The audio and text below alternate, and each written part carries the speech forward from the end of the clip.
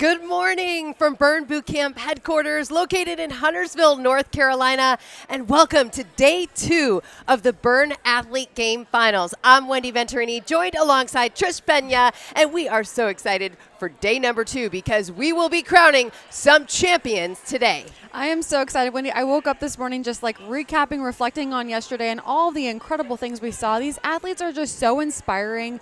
I cannot wait to see who ends up on top today. There's a lot of things we do know. We do know who's in that top 5, 6, 7th place. Those are the people with the highest points advantage going into today's finals. But you cannot crown those champions just yet. We still have 2 more workouts, more than we ever have done on our finals day. They have workout 4 and 5 with all 60 athletes today before we cut it down to the top 4 of each division. Let's take a look at day number 2. Here we are on Sunday. Yes, so just like yesterday, if you guys tuned in yesterday, we're going to start off with the male masters division. If you're just now tuning in with us today, I'm going to go ahead and define, again, what the Masters Division is. The Masters Division is that 35 and up age group, and then the Standard Division is that 35 and below. So we're going to start off with that Male Masters. We'll go Male Masters, Male Standard, Female Masters, Female Standard all day long for all 3 of our events today. We're going to start with that 21 Savage for that event number 4. And don't you guys worry, once we get closer to that event kicking off, we're going to walk you guys all the way through all the details of that workout because there are going to be some exciting elements that are going to kind of throw a wrench into how these leaderboards are going to change, which is really exciting. Wendy. And sorry for the wait, that surprise workout. The athletes had no idea how to prepare for it. I'm not even sure we know how much time they're going to be given. When we find out the final 4, I think is when they're given the final workout.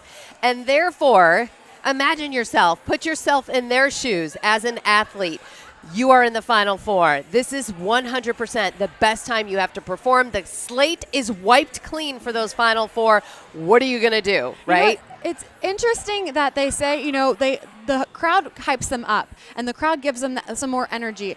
I'd have to guess that going into this last workout, whoever those 4 are, the fact of not knowing is going to maybe give them that little extra boost, right? Just to power through because it's the suspense, right? That's how I would be. It for sure has been suspenseful. Now, if you see some of the athletes have warmed up behind us during our pregame time, a lot of them have their headphones on.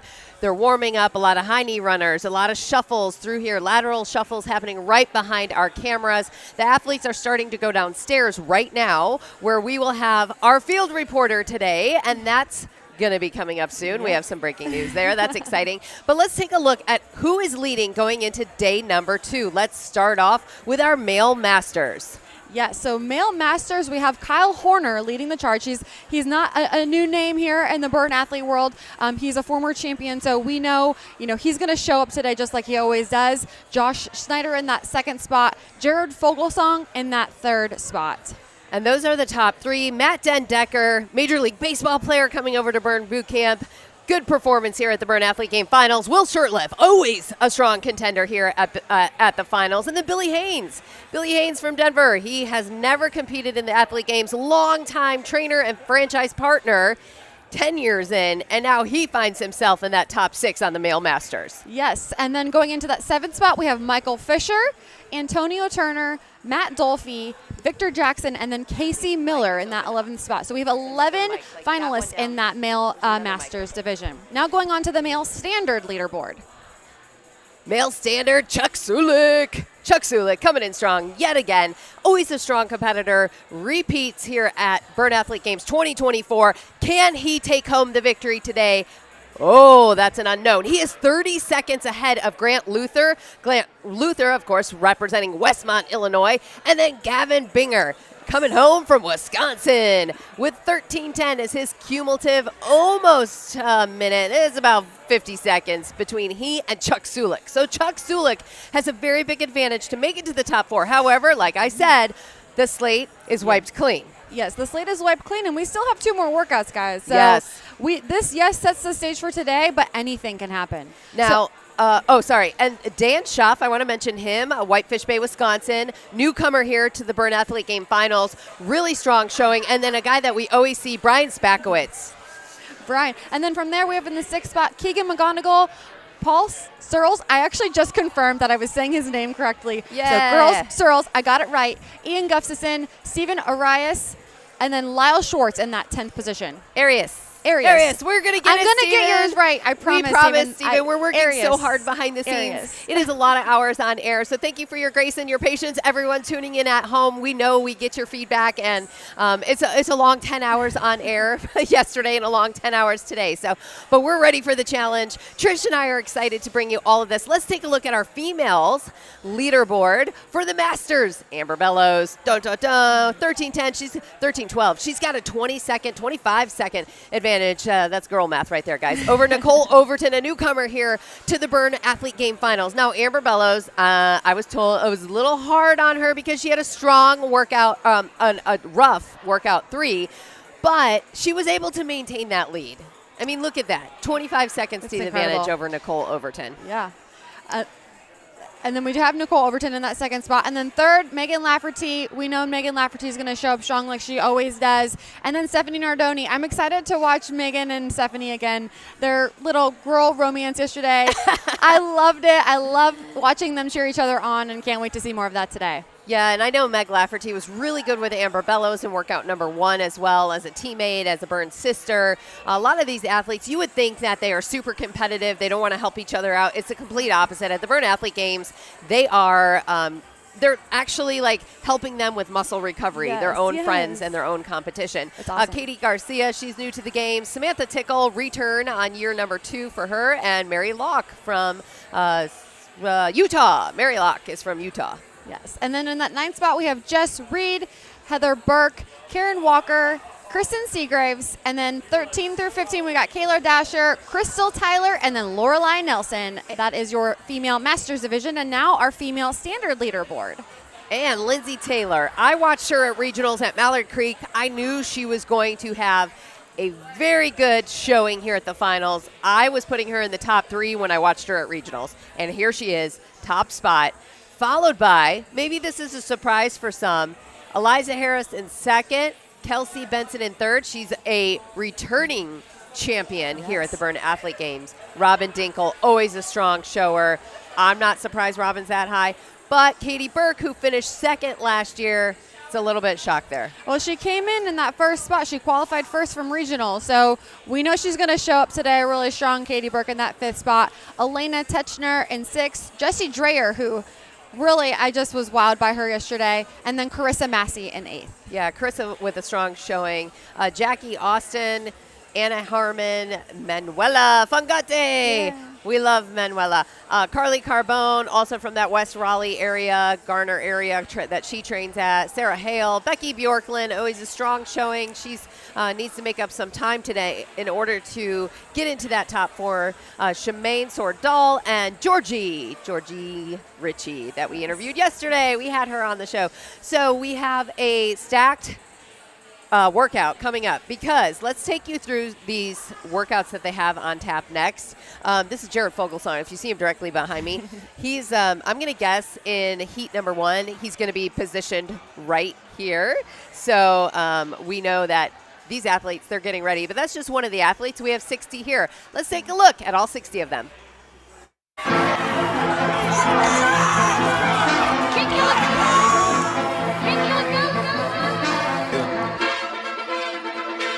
They waiting outside. They flooding the gates, I'm flooding the wrist. Like, no, I ain't God, it's Stormy and Scott. They kissing like when he got my brothers with me. We lighting the city on fire. Protect my Achilles, cause they tryna kill me, but I never been so alive. Yeah, whiplash, we get, whiplash, we get so live. Whiplash,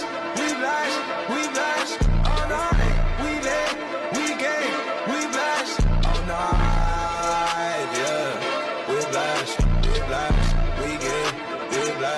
We get so loud. We blast all night. We lit, we get, we blast all night.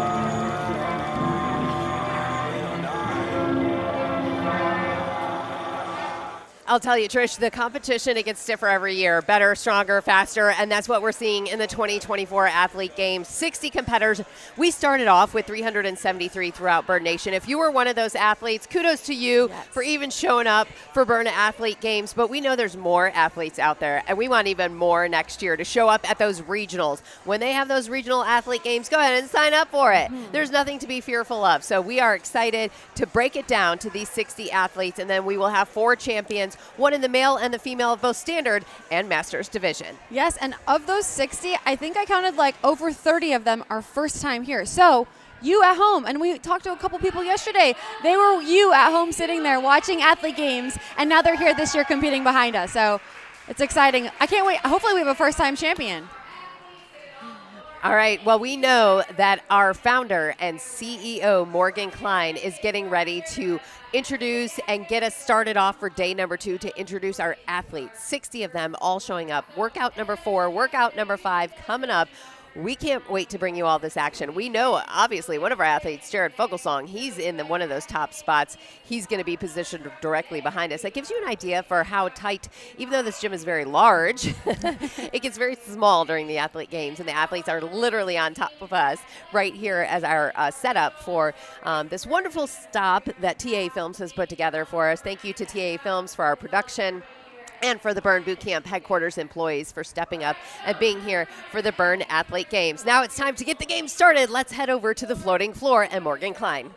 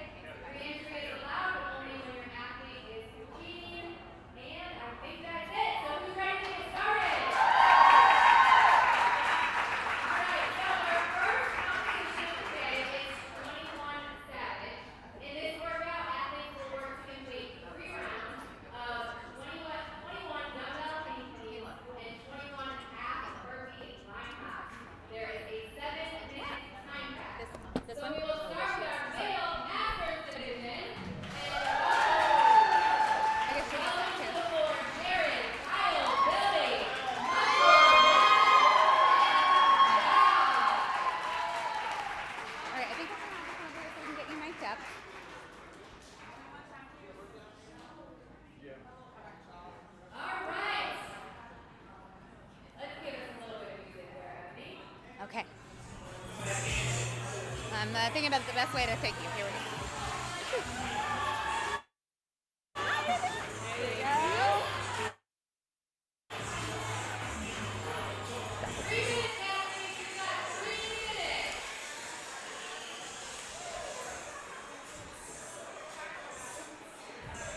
All right. There are athletes. There was Morgan Klein. And guess what, guys? Just like Missy said earlier, or just like Wendy said earlier, we have a special guest with us today. We have our Burn Bootcamp brand champion, Missy Franklin, in the house. If you guys don't know Missy Franklin, she's a 5-time Olympic gold medalist. She is an amazing human being. She's a putting mom. you in the center. We're putting you in the Go in center. the middle. I would love to go Yes. in the middle. And again, oh, wait. We need a camera adjustment. Where's our come camera? down. Where is our camera adjustment? Thank you. Let's fix this. Hold on. Missy, how tall are you, Missy? I'm 6'2". Yeah, I am not 6'2". There we go. This is awesome. This is live Missy, TV for thank you. you guys. This is our live broadcast, right? I'm 5'9". I am So not sorry, 6'2". production team. We did not rehearse that part. Can you tell? All right, Missy Franklin, 5-time Olympic gold medalist, world champion swimmer. Welcome to the Burn Bootcamp Athlete Games. So excited to be here. This is insane, you guys. This is amazing. The energy is like, oh my gosh, palpable. You can feel it. If you think this is high energy, wait till they get started in a few minutes. It's insane. Now, Missy has a really cool task for us today. You guys asked for more action behind the scenes. Missy Franklin's going to be bringing it to us downstairs where all of the athletes are getting prepped what better person to bring you these storylines and understand what the Yes. athletes are feeling? How much can you relate to what they're going through? I mean, so much. Even this morning when I woke up in my hotel room, like I was nervous, even though I'm not, because I was thinking about the athletes of like, all right, this is what they're doing right now. They're eating their breakfast, they're stretching, they're thinking about their first workout. Like I fully relate to what it is that they're experiencing right now. So I'm so excited to get in their heads a little bit, talk to them, because these athletes are phenomenal. And you probably have some tips downstairs on recovery and what they need to do between all these workouts. I mean, it seems like they've got it pretty well figured out if they're here and doing this well, but I will hopefully offer as much assistance as I possibly can. Well, Missy's going to head downstairs. She'll be interviewing the athletes. Missy, thank you so much for being here today. Of course, so happy to be here. I can't wait. All right, and guess what time it is? It's time to get started for our male standard division, heat number 1. Let's go.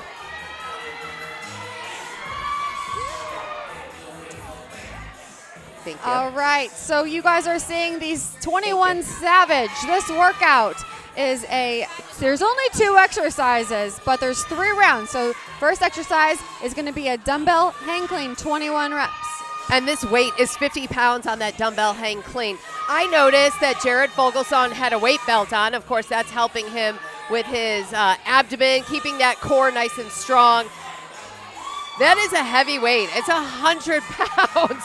100 pounds for these guys. Yes. Jared Fogelsong, and we have Kyle Horner already on the hop overs. 4 athletes. Sorry. Then they go half burpee line hop for 21 reps. Again, 3 rounds back and forth. Whoever can finish the fastest. Now the time cap is 7 minutes on this one, but they don't need it. So again, just to keep in mind, it's a dumbbell hang clean. It's called 21 Savage. They have 21 hang clings, 21 half burpee line hops. 3 rounds through, 3 rounds through. The dumbbell choice for the men, we are at 50 pounds. Now I noticed Kyle Horner does not have gloves on, but he has a chalk bag here down on the line. All right, round number 2, Kyle Horner has started. I don't know what Jared Fogelsong was just doing, but he was taking his time on round number 2, catching his breath, talking with his counter, just clarifying exactly. Right now, you see Kyle Horner on the screen. Josh Snyder is in the lead. That means he grabbed those weights first. There's Billy Haynes from Denver, North Carolina.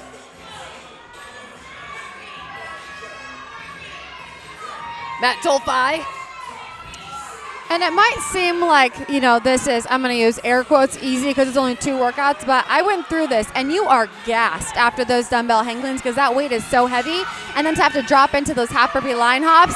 All right, Jared Fogelsong is taking his time. We have 2 athletes on the burn hop overs, on the line hop overs right now. It's Kyle Horner and Josh Snyder are in the lead of this heat.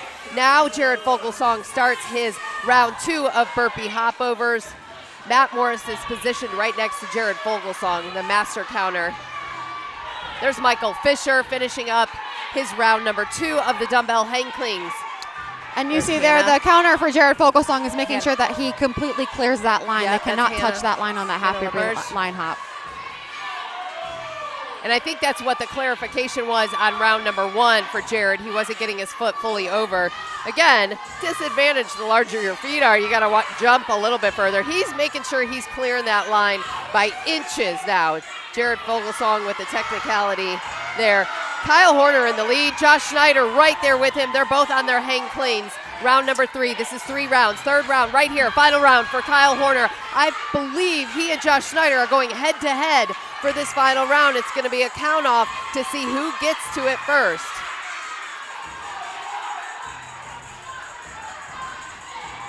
Taking a breath, take your breath, take your breath. There's Michael Fisher. All right, Josh Snyder. Josh Snyder in the lead. Josh Snyder is going to win this heat if he doesn't lose. He has 20 if he doesn't lose momentum. He has 21 hop overs right here. Josh Snyder on round number 3. He's the only athlete on round number 3. Here we go. Kyle Horner not far behind him. This one is a wake-up call, Trish. This is a wake-up call right here.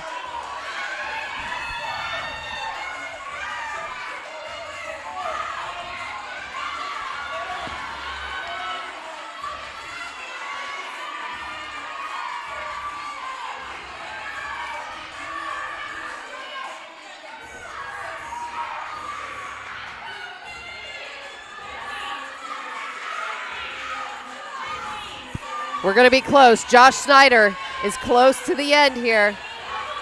Done.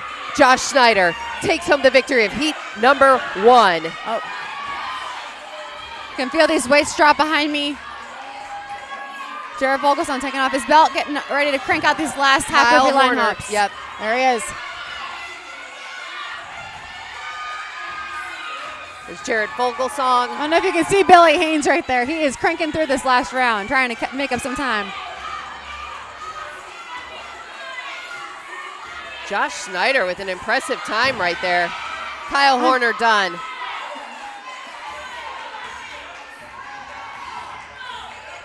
Oh, Billy Haynes. Billy Haynes There we done. go.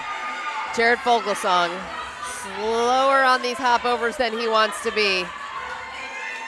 He's the one with the blue hat on, representing Kentucky. It seems like when they get close to the finish line, look how fast they gas it.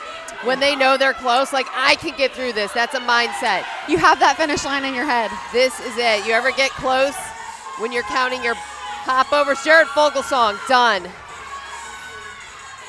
Gassed, gassed. 2 more athletes to go.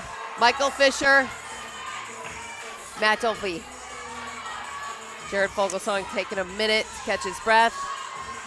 Michael Fisher, Matt Dolphy. Michael Fisher done.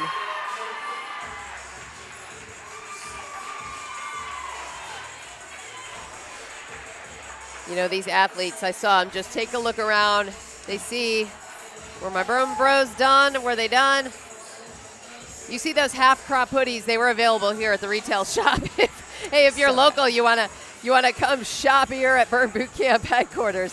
You know, if you notice, the crowd has been rotating through. Trish headquarters has done a great job. We've had years past where we were a little bit of a packed house and we couldn't fit anyone in. We've run out of room here at headquarters. So what they do this time is you had a wristband for which athlete you were here. You had to register with your athlete, and they kept count and attendance numbers down just to keep the flow of traffic. So they have people going in and out of the building with every athlete round. So it's quite synchronized behind us. They're doing a lot of work behind the scenes that you don't see, but if it makes sense for if you don't see your friends and family, it could be because your athlete's not up on the floating floor. Yeah, just like Morgan Klein said yesterday, we are outgrowing our Burn Boot Camp like Norman space, which is really exciting, just the evolution of athlete games. I am so excited if we move spaces. Devin said it yesterday, it's time to go to a bigger venue. So all the places around here, let's get geared up. We need some stadium seating. We could fit more people in and more people can watch the games from this location then.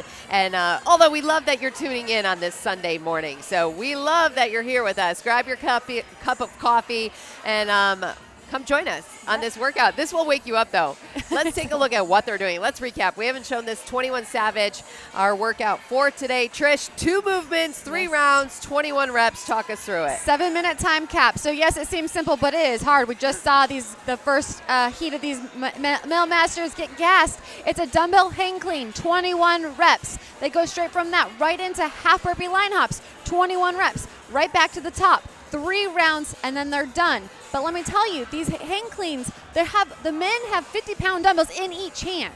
And then the women you're going to see have 35 dumbbells in each hand. That's 100 pounds for the guys. I'm not so good at math, but it's 100 pounds going over their shoulders on that hang cling. And the women, 70 pounds. You know, have you ever grabbed a 35-pound dumbbell inside Burn Boot Camp and then taken 2 of them for a hang cling? It is heavy. It will gas you out. This will separate the really strong competitors strength-wise. It should be strength in the advantage, but we just saw somebody that has a lot of strength could gas out. You could gas out real easily because you're adding in that endurance element of the half burpee line hop. Yes. We've all done these at Burn Boot Camp on any given protocol for cardio, that half burpee line hop, and they have to be very technical. It's not sloppy here. You have multiple people checking your form, checking your reps, and so they have to get their foot fully over the strip of tape, the Velcro in between the floating floor that you always see at your home gym is just like here at Burn Boot Camp headquarters. Their foot has to fully engage over that line. Yes, and I was actually practicing these with Phil in camp. Phil's a competitor in our male standard division, and I mean, you do a half burpee, and then you add that line hop. You think it's easy, but it gasses you real fast. And you don't realize how sloppy you can get on line hops. That's me. You know, you get tired.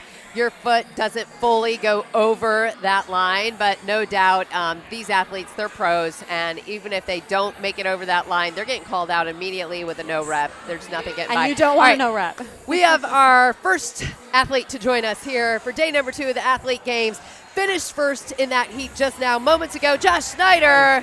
Hi. Bro, that was a morning wake-up call. Holy cow, you got right into it. Josh Snyder, not messing around on this Sunday morning. You're telling me. I'm so glad that's over with. You guys were talking about no reps. I only had 1, but you're right. I was not about to get no reps in any of them. I'm only doing the minimum amount. Yeah. Josh Snyder, not only an athlete here making it to finals, franchise partner times 2 locations, multi-unit franchise partner. How do you find the time? How do you make this happen for you? You are a busy man. You just have to make the time. You have to schedule it in. We tell that to everybody. You know, life is busy no matter what we have going on, and you have to make it a priority. It's hard, but you know, sometimes I have to utilize the quick workouts on Burn On Demand. If I can take camp for 45 minutes in gym, I will, but you just have to find time to get it in. All right, we're about to go to heat number 2, but I want you to talk us through what's the hardest part. It's only 2 movements, 3 rounds. Doesn't sound like it's that bad, but I feel like it's the weight choice here, Josh, that they gave you. Not your choice. Right. Somebody else's choice. I need to figure out who I have to thank for that, but it's heavyweight. You know, everything is mental. I mean, you can train all you want and be prepared, but it's mental. You have to tell yourself to keep pushing and keep going and not drop those weights. I mean, it's all mental. All right, how do you feel about the next workout? I feel great that one's over with. So, you know, I'll go back in the recovery room, get the legs right, and give it my all again in a couple hours. All right, Josh, thank you so much. Congrats. Thank you for having me. Yeah. Huge shout out to Sioux Falls, South Dakota, all my peeps. I love you. All right, Josh Snyder Josh. representing Sioux Falls. Good job, Josh. And we appreciate him stopping. We have heat number 2 underway. Let's take you to the floating floor. We're wasting no time. Casey Miller right now up top. Will Shirtliff is number 2 right now. Victor Jackson, Antonio Turner, and Matt Dendecker all here in this heat number 2 for the Masters division of our male. This will finish off our second and final heat in the 21 Savage.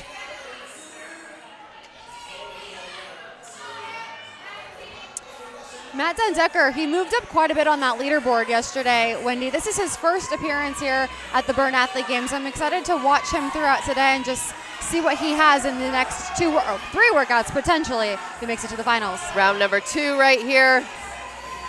We know Will Shirtliff is a pro at competing at the Burn Athlete Games. Right now you're looking at Victor Jackson, first-time competitor.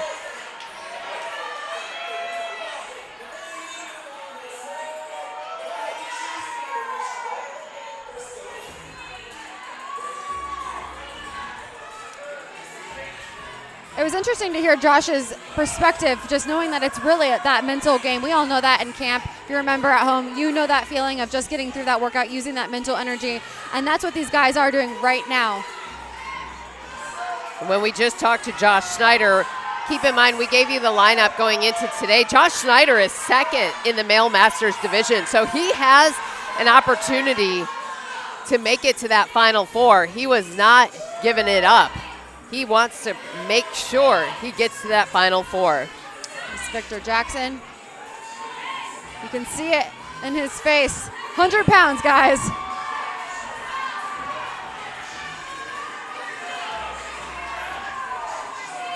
Matt Dendecker, he is 4th going into the Athlete Games day number 2 overall with the male Masters. So for him to continue on, he has to do well in this round and the next one. Matt Dendecker is who I'm speaking of. He's in that top 4 position. Will Shirtliff, though, he wants to grab it from Matt Dendecker. He wants a spot to get in the top 4. Will Shirtliff currently in 5th overall standings. There's Antonio Turner. He's 8th overall right now.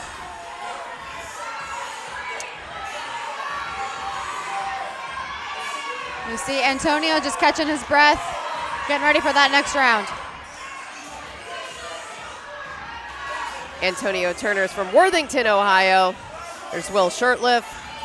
Talk you through some of these athletes if you didn't join us yesterday. He's from Madison, Mississippi. There's Casey Miller from Belmont, North Carolina. Victor Jackson, you just saw Avon, Lake, Ohio. There's Matt Dendecker. Matt Dendecker is from Ponte Vedra, Florida. Former Major League Baseball player. Played for the Mets, the Nationals, and the Tigers. That's Matt Dendecker we're speaking about. Antonio Turner, he's got a lot of muscle mass to be moving 100 pounds, but those half burpee line hops, man, they will gas you out. Victor Jackson's cranking through those half burpee line hops.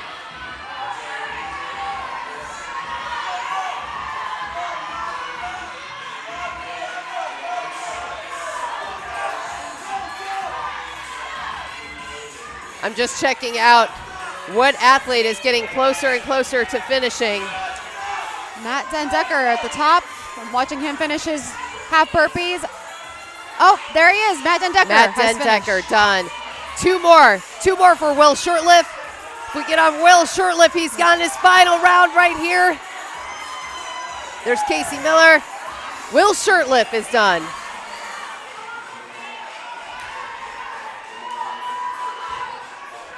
There he is.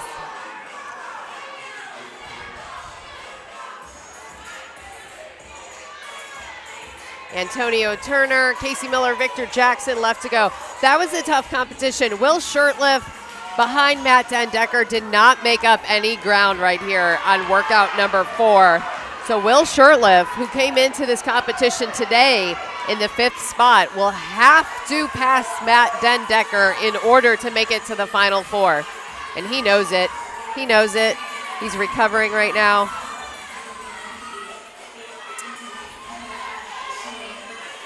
There you see Casey Miller cranking through those half burpee line hops. Casey Miller's first time in the Burn Boot Camp Athlete Games.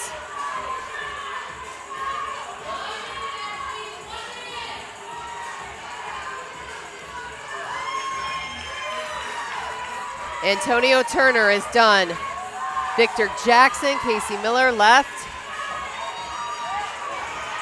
This one is gassing our athletes. I can already see it. You know how we finished up workout number 3? If you joined us yesterday, it was easier, not easy, easier on the athletes. They were smiling, they were dancing, they were laughing, but they also said they were gassed, but different from this kind of gas. This is the one that makes you sick and dizzy. This is athletic conditioning at its finest. I noticed Antonio Turner, he took off his shoes right away. You know, that's what athletes often will do to try and regulate your body. But here he is, he's crawling over to Victor Jackson. Antonio Turner just crawled over to cheer on Victor Jackson.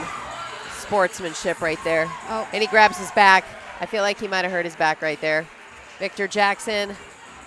That's a lot of weight for Victor Jackson. That is 100 pounds, 50 pounds in each hand. Okay, so that's the end of Male Masters. You just saw 2 heats. They are done with workout number 4. They will turn around and get to workout number 5. All of them move on to workout number 5. So let's take a look at what we have coming up. Our male standard division. Who is in this first heat, Trish? Yeah, so our male standard, let me get it. Our first I know, heat we got notes here. is going to be Travis Madonna, Chuck Sulik, Gavin Binger, Keegan McGonigal, Ian Gustafson, and Christian Cassis. So we're going to see in that first heat for Savage 21. And we have about 3 minutes. Take a look at all of our athletes competing in the male standard division. Right now, male standard will go ahead and practice their line hops right now. That's what they're doing, making sure that their counter and them are on the same page and making sure that they're getting their foot fully over that ledge. That's what they're practicing behind us right now, the male standards that just walked up. So male standards, we know this heat is particularly strong, Trish, because these are the top athletes scored into today's workout. A lot of them are in that top 4 or 5 anyway, so we will be seeing who can maybe move the needle on their points in this heat. I feel like this 7 minutes is flying by. I don't know about you, but those first 2 heats went so fast. Fastest 7 minutes. There's a lot of action. I'm excited to watch the men's standard now. Matt Dendecker is supposed to be over here to do an interview with us. Can you just give me a look of please just give me a second. He's catching his breath. But let's go ahead. So right now, you are watching this in the gym on a Sunday. Obviously, we know Burn Boot Camp's not an option on Sundays, but what can you do on a Sunday with Burn Boot Camp? That is your Burn Boot Camp on demand. Guys, road trip is a serious thing for press and play when you're on the road. Hey, even though you're not at home, not in a gym, it don't matter. Form should be the same. Quality travels, no matter what.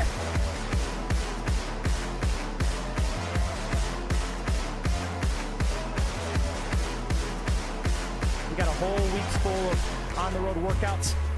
30 minutes or less, heck yeah. All right, Matt Decker joining us here. We're going to give him a mic. Hey, Matt. Hey, how you guys doing? Well, better than you. We're awake, but you're really awake. I was going to say, he might be doing better than us. That's one way to get you up at 8 a.m. for sure on a Sunday. So we start the broadcast right there out of the gate with that workout, and it was a huge wake-up call. Congrats, because you came out of that heat first. Did it feel as fast? I mean, that's a lot of weight to be moving around, Matt. Yeah, I mean, just kind of going back to my training throughout the time in between regionals and finals, and then looking at the leaderboard, knowing where I stand, I knew I had to come out and really just go all out for that first workout, and I feel like I did, so I'm happy with it. Former Major League Baseball player, how does this compare to what you did with baseball training? This is a lot harder. I'm not even kidding. I tell a lot of our members, obviously playing baseball, like we train pretty hard, but like Burn is right up there with that. Like the stuff we do, the movements we do, the commitment, the intensity. They're all athletes out there. Our members are athletes. They work hard. They show up every day. So, I'm really proud. Shout out to our Ponte Vedra location. I know they're all here. They're all watching and supporting me. So I appreciate you guys. What inspired you as a former MLB player to become a trainer? Well, my wife brought me to Burn. So my wife, Christine, brought me to Burn. I love it. After I got Christine, kudos. But when I got done playing, I was used to like strength training, and I started going to Burn, and I hated the cardio, the body weight conditioning days, and now I've come to love those days. Those are some of my favorite days: Metcon, body weight conditioning. So I think as I'm getting older, now the 37, it's really good for as I get older in age. So I enjoy it. I enjoy the community. Playing professional baseball, I didn't get a chance to have a full year of community around our where we live. So being able to jump into Burn's community has been awesome. That's cool. All right, we're going to let you go recover. We know you want to take a break, what's happening downstairs with the athletes? What are you going to do when you go down there? Probably about 20 minutes of nothing just to recover, and then start to stretch out, get a little something to eat, get ready for that last workout. All right, that's Matt Decker from Florida. Thank you, guys. Coming out of heat number 1 as the fastest time. Great job. Thank you, Matt. Good luck. High five. Appreciate your time. Good luck the rest of the games. Matt Decker.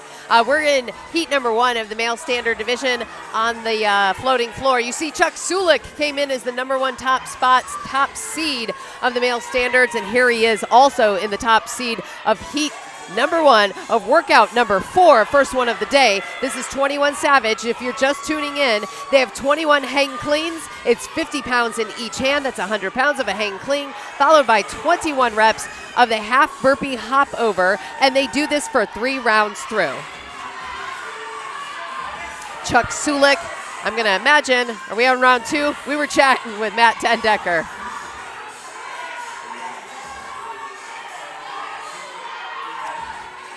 There's Ian Gustafson. He's training his first time in the Burn Boot Camp Athlete Games, hailing from Wisconsin, Mount Pleasant, Wisconsin specifically. Christian Cassis, he represents Georgetown, Texas, which is a new location. It's not even open yet. There's Gavin Binger. Gavin Binger. Yes. He was 3rd coming into today. He wants to secure his top spot. Who is that? Like Verona shot out of the cannon. That's Chuck Verona, Sulik. Wisconsin. Chuck Sulik. Look at those. Look at Chuck Sulik's pace. Holy cow, Trish. Oh, I was going to say, Gavin Binger is also. There Yes. we go. I'm so glad we got that. He And is right busting across those in the other out. corner, Chuck Sulik's going to finish. I can tell he's on the home stretch here. He is giving. Oh my gosh. I love you, See that Chuck. smile? That was remarkable. That was remarkable. With a smile. That smile from Chuck Chuck. Sulik. playing with our cameras. Chuck Sulik. Now we do have Gavin Binger has just finished up. Gavin Binger. He said, Gavin said, you buddy. Oh, Giving a hug right there. yes. A hug between Chuck Sulik, Gavin Binger. Gavin Binger shook his finger. And now you see Chuck Sulik over here by Travis Madonna, cheering him on. I love this. Let me see. Done.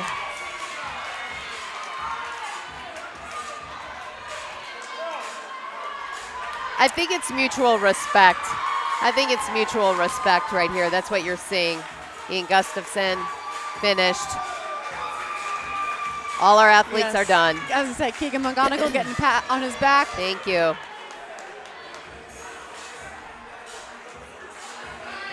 Wow. The energy right now, Wendy. I'm in awe of these athletes. It is amazing. I wish all of you could be here on the floating floor with us. It's so intense.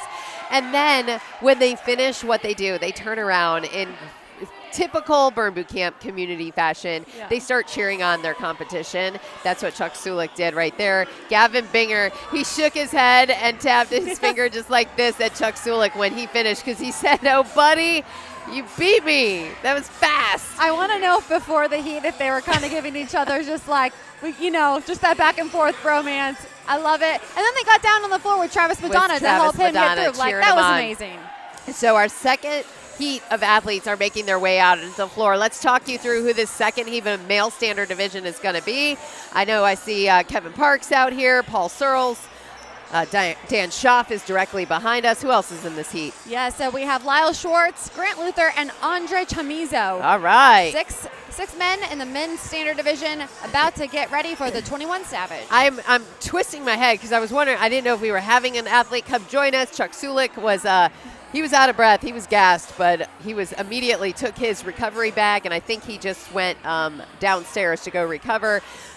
But man, I'm like, my energy's high, my heart rate. I don't need coffee this morning, guys. I don't need it. It's hype. It is hype in this gym, and you can feel it. I hope you're feeling it at home because it's insane. These athletes, what they are doing. Imagine that hang clean that they're doing with 100 pounds.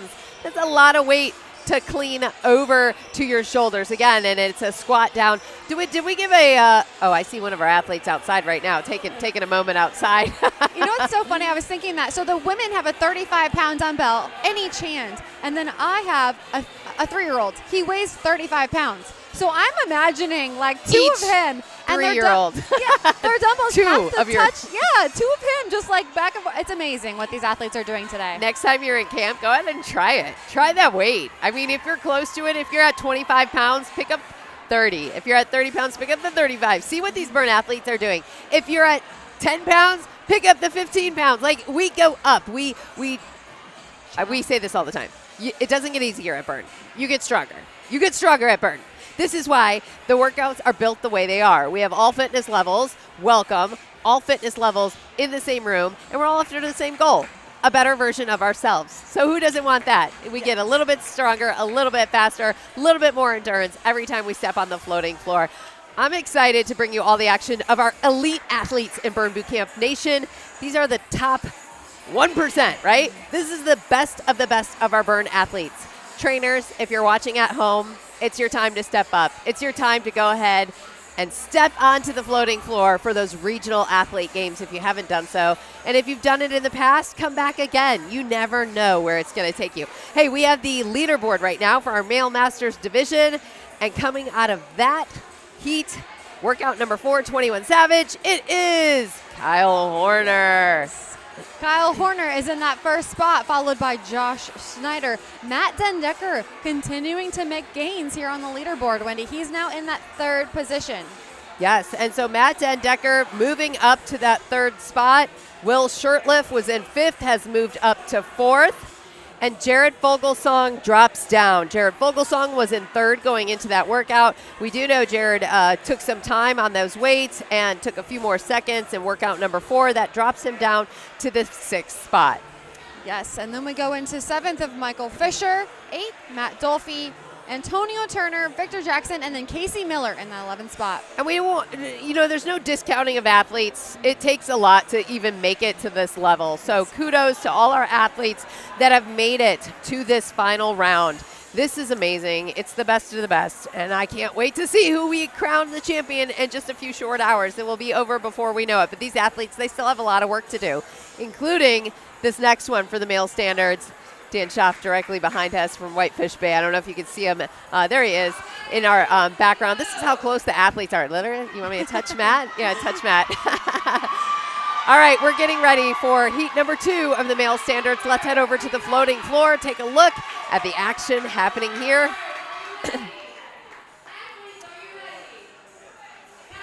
We see Missy Franklin's there, but we're going to get started in this heat first, and then we'll go downstairs in just a second. Take a look at this leaderboard. Dan Schaff, Paul Searles, Kevin Parks, Lyle Schwartz, Grant Luther, Andre Chamizo.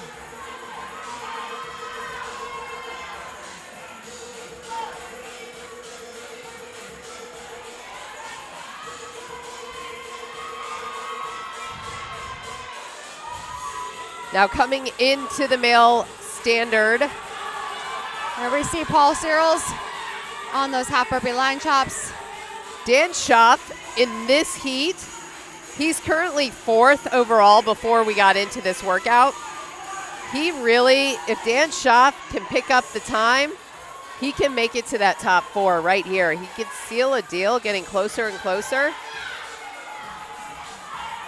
And Brian Spakowitz is another one.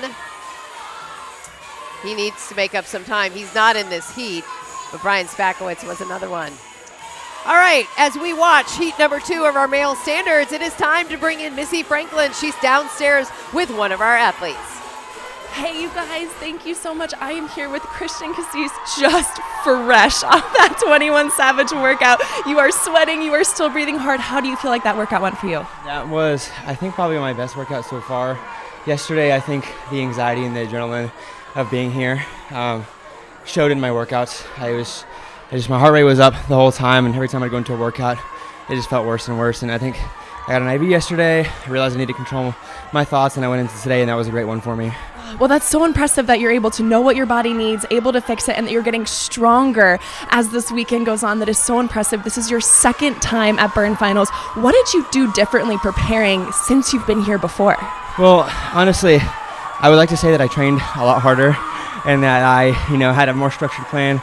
But last year I had my workout partner, Mickey Clark, who comes here every year, basically. And I transferred gyms back in July. And so I didn't have the chance to train with her this year like I did last year. And that didn't help me a lot because she pushed me a lot. So honestly, it was different in a negative way almost, but we're here. So I'm happy to be here. I know training partners make a really big difference in the overall experience and getting prepared, but you still look amazing. You're doing phenomenal. We still have a lot to come. How are you going to recover in between now and what's coming up next? I'm probably going to go take a nap for a little bit and then drink lots of water, drink lots of Gatorade. I think we got time. And then the next one I really like because we have built-in rest. And for somebody like me that dies after every workout, that rest is crucial. So I'm really looking forward to this next one. I'm going to go get you a pillow, a blanket, and we're going to get you all set. Amazing job. Keep up the great work. Trish, Wendy, we're sending it back to you guys on the floating floor. Thank you, Missy. Christian Cassis mentioning Mickey Clark. Mickey Clark is a longtime competitor here at the Burn Athlete Games, and she actually texted me yesterday because I said Mickey Clark was missing, and she said, I know, I just had surgery. I miss you, but I'm watching the broadcast. So Mickey Clark has left a big impact on the Burn Athlete Games at home, recovering from surgery. Take a look at the floating floor. I know Dan Schaff is close to being done. I know he is because the crew around him is going crazy insane. We are on round number 3. This is the Burn Boot Camp 21 Savage. Workout number 4. They have 3 rounds. It's 21 half burpee hopovers. It's 21 hang clings with these dumbbells. It's 100 pounds in their hands, guys. You see Paul Searles taking a minute. It's because it's heavyweight. It's a mental game. Dan Schaff looks like he's going to finish. I feel like he might. Dan Schaff, done. Grant Luther. Grant Luther, done. Neck and neck. Grant Luther first. Dan Schaff coming in second, it looks like. Very Now, close. what's important about that, Grant Luther came into today second in the standings. He will be able to secure that top spot if he continues in workout number 5 with the same cadence we just saw. Dan Schaff was 4th coming into this workout, also needed to keep that cadence. I think this is a tight race. What Grant Luther and Dan Schaff just did, Look at there's that. Kevin Parks. Kevin Parks said, don't count me out, folks. I love that energy coming off of that. I could feel it. If this is one of Paul your Searles. athletes, there's Paul Done. Searles. Paul Searles, that's it, done. Heat number 2. We still have Lyle Schwartz. Who do we have here? And Andre Chamizo, done.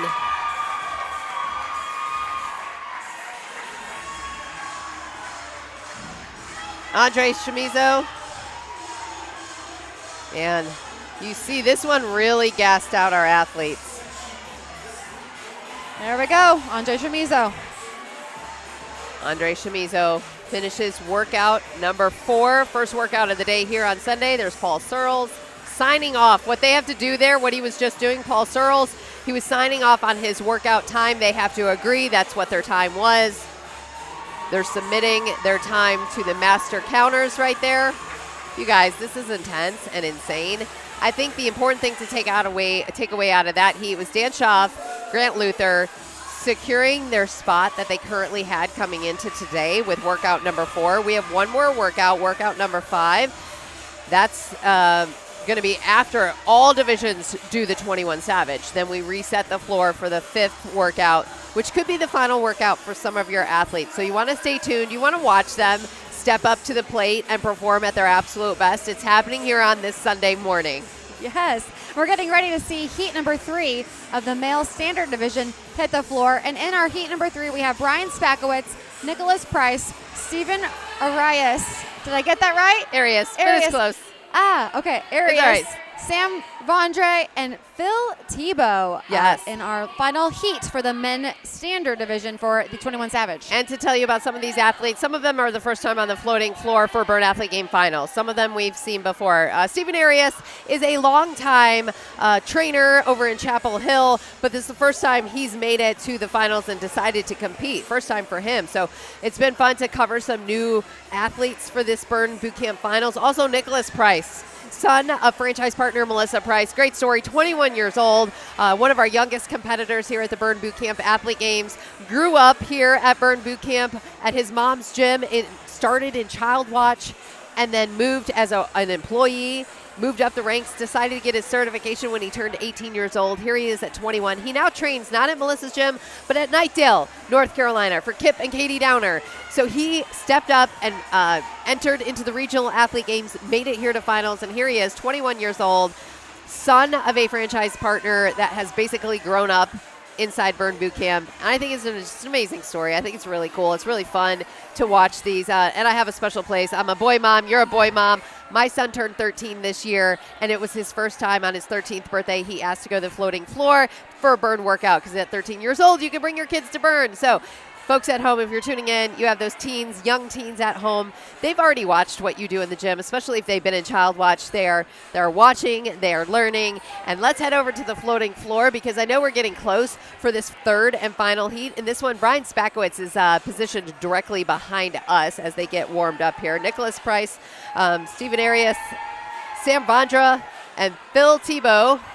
Phil Tebow's from Burn Bootcamp headquarters for the Lake Norman Gym. He qualified here for finals. There's Brian Spakowitz. Brian Spakowitz has been to the field for the Burn Bootcamp finals let's see. He finished 2nd in 21 and 23. That's Brian Spakowitz.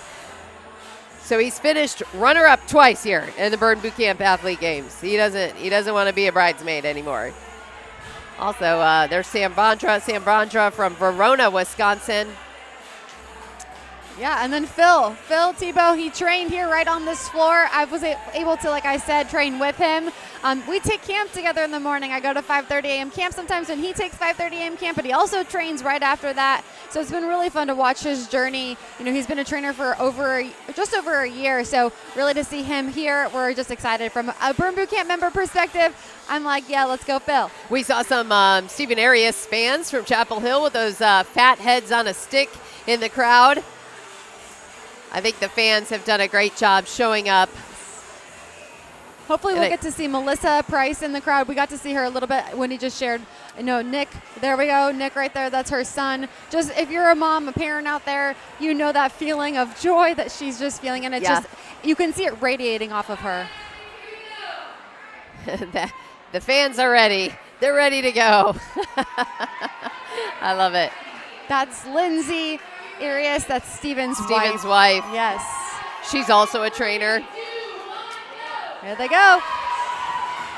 This is, again, 100 pounds, guys. 50 pounds in each arm. You can see some athletes on round number 1, pretty easy, right? That's pretty light for Stephen Arias. He's a strong dude. Yeah, and as a reminder, if you're just now tuning in, what they're doing is 21 of the dumbbell hang clean and then 21 of the half burpee line hops for 3 rounds back and forth. Can you tell Elena it's because they were starting to warm up? I thought it was the beginning of the workout. Can you let her know? I thought it was the beginning of the workout.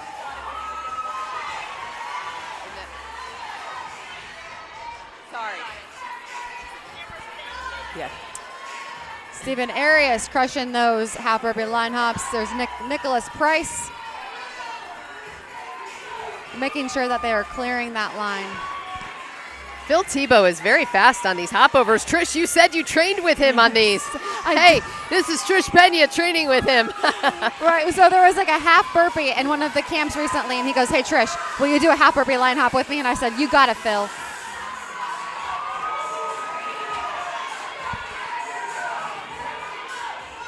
Nick Price, Phil Tebow.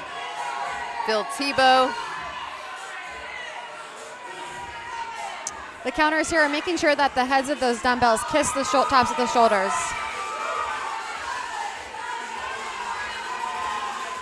All right, we just saw one of those heats finish up, and it was Grant Luther that came out on top. Grant Luther from Westmont, Illinois, joining us here at the Burn Boot Camp Athlete Games. What's up, Grant? How are you? Doing very well. Now that I'm recovered a little bit, much better.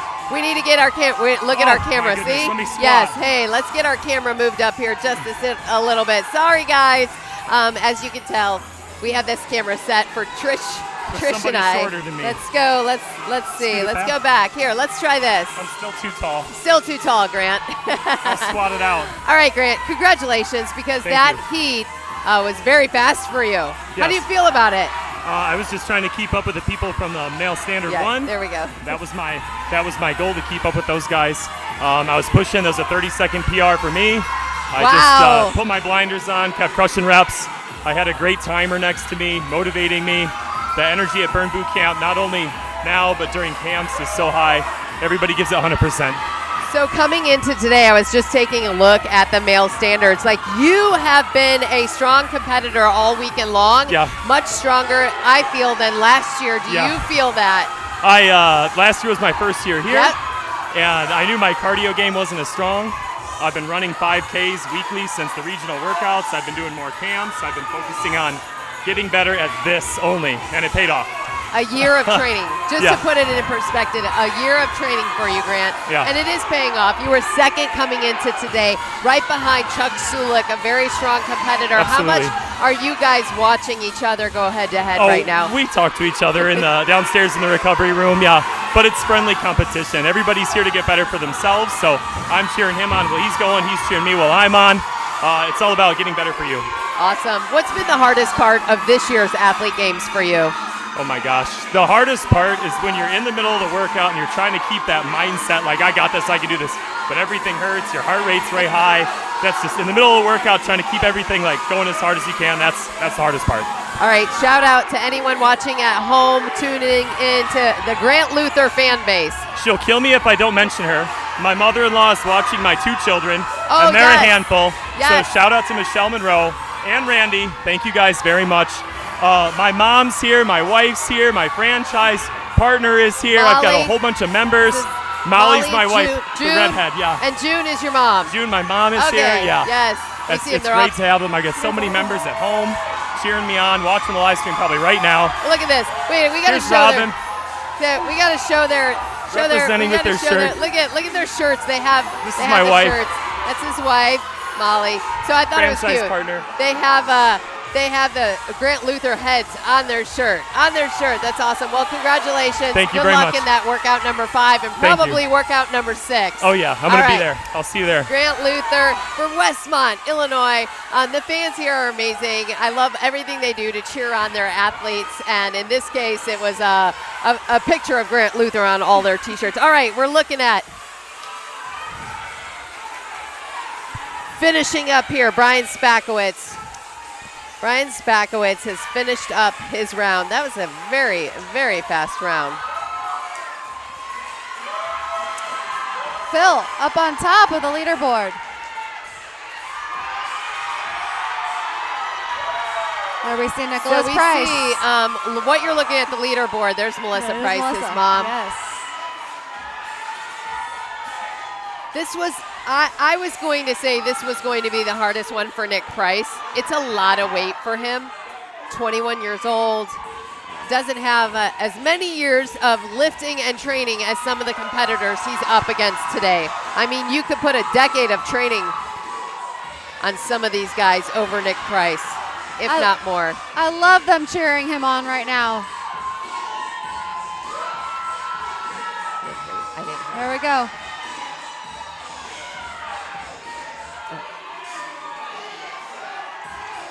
Ashley Hearn saying he has 2 more. There we go. He's done. Nick Price.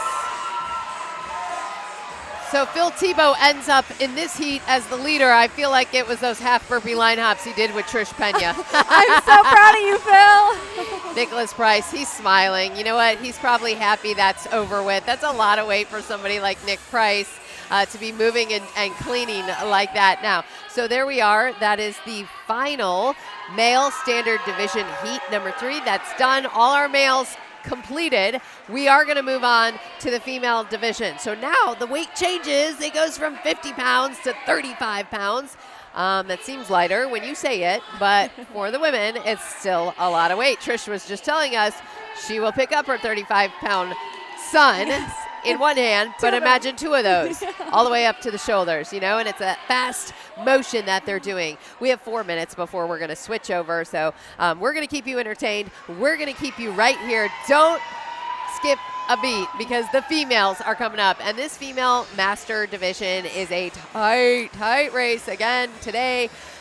It's going to be really come down, I feel like, to that 5th workout. I think when you look at the female leaderboard, here's all of our competitors right now.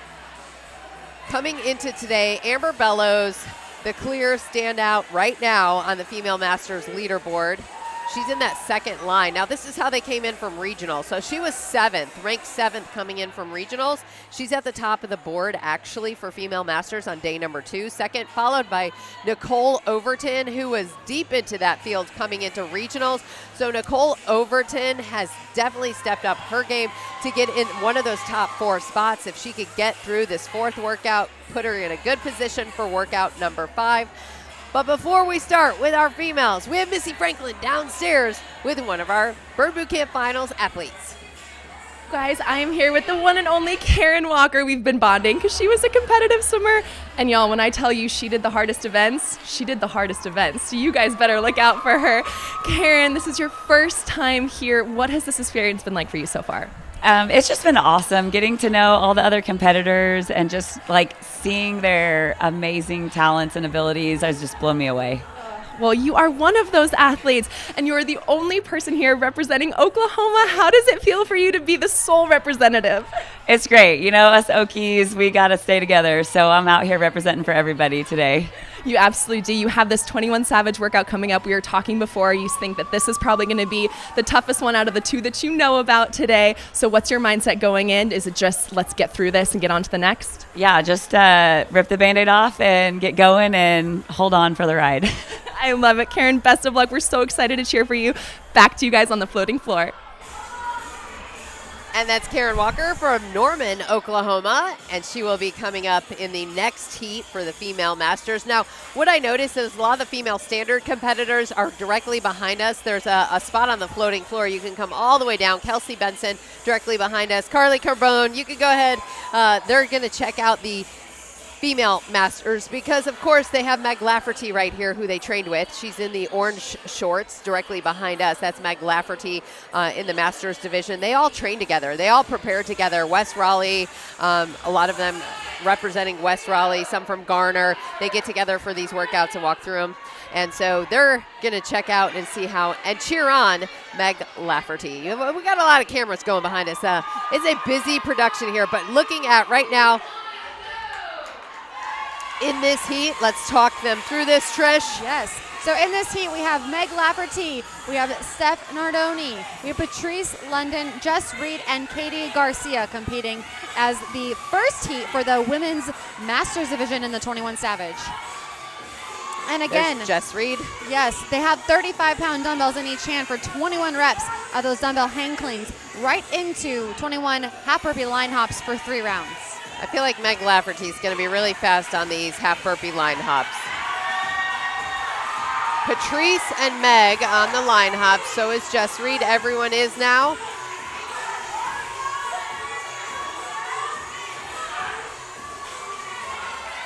This is the cadence of not gassing out, being able to remain calm and keep your breath in check so that when you get back to those hang cleans that you are not gassed out at this point. This is an endurance plus weights is what you're experiencing. And we saw that, you know, in the male standard and the male master, we saw that last round of those half burpee line hops. That's when you give it all. That's when you leave it all on the floating floor because then you're done after that. It's Patrice London on round number 2. So is Meg Lafferty, Stephanie Nardoni, all on round number 2. They have 3 rounds of this. It is 21 hang cleans, guys. This is 35 pounds of weight in each dumbbell. There's Jess Reed. Stephanie Nardoni looking strong with those hang cleans. Katie Garcia is also on the floor representing Clearwater, Florida. Jess Reed from Bethel Park, PA. She's one of our franchise partners as well. First time here at the Burn Boot Camp Athlete Games. Katie Garcia from Clearwater. First time for her as well. She trained with Travis Madonna to prepare for this event. Travis Madonna, one of our Athlete Games final competitors as well.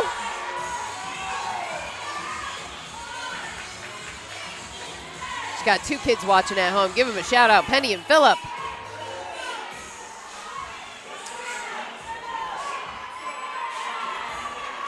Patrice London, 4-time competitor here at the finals from 21 to 24.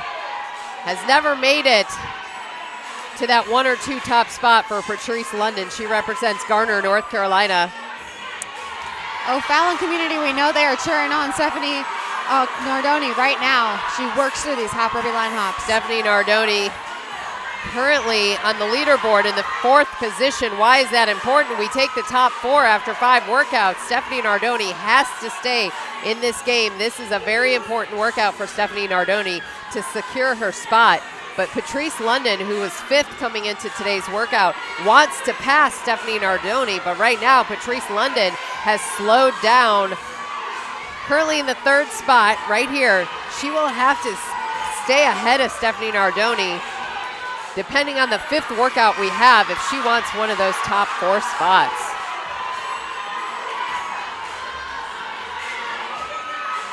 Katie Garcia, 6th coming into today's workout. I feel like We're about to see Megan Lafferty. Yeah, finish. Megan's on the home stretch right Yeah. here. Meg Lafferty, who is third coming into this event. She just has to make it to the top 4. The slate gets wiped clean after workout number 5, and the top 4 athletes go to number 6.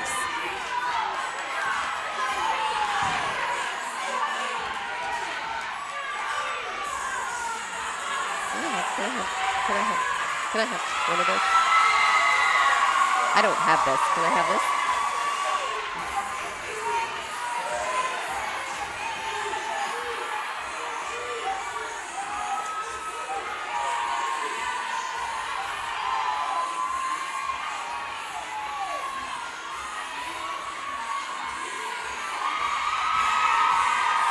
Meg Lafferty done. Patrice London done. Meg Lafferty coming home, the victor of this heat, going over to Patrice London. And now she's making her way over to Jess Reed and Katie Garcia to cheer on. Stephanie Nardoni is done. Arms up. That means the counter has closed off their time.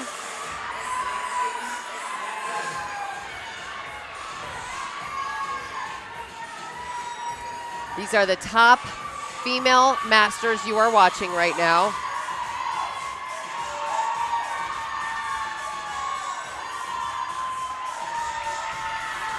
There's Jess Reed. Jess Reed is done. Katie Garcia is done. Everybody is finished up heat number 1 for the female masters. Meg Lafferty coming on top. Meg Lafferty really had to secure her spot. That was an important workout for Meg Lafferty because she's trying to get in that top 4. Remain in that top 4 position. And coming into today, we know Meg Lafferty was in the 3rd spot. So if she were to have a bad workout just moments ago, that would have dropped her in the rundown. We take the top 4 athletes going into the final 6th workout, which is a surprise. And nobody knows that workout yet, but all of these athletes have one more workout to go, Trish. Yeah, and the next workout, which we're going to get to, you guys, there's going to be an element that's going to help them, boost them potentially up in the rankings. So stay tuned for that 5th workout and how we're going to run through that. So we have female masters, heat number 2 coming up. Let's talk us through who we have here. Yes, heat number 2 for the women's masters division. We have Crystal Tyler, Heather Burke, Kayla Dasher, Karen Walker, and Lorelai Nelson in this heat number 2 for the women's masters division for the 21 Savage. So of those athletes right there, the ones that I'm looking for, we have right in 6th, 7th, 8th position. They need to have a really good workout number 4 to gain some time, gain some strategy. Cumulative score goes up. Cumulative time is what's being kept on these 5 workouts. And so you can see Meg Lafferty directly behind me. She's with her fan base over here from North Carolina. She just finished that workout. But we do know a lot of these athletes, they finish the workouts. Some of them stay here on the floating floor. Some of them stay downstairs. They can watch our live stream downstairs. They can hear everything going on. And that's the case with one of the athletes downstairs that Missy Franklin has. Hey everyone, I'm here with Eliza Harris. Eliza, you are in back-to-back finals, which is mind-blowing to me. Doing this once is impressive. Doing it in back-to-back years. How are you feeling being back? I'm feeling good. I feel like it's still stressful round 2, but I at least know what to expect this time a little bit more. So that part feels good. Absolutely. So we have a little bit of a connection. I went to Georgia, so I lived in Athens for a few years with my husband, and I'm so mad I didn't know about Bern when I was there. But you've talked about how supportive that Athens Bern community has been for you. Talk to me a little bit about that community and how they've supported you in this process. Yeah, they're the absolute best. All of our staff, trainers, to BAs, Child Watch, everyone, and then our members are just the best. Like running, especially for regionals, running workouts with me, staying after camps to practice stuff with us, sending all the texts, the love, the encouragement. And we were just talking, I think some of these members could beat us. So they're impressive and they push me in camp beside them every day. So they're the best. I love hearing that. I feel the same about my community, but hearing them support you so much, especially on this journey, is amazing. We've got 2 workouts coming up. How are you feeling? What's your mindset heading into both of them? Just going to do the best I can. I feel like yesterday went, better than expected. I really liked workout 2 and 3 yesterday. So we're just going to try to hang on for today for these next two. Well, and hanging on, you're in second place, which is incredible. Congratulations so far. Does that motivate you as you move into these workouts?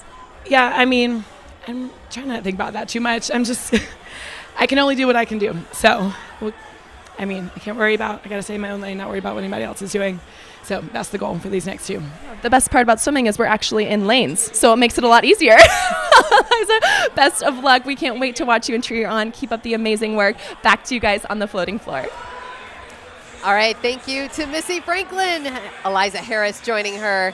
Eliza Harris in second place. That's a lot of pressure, and she's trying to stay in her lane, as we just heard from Eliza directly. You can see there's a little bit of nerves with Eliza Harris that I didn't see yesterday. Definitely different on day number 2. She's just trying to stay focused, not think about the points, but that is the big picture, because if you don't make it to the top 4, you go home. You don't participate in workout number 6. So there's a lot on the line today for someone like Eliza Harris. I was going to say, and she knows there's 3 workouts yesterday. There's still 2 more that she needs to get through today to make it to that 6th and final workout. So there's a lot that could happen in the next couple hours. And you couldn't tell, Missy Franklin's very tall. Eliza Harris is one of our tallest competitors here. I think she was 5'11". So you could tell, I feel like this could be a good workout for Eliza Harris when we do see her come up on this workout when we get to the female standards. But we do have female masters coming up right now. Heat number 2. Let's go over to the floating floor.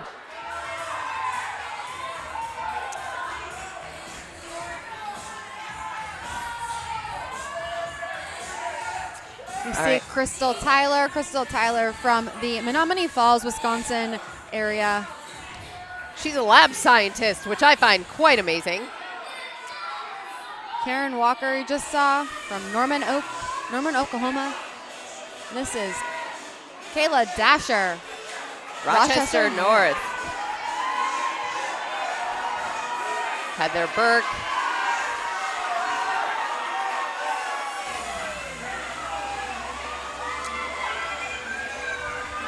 I feel like this round of female, they are pretty close in time. They're pretty close in their reps. I don't see anyone falling behind. I feel like their cadence and their pace is very similar. I will say, the Amber Bellows, who's right behind us, and they just showed her a moment ago on camera, we saw a little bit of like a slower pace starting out for the first round of those Hopperby line hops. She's the first one. She went straight hardcore on those Hopperby line hops, so you know she's feeling good about that movement. She also is the first one to round number 2 with the hang cleans. This is 35 pounds in each hand. Heather Burke picking up the weights. She's going to take that second spot right now. Heather Burke and Karen Walker almost neck and neck on picking up those weights for those hang cleans. You see this is directly behind us.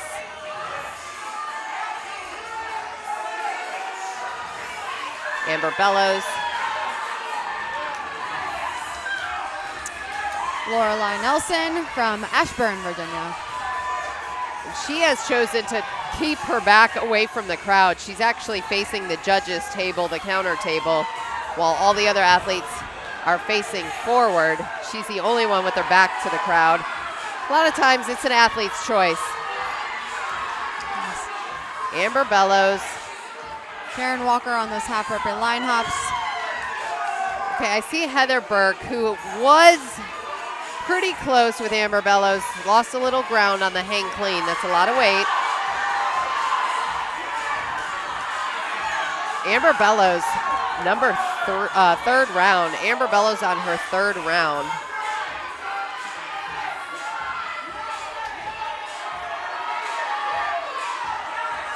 So you see directly behind us, you see exactly how close we are to these athletes.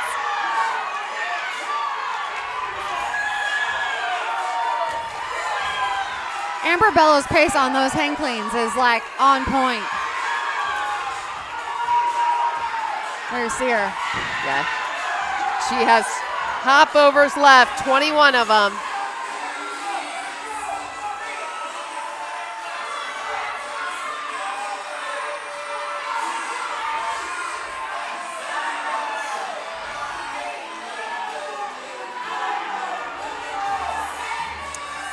Amber Bellows is focused.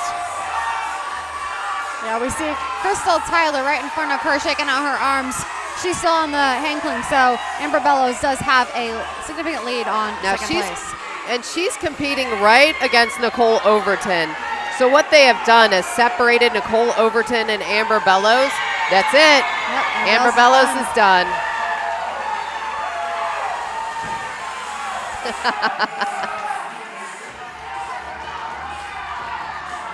I love it. That's Matt Morris, Director of Fitness. She is spent, Amber Bellows. We do have other competitors that still have to finish up this heat. Yes, it's Karen our Walker. job to bring you these stories and cover them.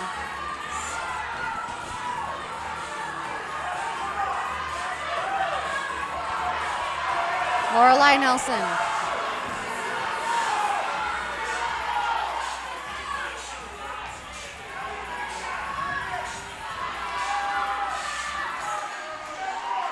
Lorelai Nelson, if she can keep that spot, she will be second in this heat. Amber Bellows now with Crystal Tyler, cheering her on to finish. Crystal Tyler.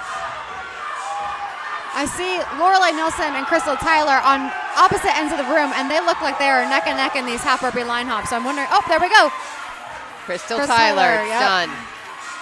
And then Lorelai Nelson finished right after her. Yep. Lorelai just took a look across the room.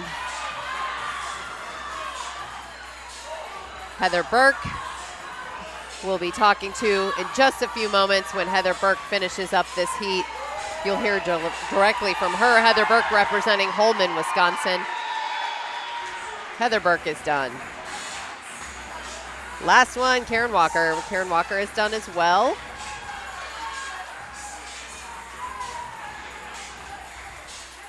Kayla Dasher from Rochester North. That was a hard workout. That is a hard one on these ladies. So right now, the master counters, what they do is they're marking down the times. They're confirming with the athletes that that's the time the athlete agrees to. The athlete signs off on it. It then goes to the master counter table where all the scores are tallied together. It's a cumulative time with the first 5 workouts. Yeah, and you said it, like this workout is gassing all of our athletes, but you see it on the screen and it's only 2 exercises. I remember, so I did these workouts and I remember thinking like, oh, I got this. It's only 2 exercises. I feel their pain. It is hard. Try it at home. It is a hard 2 movements to put together. It's cardio with those weights, essentially. Adding in that half burpee line hop will gas you out. And then it's a really heavy weight. It's not a lightweight for these people. It's 50 pounds for the guys, 35 pounds each hand for the women. So coming up next, we will have the next heat. No, we're switching over. Yes, one more heat. One more heat to go on our female masters. Let's talk us through this. Yes, so we have 3 competitors in our final heat for the women's masters division for the 21 Savage. We have Samantha Tickle, who is a returning Athlete Games competitor. And then we also have Kristen Seagraves and Nicole Overton, both first-time appearances here at Athlete Games. Now, Nicole Overton is kind of a quiet one that we haven't really talked about a whole lot. But she's towards the top of the leaderboard. She's second coming into today. So you really have to watch this. This is a very important workout for Nicole Overton because she can secure that spot. If she gets through workout number 4, she still has that momentum, still has that cumulative time to get to workout number 5 and make it to the top 4. She was ranked pretty low coming into from regionals. That's why it's a surprise for all of us. We saw her at regional, we saw her come through, and she was the last athlete to make it to finals based on regional times. So what did Nicole do? Nicole went to work and she prepared for this finals, and she is now one of the top 3 in the standings. Yes, and those regional workouts were different than what you see at finals. So just in case you're wondering, they had a whole set of different workouts for Athlete Games regionals. So that's when they come into the finals. Some of their strengths might be different from the workouts that they had to do in the regional qualifying round. And with that round just finishing up, if you are a fan from Wisconsin, tune in. And if you're not a fan from Wisconsin, you're going to want to tune in anyways, because our next guest is one of our Masters competitors, Heather Burke from Holmen, Wisconsin. Heather, hey, high five. So good to see you. Nice to see you guys too. Thanks Heather for having Burke, me. what a journey. Your mother was diagnosed ovarian cancer, we know this, and a very tough journey while you were competing for regionals. And then, folks, on top of that, what a strong-willed woman this is, because Heather Burke was recently diagnosed with breast cancer. We are so apologetic for what you're going through. Thank But you. you know what? This is what's amazing about Heather Burke. You are here, my friend. I am here. You showed up. How I does did. that feel? It feels great, and I just, I shared with our members, Vern Holman. I love you guys. When I got the diagnosis confirmed 2 weeks after qualifying for regionals, so super high, trained really hard, was on a high. 2 weeks later, was told I have cancer, and I didn't know if I would be able to be here, so spent, the majority of my training time just uncertain, many appointments, tests, just a lot. I'm tired, but I just didn't know if this was the right thing for me to be here, and is this the right priority, and it clearly is, and I just thank my family and my friends and Vern Holman. I think a lot of the times we talk about trainers, we empower, we change lives, we're the leaders, but I think the Vern community, that's what makes it so special, is that our members show up, and they show up for us, and they have showed up for me when I needed it more than I could have ever imagined to get through this and be here, and there's no other place I'd rather be. I am where I should be, and I'm just grateful, grounding myself in gratitude. If you can, you must. That's words I live by and words that inspire me, and I can, and I'm grateful for that. This is my first experience at Vern finals, and it wasn't what I envisioned for my first experience, but I'm grateful for it. And that's what I've taken away from Vern, is that, I'm mentally tough, and it's going to get me through. And cancer thinks it can kick me down, and it will for a little while, but I'll be back stronger than ever next year. See you guys. What have you taken away? You said you've learned things since you've been here at finals. What's been the biggest surprise for you? I'm not sure if it's a surprise, but for me right now, it's everybody supporting each other, and it's you versus you, and I don't know where else you would find this type of support and encouragement, and everybody's doing their best to be their best, and the community and support both at their home gyms and here, and it's just a lot of love that I appreciate, and I need right now, now more than ever. So talk about the people that are here with you, Heather, and the people that are at home. Let's give them a shout out, the folks that made the trip with you from Wisconsin. Yeah, so my husband, Brad, we have Carly and Lee from our home gym. I'm working out with my gal CJ. She's in the standard females. Love her. They're here with us and her family. And everybody at home. I know my mom is watching, so I love you, Mom. My dad, my friend Amy, who stayed home to help my parents so I could be here, and all my friends, my Vern family, my work family. I love you guys. I just want to say you're such an inspiration. We're so happy that you're here. Your heart is beautiful. Just hearing you speak, I'm emotional. I'm so proud of you, and we are here cheering you on. Thank you. Heather Burke from Holman, Wisconsin. Mom Kathy watching at home, we want to give her a shout out. And I will say her husband Brad emailed us a letter that got directly into my hands. It was so sweet. Your husband's such a good guy, and he just wanted you to be, he was grateful that you were able to come here, and we're grateful for our family, our Vern family, stepping up in this hard time. So thank you for being here. Congratulations for showing up, and we wish you the true best on your journey here. Thank you. All right, that's Heather Burke, Thank you so Holman, much. Wisconsin. Thank you, Heather. Appreciate it. Who's going through so a lot of hard times right now. We appreciate you. Thank you so much. Good luck in the final rounds. And we're going to take it as we finish up. Heather Burke from Holman, Wisconsin. What a heartwarming story that was, Trish. Yes. She's truly, just when she was speaking, her heart, you can see she's got this. She's a fighter. And we will be here, Vern community, wrapping our arms around her I will through say, her whole journey. Her husband, Brad, is here, and he's crying behind us because he knows exactly what she's going through, and it was so sweet. What a sweet moment. Yeah, let's bring him in. Can we bring him in? Come here. Let's bring him in. Here, hand me this mic. I'm going to put him back. I'm crying. Hey, You're crying. Brad, I'm Oh going my to put you on the spot. This is Heather. This is Heather's husband. This is Brad, right? Yeah. All right, you sent us a really sweet email, Brad. Yeah. How important was it to get Heather's story to us? I know she said it, but it was the week before leading up to it, There's the Heather. We're regionals, gonna bring her back. and she found out. And I wasn't a big Vern fan, Sorry. Hey, you are now, right? Yes, because I saw when we didn't know how to do with this, I wanted to just take care of the cancer and not do the burn stuff.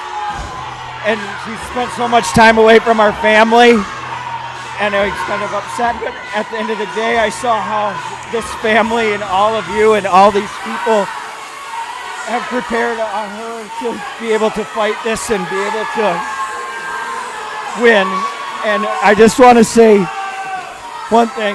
You all better watch out, because she's coming back with 2 new boobs next year, and she's going to kick everybody's ass.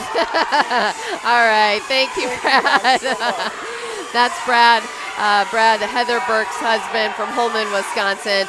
She, of course, was just diagnosed with breast cancer and competing here at Burn Boot Camp Finals, and does want to return next year and be in the same spot. Okay, on the floating floor, let's take you to the action where we already have competitors finishing up this round. Mary Locke from St. George, Utah led this round, and she just finished up.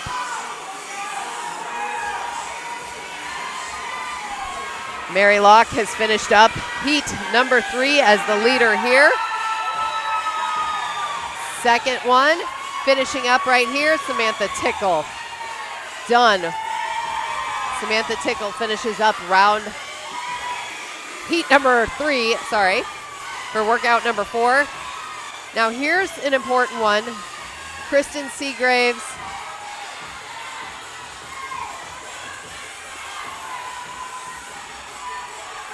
Nicole Overton, done.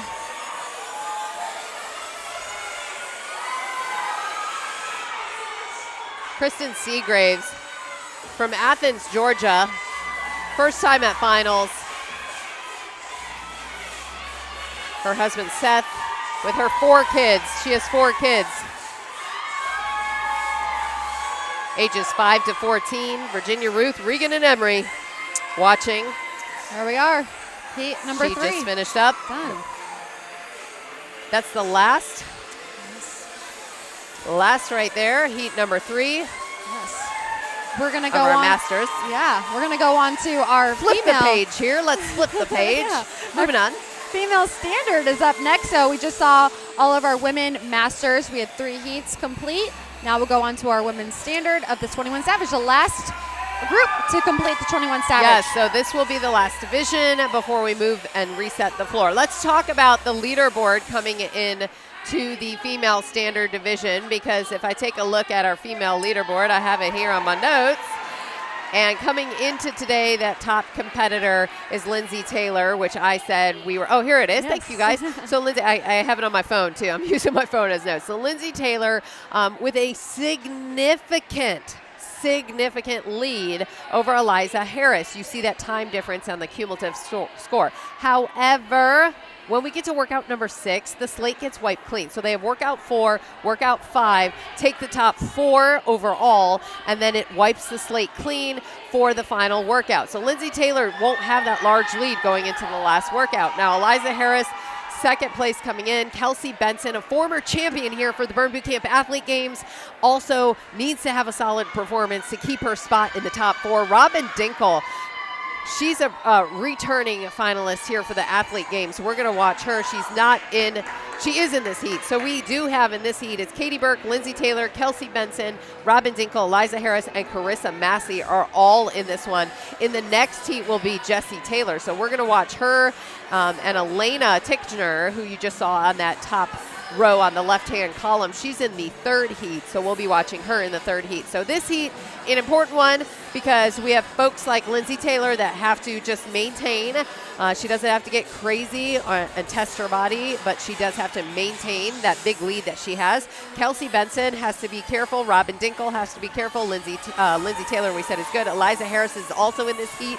We'll be watching her. Solid performance in heat number 1 for these athletes in the standard for workout number 4. That will secure them a spot for workout 5 and get them set up for the top 4. Yeah, and then Katie Burke, we haven't really talked about her, but she's one to watch. She was a runner-up last year. She came in, qualified in the first qualifying position, so she's sitting 5th right now. I'm excited to see how she performs in the next 2 workouts. Katie Burke, she's a small but feisty competitor. She's the Mighty Mouse is what we call her. Yes, Mighty Mouse, Katie Burke, and I'm interested, how is she going to handle these weights, I think it's like a boss. Like a boss is how she's going to handle them. 35 pounds in each hand. It's 21 dumbbell hang cleans, followed by the 21 half burpee hop overs. And that is 3 rounds through for each of these athletes. But right now, Missy Franklin downstairs with all the action and all the athletes. Missy Franklin, who do you have downstairs right now? Here with Nicole Overton from Norfolk, Virginia. Let's see and if it is is so much fun. You guys at home, let's see. I think they're saying my audio is not working. I think they said my audio is not working. Oh, okay. All right, you guys. Sorry, we're still here with Nicole. This is your first finals. So exciting. How is the experience going for you so far? It's been great. I'm just trying to take it all in. Everybody says just, enjoy the experience, and that's what I'm trying to do. So that's absolutely amazing. Well, it looks like you're working so hard out there representing Virginia. How did that 21 Savage workout go? How are you feeling right now? I'm glad it's done. It was hard. I knew it was going to be one of the hardest ones. The weights are heavy, but made it through it. And as much as we all love half burpee line hops, oh, I know. So we've got another one coming up. Then we cut it down to the final 4. So how are you feeling going into this next workout? I'm okay. I mean, one workout to go and try and get through it and hope for the best. So. Well, we're all cheering you on so much. Keep up the incredible work. You're doing a phenomenal job. Trish and Wendy, back to you guys on the floating floor. Thank you, Missy. We appreciate that. Sorry for the audio issues there, but our team at TA Films working hard for you guys, trying to bring you the best of the best right here and give you all these storylines. It's a lot of coverage happening here and a lot of action downstairs, upstairs, all around. We're going to head over to the floating floor where we are getting ready for our round number 1 of the female standard division. There you see Katie Burke right behind us. I turned around and I saw her just completely locked in, completely laser focused, right as she was getting ready to start this 21 Savage. Yes, and this is the only angle right now. So you do see Katie Burke directly over her shoulder. There we are on the floating floor. Eliza Harris positioned the furthest away from us on the other side of the floating floor, over by the stairs. All right, Katie Burke's already on it, and so is Lindsay Taylor. Katie Burke actually passed Lindsay Taylor, I feel like, so far. We'll see how this fares out with Kelsey Benson. Robin Dinkle also with a very strong showing here. These are the best of the female standard going into day number 2 based on their scores from yesterday.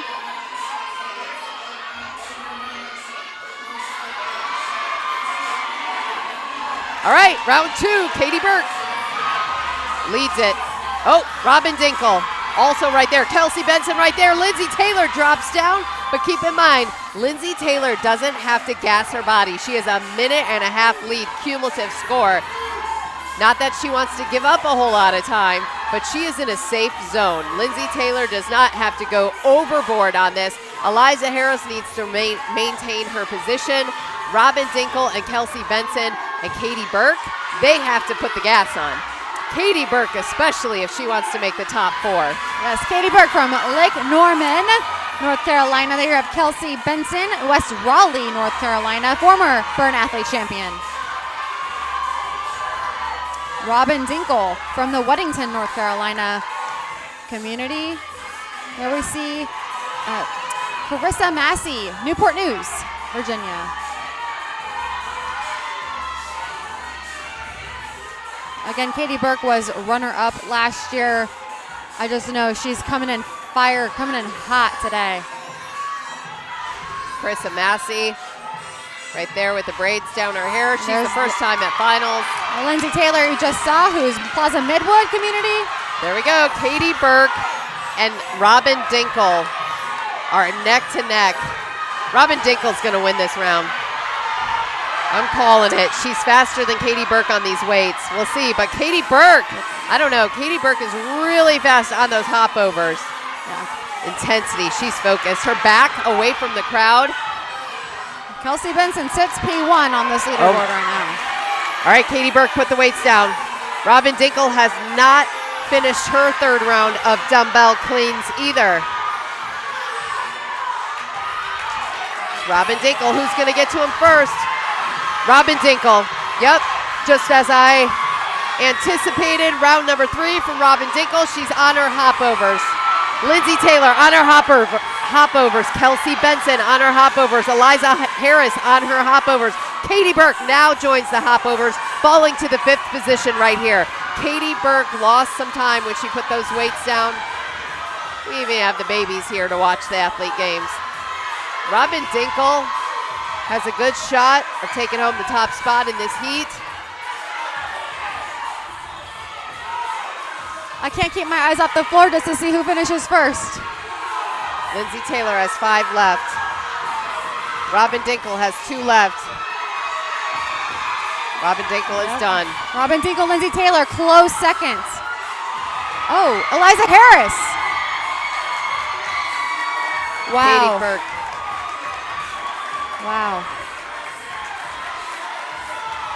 Carissa Massey That finishing was up. You see the close. blonde braids. That's Carissa Massey. That was a very, very tight race. Very tight race. Carissa Massey's done. Wendy, I have the chills right now. That was so That close. was intense. That was intense. It was a very intense round. Very intense round.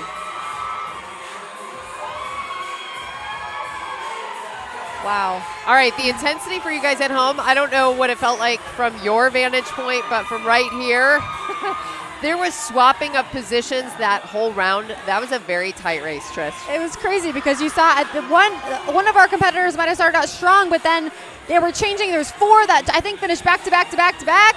It was insane. And you know the minute those weights go out of the hands for an athlete to take a break on that hang clean, that's when everyone, the cheers from the crowd started to hype up to get that athlete to pick the weights back up. One of them was Katie Burke.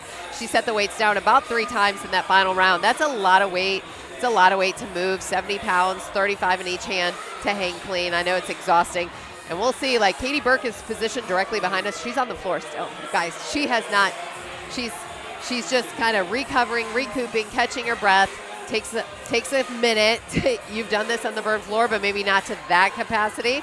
But no doubt that it's a lot. You know, it takes a lot. But she's smiling. Her and Lindsay Taylor are talking right now. This is Lindsay Taylor You can see the directly behind me, who's just gone down with Katie Burke on the floor. But both are smiling, so that's a good sign. There's nothing wrong. They're just taking a moment to catch their breath. Kelsey Benson directly behind us as well. A great showing there for the female standard division. We're going to go on to heat number 2. Yep. Let's go ahead and set you up. Now, there's a chalk mess on the floating floor. I'm curious. A lot of these athletes are using chalk. It's allowed. They can use gloves, but we do have chalk pretty much covering our burn floor right now. So we'll do a little sweeperoo before the next round of workouts. But I know Robin Dinkle from Weddington, North Carolina, comes out top in that division, standard division for heat number 1. And Robin Dinkle right now was 4th coming into the leaderboard for day number 2. And she really had to make her name known here on workout number 4 and 5 in order to secure that spot. She had to make up some time to pass Kelsey Benson. Will she be able to do it? We know she did it in workout number 4, but what does that cumulatively look like overall? So we're going to have Robin Dinkle join us now from Weddington, North Carolina. Robin Dinkle, congratulations. Awesome job on that heat. Thank you. You crushed it, finishing at the top of your heat there. Yeah. And you really had to, because coming into day 2, you're 4th in the standings. We take the top 4. You know what's at stake. Yeah, I mean, everybody's gunning for that 4th spot. And so just try to create a little bit of separation between myself a little bit and the rest of the pack, or at least the girls like gunning after it, because it's at the end of the day, it's like you make all these friends and you know all these trainers, but we're still competitors, right? We still have to there's a fire in us to show up and show out. So yeah. Did you know coming into today that was going to be the one that would help get you boosted up in those rankings? I mean, these girls are fast. I've been chasing them since yesterday, essentially. And I felt confident about this one. I haven't been able to sub 4 yet, but I knew going in, I've had the intention to try to PR and break below that 4 level mark. Was that your PR? Yeah, that one was. That was your PR. I love it. What Yeah. is it about the intensity of the crowd? Oh man, I mean, I had to turn my back to my fans or my trainers and my members that are here today, because they make me a little emotional, and so I needed to just compartmentalize a little bit. But hearing their voices was almost like pushing me through that entire workout, which is great to have. So. Robin, your story, we asked a lot of these athletes, like how you started out at Bern. Yeah. You started out as a member. Yep. 2017, many years ago. Yeah. Went into the BA position. Some of you are a Bern ambassador watching this at home. Yep. Then you decided to become a trainer. Yep. Like, what has that journey been like for you? And here you are on the Bern Athlete Games finals floor. Yeah, I fell in love with Bern. I found out about it from a friend up in actually Concord. And then I found my own home at Elizabeth, what was Elizabeth at the time. And it's a passion that's grown. I've been in sports my entire life, and so having the people around you to cheer you on and like propel you forward in your craft is something that's kind of kept that going for me. And from BA to trainer to now lead trainer over at Weddington, it's just been, I don't know, it's been everything. It's been a really big part of my life, a really big chapter. Okay, not a left turn, but a left turn, because I'm a racer, NASCAR, and she put on her sheet that she raced dirt cars. So I got to hear about this. Yeah, when I was younger. You put it there. I'm going to ask you about it. Yeah, when I was younger, we always would be at the dirt tracks, and so after the races were done, I was able to hop in the cars and take a couple laps around. So you've always been competitive. Yeah, I grew up doing that and gymnastics and cheerleading most of my life, so I mean, it's always been in there. So this is your second appearance at the finals. Yeah. Because your first appearance, I don't know if you remember, I was your counter and you were pregnant. So I was. Obviously you have now 2 kids. Yes, 2 You're kids back now. for your second appearance. Yeah. Different probably mentality coming into this year. Yeah, it's weirdly, they always say this, but like motherhood, I feel like doesn't necessarily hold you back. If nothing else has made me stronger, there's always something more left, right? We have to take care of those little ones. And like that just drives me. I had a member send me a message yesterday and she's like, you know, motherhood is not necessarily like something that makes you stronger. It's actually your superpower. It's the thing that's like deep down inside that you can always find a little bit more. So I've been holding that in my head since I got that message, which has really just been the thing. And so, yeah, it's been a really all-encompassing. I was pregnant at 12 weeks, my first appearance 4 years ago, and it's just been this battle to get back.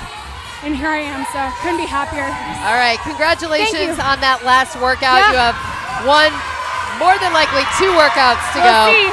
We will see. Robin Yeah. Dinkle from Weddington, North Carolina. Thank you, Robin. We Thanks, appreciate it. ladies. Yeah, Good luck. Robin Dinkle, excellent appearance with that last heat. We're going to take you to the floating floor right now, where we have heat number 2 and the people that we are watching in heat number 2 here for the female standard division. Yeah, so we have Anna Harmon, we have Carly Carbone, we have Sarah Hale, Jackie Austin, Manuela Fungate, and Jessie Dreyer in our second heat for the women's masters or women's standard division. Yep. Round number 2 right here. Checking on our athletes, who is doing what.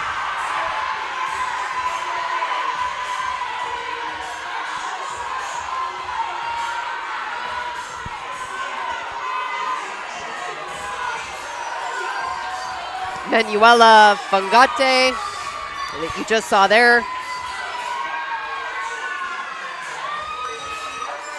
Jessie Dreyer. Manuela, her mom came in for the athlete games from Mozambique. Doesn't speak English, she said. She brought her over to us, and her mother gave us a big hug, and she was crying. Manuela's mother, so proud to be here from Mozambique to cheer her on for the Bern Boot Camp Athlete Games. She's our tallest competitor at 6 feet tall.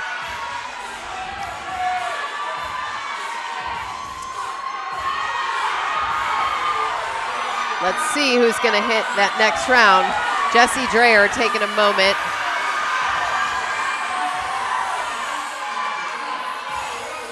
This is where it gasses you out. We have our next athlete on to the hang cleans.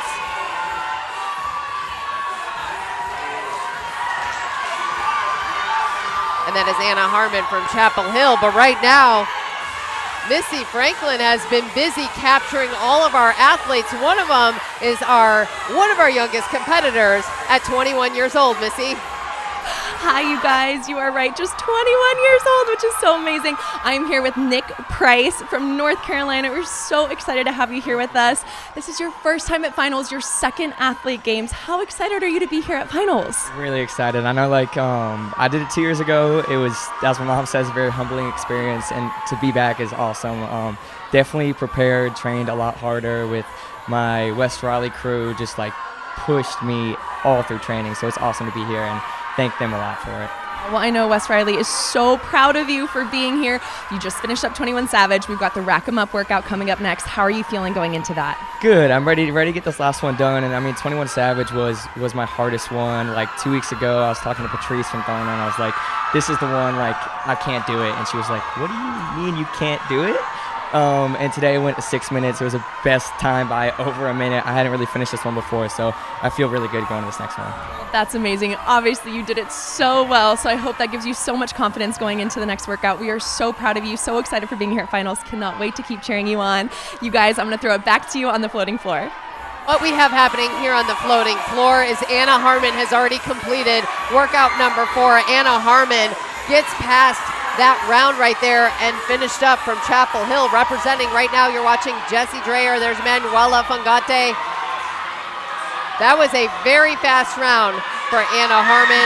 She was smiling. She felt good afterwards. Jessie Dreyer complete with that workout. I don't know where Anna Harmon, I've lost track of her on the floor, but she has walked off the floor. Probably take a moment. Manuela, she does have some half burpee hopovers left. She thought she was done. There was a little miscommunication. There she goes. She had 2 more. Carly Carbone, done. That was a tight one. Manuela, there was a little miscommunication amongst the counter and herself. That's why you just saw her drop to the 6th place. She stopped. She thought she was done. She was laying on the ground recovering. They told her she had 2 more. She had to get back up and complete 2 more reps of the half burpee hop over. That is mentally, physically draining. When you think you're done, you shut your body down mentally. You lay down on the floor, and they're like, get back up. You have 2 more reps, because she probably got no reps. I was going to say, she probably no reps. And you don't know as a competitor that you can't hear yeah, a lot of times. Yeah. So loud here. It's so loud. Yeah. So as a counter, you've been a counter before, Trish. How important is it to have that communication with your athletes so they understand when you've been no repped or when they need to go back and get more reps? How difficult is that as a counter? I mean, you want to make sure that you're making eye contact with them, that you're telling them. I'm screaming as loud as I can with Robin Dinkle when she was competing a couple years ago, and I was her counter just to make sure, because I didn't want that to happen, right? And not that it's anyone's fault, because it is loud in here. And yeah. you can't really control that part of the environment. That was a great run. That we just saw on that female standard division. I feel like Anna Harmon picked up a lot, but she was 10th coming into today. Anna Harmon had to have a good showing today. We're going to talk to Anna in just a moment, but Anna Harmon, come join us over here. Anna Harmon representing Chapel Hill, North Carolina. Anna, what a fabulous performance for you. You kind of made it look easy. You stood up. You're not like, you are, okay, you're gassed. I'll give it. She's a little gassed, but she stood up smiling. She stood up smiling. We're going to move you in because we're going to get all 3 of us here. All right, so walk us through that workout. Was that your favorite one? That's definitely my favorite. I feel like I'm the speed person, I'm the cardio person, so this one definitely played to my strengths. It's quick too, which I feel like to wrap your mind around is a lot easier, a lot quicker than some of the longer ones. But all right, so in Chapel Hill, we have a lot of competitors from West Raleigh, Garner, Chapel Hill. How did you train for this finals? So Stephen Arias and I are both at Chapel Hill. We train together mostly for finals. For regionals, some of the West Raleigh people and us got together, but schedules-wise, we couldn't make it work for finals. But talk us through how you feel about being here at the Athlete Games finals and the experience that you're having. It's amazing, incredible. So last year competed in regionals, didn't make finals, so I've always watched on YouTube, kind of seen everyone compete, and now to be able to get to do it myself is amazing. You know, we've talked about this. What do you tell the athletes at home, much like yourself? You said, I was watching it last year, I wanted to be here. You got to work, you worked on certain things, you prepared better, and here you are at finals. What do you say to those athletes or maybe those tuning in at home? I feel like it's the same thing we tell our members every day. It's a mindset, it's a decision, it's a choice, and once you decide that, that's your path forward, and you just keep going for it. Well, let's give a shout out to anyone here with you or watching at home to your Chapel Hill fam. I'll say shout out to all my Chapel Hill girls that are here. My family's all here. My family's from Lake Norman, so this is home for me. Oh, too. nice. Yeah, so Perfect. Family's all here, and then everyone watching at home, Chapel Hill. Love y'all. All right, Anna Harmon, congrats on that workout. One workout to go, maybe two. We'll see. That's Anna Harmon from Chapel Hill joining us here, who came out of the top spot of that last heat for the female standard. All right, what we have now is the final results from our male standard leaderboard. Here it is.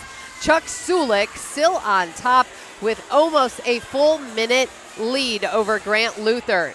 So the real race that we're watching, look at this, Trish. Yeah. Second and third place, 2 seconds separates them. Dan Schaff from Whitefish Bay, Wisconsin with a 17:33. If you take a look at what that looks like, that is some tough competition in workout number 5. What we're going to see is Grant Luther and Gavin Binger. We're going to watch those. Also, you have somebody like Keegan McGonigal, not too far behind, does have to make up ground. Dan Schaff just has to have a good showing at the final 5th workout, and those 4 could possibly make it to the 6th and final workout. You are looking at the current standard leaderboard for the men. They have one more workout, and then we take the top 4. Here's the female masters leaderboard. Currently on top, Amber Bellows, Megan Lafferty with almost a minute behind. So Amber Bellows sets herself apart. Definitely will make the top 4 unless anything goes wrong in workout number 5. But that slate gets wiped clean for workout number 6. The people that we're watching here, look at third place Nicole Overton with 18 minutes. Stephanie Nardoni with 18:21. Patrice London with 18:50. She wants in that top 4. She has to gain at least 30 seconds ahead of Stephanie Nardoni in order to put her in position to make the 6th and final workout. Again, they have one workout to go. They take the top 4 after the next workout. But for now, let's head back to the floating floor where our next heat is underway for the female standards. This is our final heat, and in this heat, Trish? Yeah, so for our final heat for the female standard, we have Charmaine Sardol, Becky Bjorklund, Elena Techner, and Georgie Ritchie competing for the 21 Savage. This is the last workout or last heat that we'll see in the 21 Savage. And the important part to watch here, Elena Techner, she is 6 coming into the female standards on day number 2. So if she can make up some time, she could possibly put herself in position for the top 4 spot if Elena has a good workout here. She's positioned 2 athletes away from us right now on the floating floor. Georgie Ritchie from Cinco Ranch, Texas. She trained with Michael Butchko from that area. First time competing in the Byrne Athlete Games. All right, round number 2, Elena Techner picks up the weights for those hang cleans. She's already on her 2nd round. Becky Bjorklund finishing up her hopovers. And we have Georgie Ritchie already on her 2nd round as well.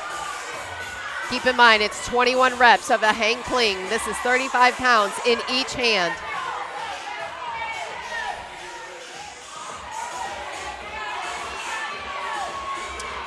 We see Georgie Ritchie getting a good pace, good momentum with those hand cleans.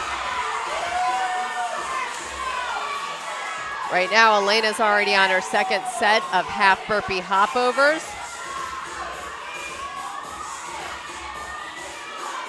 She almost has her legs like bowed out to hop over the line there, which is also legal. You just have to get your foot across the line. There's Becky Bjorklund. Becky Bjorklund has had several appearances. 2nd one for her at the Byrne Boot Camp Finals from Albertville, Minnesota. She's opening soon as a franchise partner. She comes from Maple Grove, Blaine, and Eden Prairie. Elena from Hurst, Texas. I saw the Hurst crowd here yesterday. There's Georgie Ritchie from Cinco Ranch, Texas.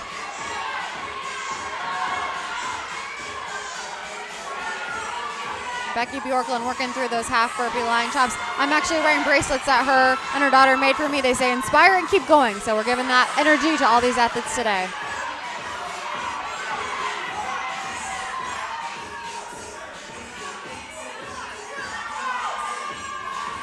Shemaine Sordahl from Holman, Wisconsin, that you just saw there a minute ago. First time at finals as well.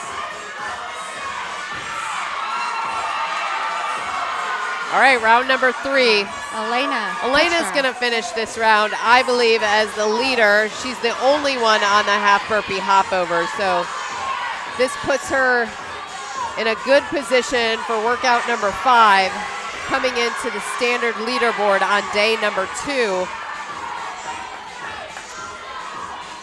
She has to pass Katie Burke and Robin Dinkle to get into that 4th spot. Elena does. Will Elena make it to finals? Will she be able to pass Robin Dinkle and Katie Burke? There's the Hearst, Texas crowd. Done. Elena is done.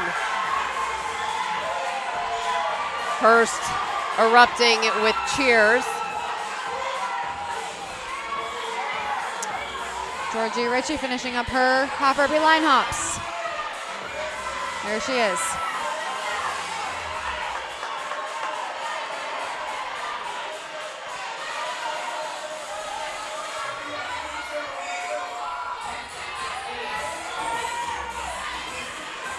Becky Bjorklund.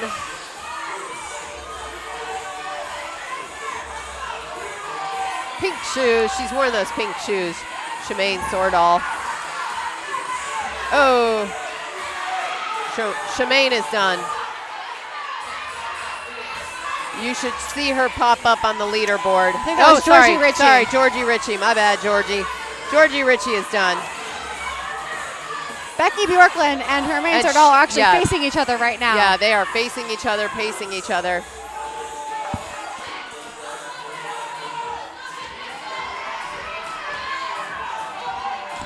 Counting there. She finishes up. Oh, right there they tell her she is done. Shemaine Sordahl done. Becky Bjorklund will be the last one to finish in this heat. And wraps up the female standard division once Becky Bjorklund finishes here. She has 6 more, it looks like Luca is saying. 5.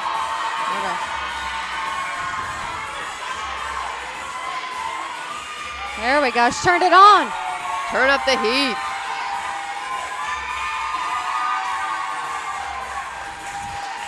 All right, so that wraps up the final heat of the female standard division. So what happens now, Trish? We clear the floor. Yes, we are going to get ready for workout number 5. It's crazy that we're already on workout number 5. It's fast-paced, just like this. So fast-paced. So I know we're going to walk the people through workout number 5. And here we go. Yep. We have it up. So rack 'em up is the next workout. The floor will get set for this workout. Workout number 5. All 60 athletes will do this one. Let's talk us through this. I'm actually really excited about this one. Not only is the workout actually, I thought it's fun, and I think we'll see a similar vibe, but the way that the mentality for these trainers, these athletes, when they're going through this, and I'm going to tell you this right now, so I'll walk you through. They're going to have 4 rounds of soft box dumbbell step overs, right? 10 of those. And then they're going to have a soft box jump for 2 minutes. Once they finish those 10 reps back and forth, they're going to go down to a dumbbell alternating snatch. So it's almost like an EMOM. It's almost like an EMOM, but it's 2 minutes. So Yep. whatever time they have left in each round of those 2 minutes, they're going to complete dumbbell snatches. Every snatch takes 1 second off their cumulative time, Wendy. This is a game changer for those who might be a little bit lower on that leaderboard. They need to get those snatches because that's each snatch, like I said, is going to take 1 second off that cumulative time. So the cumulative time basically is all of cumulative, you're saying, from the whole weekend. They're taking that negative time based on how many max dumbbell alternating snatches, correct? Yes. And alternating snatches means they are switching hands each time. Yes. And in those hands, for the women, is 35-pound dumbbells. For the men, it's a 50-pound dumbbell. If you just went through Confidence Takes Reps, we did these snatches in Confidence Takes Reps across Burn Nation. So you know what the snatch feels like, alternating snatches. You have a max amount of time in the time cap, correct? Yes, so you have 2 minutes. So again, it's 4 rounds of 2 minutes, but it's a 12-minute time cap. So but you get 1 minute off, so you get 1 minute to reset. Got it. And then the time to do your snatches. And then the time left over in that 2 minutes is In how that many 2 snatches. minutes. Yeah, so you basically have to get your softbox step over with the dumbbells by your side. So again, women are going to hold 35-pound dumbbells. The men are going to hold 50-pound dumbbells. They're going to step over. 1 is 1 on here for those 10. They'll go 10 box jumps right away, and then whatever time is left in that 2 minutes. Then they get their snatches. Then they get their snatches, and then they get 1 minute to recover. And then they're going to go right back to it, and that's where you get that 12-minute time. So on our cumulative leaderboard, I believe we're going to see snatch counts. Is that what we're seeing, or are we seeing the total time? Yes, we are seeing snatch counts. They just confirmed in my ear. We are going to see snatch counts after each round. So that will tell us exactly how much time you're going to be able to take off that athlete. So that's a big thing and can play a big part of what we're going to see on the total time. Yes, no, I'm really excited for this, and that's kind of what we were alluding to earlier is, yeah, we saw the leaderboard, we see where they're ranked, but this workout can really set the field apart depending on how many snatches they're able to gain in this workout. So you've been watching all of these workouts here on this Sunday morning. As we know, Sunday morning is the day off for Burn Boot Camp. The gym's not open, but how do you get your workout in? You want to get that extra workout or maybe some recovery? That's when you turn to Burn On Demand. When I put on the mic, I make every rep better. When I put on the mic, I'm building a healthier future. When I put on the mic, you're going to put in the work. When I put on the mic, you're going to come to camp correct. When I put on the mic, no time is no problem. When I put on the mic, you're going to know how powerful you are. You pick the time, you pick the place, you pick the workout. We'll bring the expert training and motivation. Burn Nation, Burn On Demand is officially 1 year old, and we could not have done this without each and every one of you. Thank you so much from all of us at Burn Boot Camp, and here is to another year of working and moving and progressing and being together. Thank you guys. See you on the floating floor. Burn On Demand has changed my life by giving me the ability to work out anywhere and keep my workouts consistent even when I'm out of town or can't make it to the gym. All right, Meryl. Anna Brown says you got to get 21, Meryl. Finish, Manisha. Manisha, you got this. You got this. Yes, Meg. Meg, you are looking so light on your feet. LC looks like a boss in all black. I just got to say it. Way to go, LC. Al, I'm coming to you. Yep, yes, I am. Your results are on the other side of things you don't want to do. Woo! There are so many reasons you should join Burn On Demand. If you do not have a burn location near you, like me, you should join Burn On Demand and give it a try. If you travel for work, you should join and be able to take it with you. If you need flexibility in your schedule, you should join to be able to work out whenever you can. Give Burn On Demand a try. You won't regret it. 2 claps on 2, 1, 2. Great work, guys. See you later. I cannot believe it's already been a year with Burn On Demand. And in a lot of those videos, you saw Manuela Fongate, who's competing here at finals. This is how she watched this broadcast, she told us last year, and she said to herself and committed to herself, I'm going to be at finals next year, and here she is. So I think it's really cool. So somebody that you maybe work out with the Burn On Demand, if you do those workouts, I can't believe how far we've come in a short amount of time, Trish. I know. It's been a year. We have over 500 pieces of content. We have over 15 categories, and when I was going through the notes of the trainers, a lot of them said they leverage our recovery workouts. So yes, if you're a member in the gym, you know, we have those 3 minutes at the end of camp to stretch. We need more stretching. You can use Burn On Demand and get those stretching in. All right, we are getting really close to the Male Masters division starting up for the 4th workout of the day. Let's walk you through exactly who is in this heat. This is Male Masters. Again, this is the top of our male standards. So we are watching certain athletes here. If we take a look at our Male Masters division, in this one, Jared Fogelsong is in it, Kyle Horner is in it, Billy Haynes, Matt Dolphy, Josh Schneider, Dolphy, and then Josh Schneider, who's in the 2nd position. Now, the weights on this, Trish, are very heavy. These are not light. 50 pounds on this crossover. Yes, it is. 50 pounds in each hand for the men. They have to be very methodical.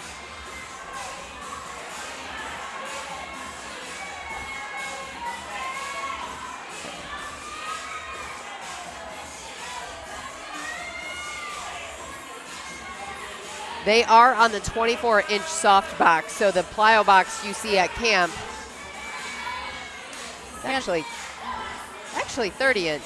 There's 4 rounds here, so this is round number 1. They have 2 minutes, so they're trying to complete these 2 exercises as fast as they can because they want to have time left over to get those snatches in, because remember, those snatches, how many snatches they get at the end are going to take us 1 second off. Each snatch will take 1 second off their time. So I do want to clarify, this is the 24-inch box jump. It is so turned, the 30 is facing up towards the athlete, but to get it on the 30, you actually flip it one more time to make it a little bit taller, if you're familiar with that at camp. Now, we are 1 minute in. We see Josh Schneider, all these athletes that are on their snatches. This takes cumulative time off. This removes 1 snatch is 1 second off their cumulative time. Why is that important? That's important for athletes that are really close to the cusp of not making the top 4. So somebody like Billy Haynes can really gain some ground by removing seconds off of his time. In this heat, Jared Fogelsong really needs to hold his ground because he lost a little bit on workout number 4. I will say, I noticed something Jared Fogelsong is doing that I'm not seeing with the other athletes. So 10 more seconds to go. What is happening now is max alternating snatches. Each snatch takes a second off your time. Josh is like, let me give one more.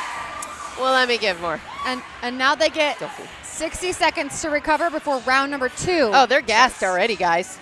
Wow. Oh, I'm not looking forward to round number 4, what this looks like. All right, that's round 1. They had 2 minutes. They had the dumbbell step overs. They have 50 pounds in each hand.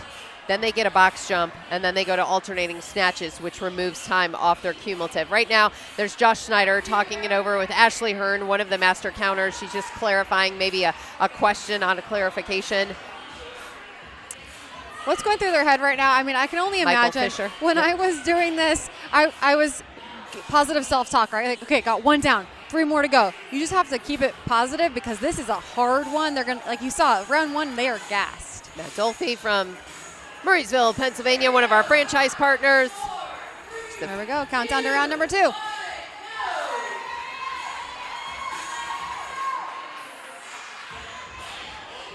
So Kyle Horner taking that first step, one of the first athletes, keeping it nice and low on the box. They don't have to stand all the way up, correct, Trish? That's what I'm seeing. They don't have to stand all the way up, and the form cue here is they have to have both feet on the box. So one, like their at one heel, point, their yes. heel cannot be hanging off, and both feet have to touch fully when they step down. Okay. Correct. Matt Dolphy. All right. Everyone, nope, Billy Haynes still has some step overs and then box jumps. Something new that I don't believe we had last year, because, you know, previously when we've done box jumps, you've seen the athletes jump off the box. They have like this rhythm. They are no longer allowed to do that. They have to step down the box this year.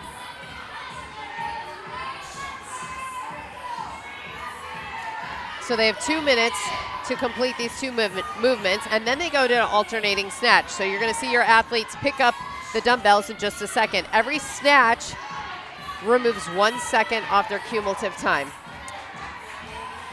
And at the end of each heat, we will see the total number of snatches from these competitors. So if we take a look, there's Michael Fisher from La Crosse, Wisconsin. We have 30 seconds to go. He just cranked up the heat. There's Billy Haynes from Denver, North Carolina, longtime. He's switching on the way down. Billy Haynes doing a little bit different strategy there. There's Kyle Horner. Directly behind him is Jared Fogelsong, who I saw. Jared Fogelsong is letting the weight bounce. He actually stopped. He stopped his snatches at the end and gave himself an extra 10 seconds of rest right there. But Jared Fogelsong is letting the weight bounce off the floating floor and grasping it with his second hand on the rebound, while Billy Haynes is doing the switch of his hands at the top different strategies being employed here. Either one is legal by burn standards of how they can do their alternating snatches. The one thing that they just have to make sure happens is that both heads of the dumbbell touches the floor. Otherwise, they will get no reps, and that snatch will not count. 30 seconds. They just gave the countdown for Morgan Klein. 30 seconds, and we will start round number 3 here. They still have 2 rounds to go. Wow, 2 rounds to go still.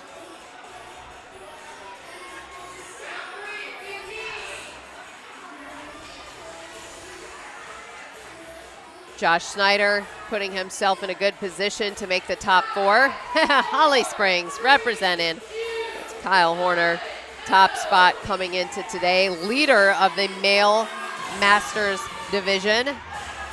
Let's see how Kyle Horner does. Now keep in mind, whatever lead they may have going into workout number 5 here, will get erased when he continues on to workout number 6. It looks like Kyle Horner has kind of secured his spot for the top 4 going into the 6th workout. We're unsure of the others. We'll have to watch what happens here in the final 2 rounds for Kyle Horner, but he had a pretty decent lead.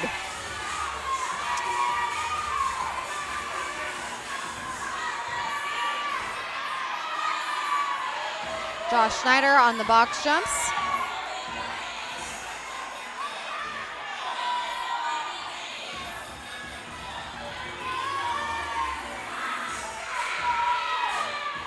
You see Billy Haynes, a shot of him. And I noticed Jared Vogelsong, who's directly behind us, right next to Kyle Horner,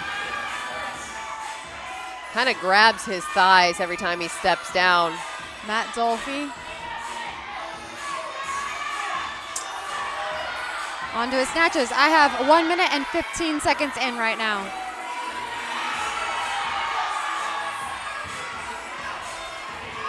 All right, so Jared Vogelsong just had a word with his counter. Not sure how much he's actually going to try and do here. Might have had a strategy. Michael Fisher picks up the weight there. There's Jared Vogelsong.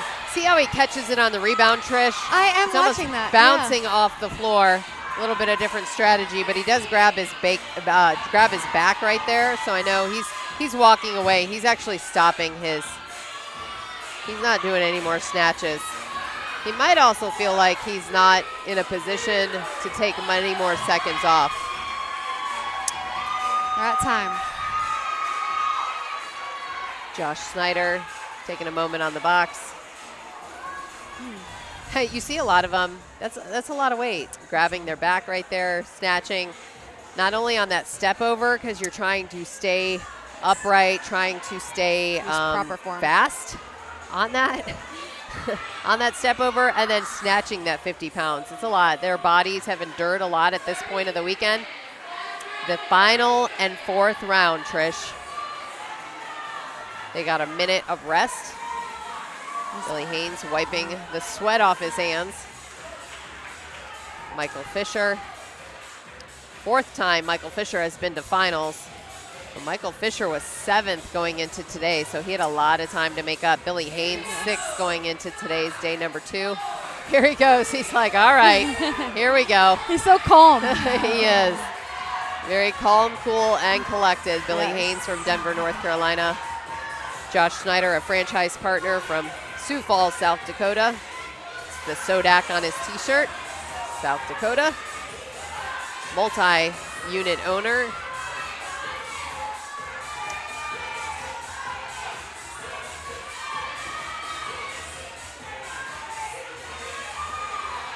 Josh Snyder was also played baseball. He was in Division I baseball, got drafted, and then got injured, and that ended his baseball career. So we have a lot of former athletes that are here for the Burn Boot Camp Athlete Games. There's Kyle Horner. Athletes professionally with a national sport is what I refer to by that. Kyle Horner. Yeah, he's fast. Yeah. He's got a little hot before he goes onto that box. And like Trish said, they have to step down from the box. They're not allowed to jump down anymore. Fans are into it. Watch Kyle Horner if he has another one here. Watch. Oh, he might be done. Yeah. That's his 10th and final box jump. He's going to pick up the weight. I think he just needs to stay in his lane and stay consistent. He has a pretty good shot making it to the final 4 at this point. This is his last workout before we go on to finals. These other guys have to make up a lot of time. People like Billy Haynes. Josh Snyder just has to punch his ticket. And a solid showing in workout number 5. Michael Fisher, though, you can tell Michael Fisher is trying to take time off his cumulative score. That one didn't count because he used the other hand. That's what Andrew's telling him. I think Michael Fisher likes a dumbbell snatch. What do you think, Wendy? Yes, he looks like he does.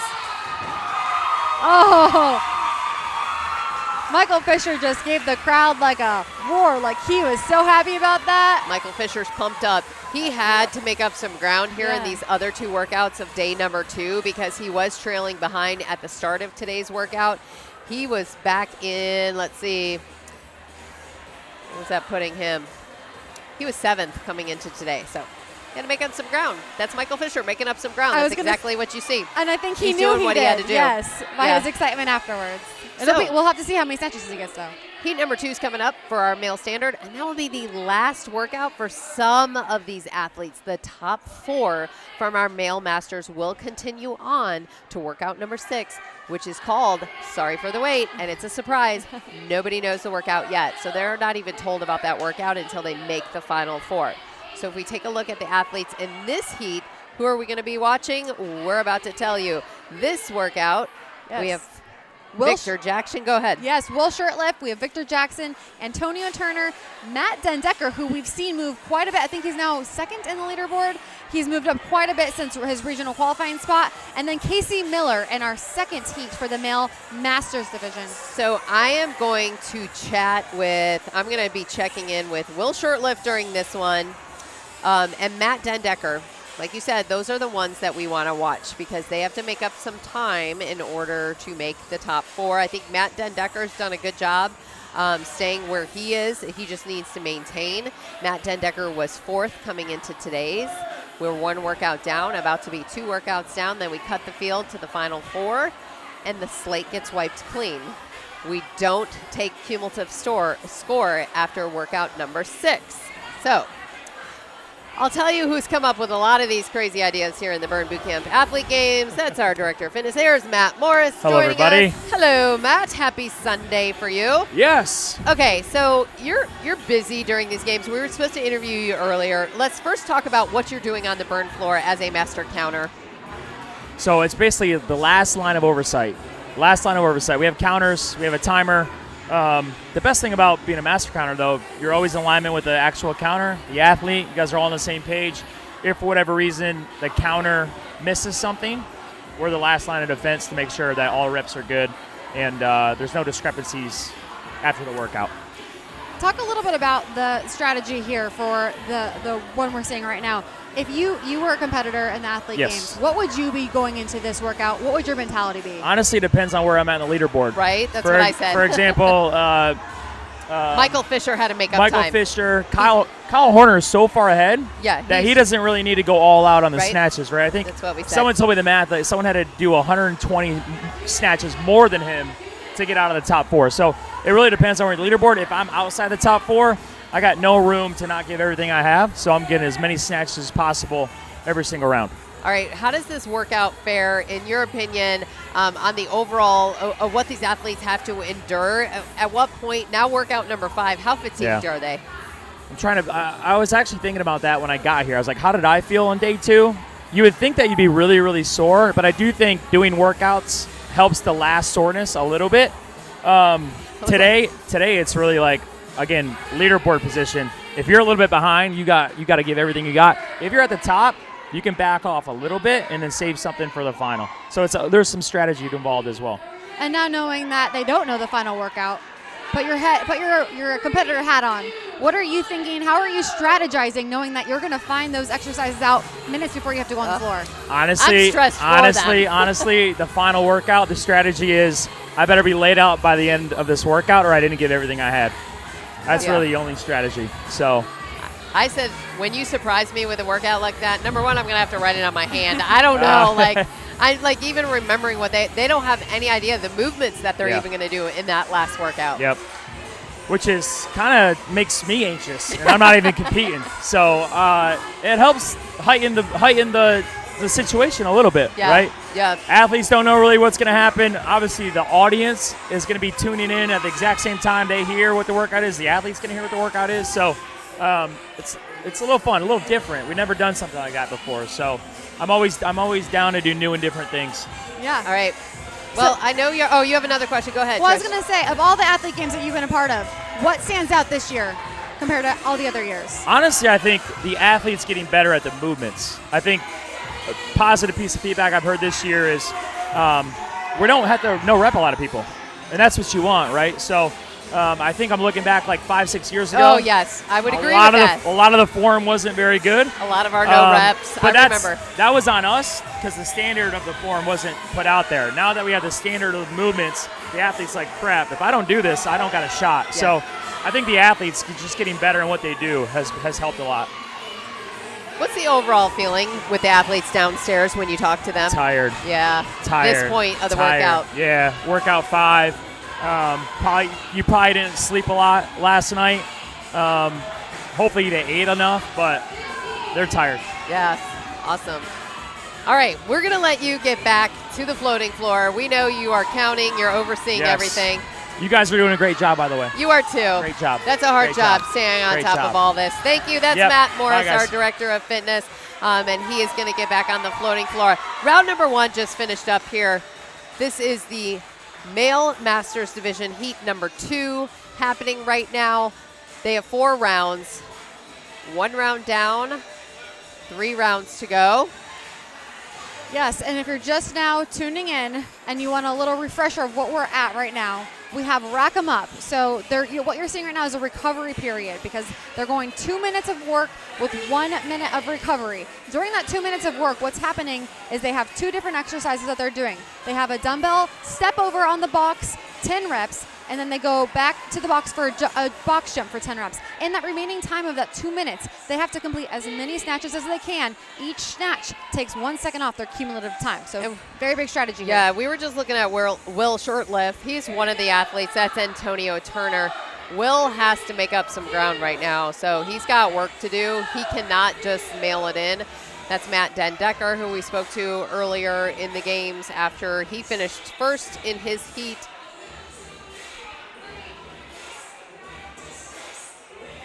This part is just about getting up and over the box. You don't have to stand all the way up, but you have to have both feet touch the plyo box there. Fully engaged.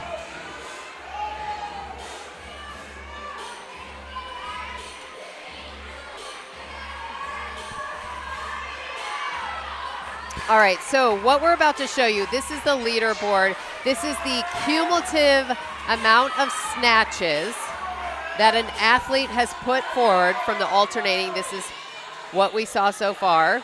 Now, this is 1 second off their time. So 91, let's assume this is 1 minute and 31 off of Josh Schneider's time. Correct, Trish? Yes, that is correct, Wendy. And you see someone like Matt Dolphy, who is, you have the picture of where he was at from going into this. This is big for him, someone who needed to gain some spots. He now has 76, so it's 1 minute and 16 seconds off his total time.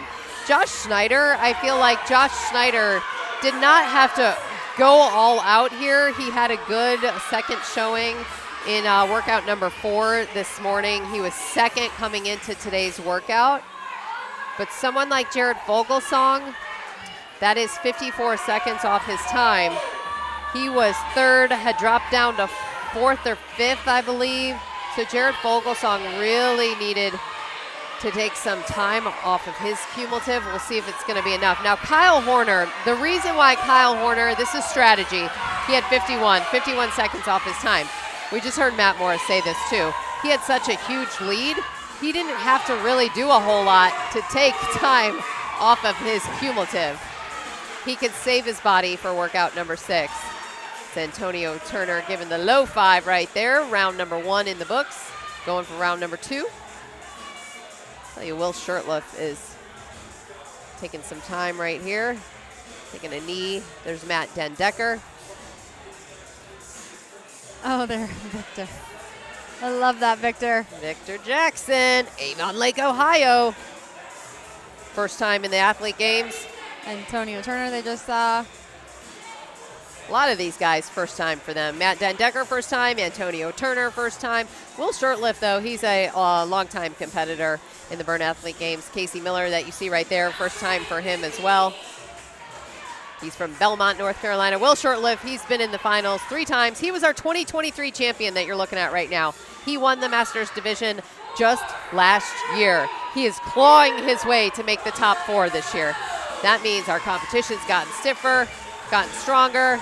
Will Shurtleff, last year's champion, might not even make it to the Final 4. Oh, I just love how the Masters division was introduced 2 years ago.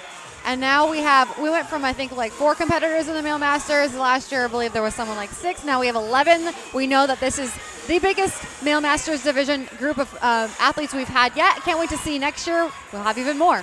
Where's our male Masters sitting at home watching the Burn Athlete Games if you're a trainer at home? This is physically demanding on the body, and there can be a large gap in performance at this age. You know, Casey Miller, he's 37 years old. Looking at some of our male master competitors. Matt Dendecker. Matt's 37, Casey Miller's 37, Victor Jackson is 37, but you have Will Shurtleff, our oldest competitor actually at the games, 44 years old.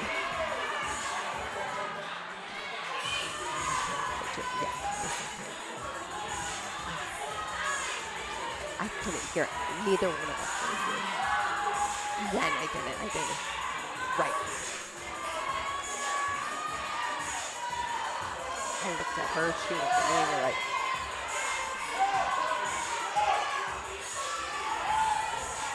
My mic open. 30 seconds to go. And this round will shut down.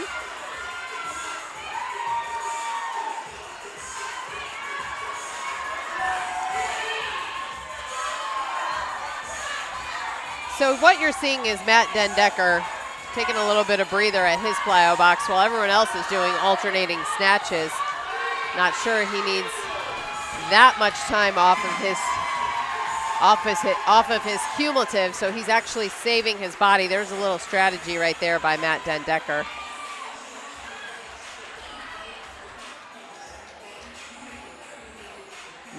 There's Matt.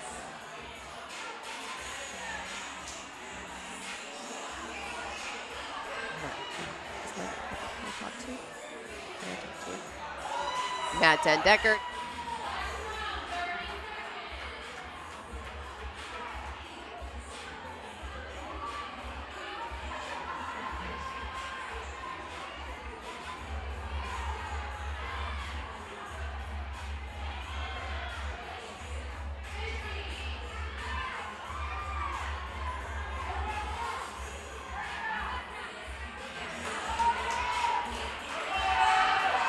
Casey Miller with his hands on his knees, taking a little breather. Here we go. Next round. Hey, the clock's going, Casey, whether you like it or not. Poor guy. He wanted another second to catch his breath there.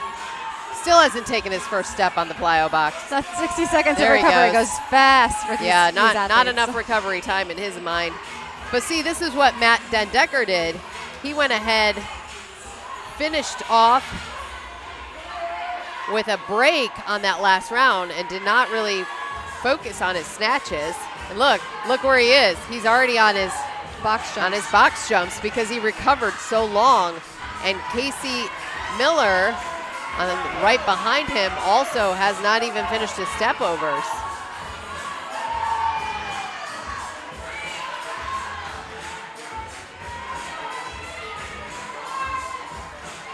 Victor Jackson, that's a lot of weight. It's 100 pounds, guys. 50-pound dumbbells in each hand. So 1 minute to go. Is Matt Dendecker gonna do any snatches? He's thinking about it. Doesn't really need to, I don't believe. He doesn't have to do a lot. Will Shurtleff has to make up some time here. Matt Dendecker came out of workout number 4, Trish, very strong out of the gate. We spoke to him this morning. So he really just has to kind of not coast, but just keep it consistent on the snatches. Go nice and slow. Casey Miller, though, has to get these box jumps. He's not going to be able to remove any time off of his chart. Either is Victor Jackson, unless they grab it now. 9 seconds to go, 8 seconds to go. And Victor Jackson has grabbed both weights right there. You saw what he was doing, that press to the sky. That's not even what was required of him. He just grabbed them. He said it was an alternating. Victor Jackson grabbed both weights and started to go overhead with those. There's Matt Dendecker taking a moment on the box. Victor Jackson, they only had to do an alternating snatch right there. They're signing off on their times. You see Matt Dendecker. Victor Jackson was kind of putting on a little bit of show because there was 8 seconds to go. He grabbed both weights and just started going overhead with both weights, even though it's an alternating snatch. Now keep in mind that last movement, every snatch took off 1 second off their cumulative time. So that finishes off our male masters division. We are moving on to our male standard, Trish. Yes, male standard. I can't believe it. We'll go to rack 'em up for our male standard. For this is, again, workout number 5. This is our second division that will be in workout number 5. And then let's go ahead and see who's in the male standard heat number 1 for the rack 'em up. We have Travis Madonna, Chuck Sulik, Gavin Binger, Keegan McGonigal, Ian Gustafson, and Christian Cassis. Now, who I'm watching, though, is Gavin Binger. Doesn't have that secured spot in the top 4. Pretty close. Chuck Sulik has a lot of advantage here. So Chuck Sulik is going to be one of those people that you're probably not going to see a lot of snatches from Chuck Sulik because he has such a large gap.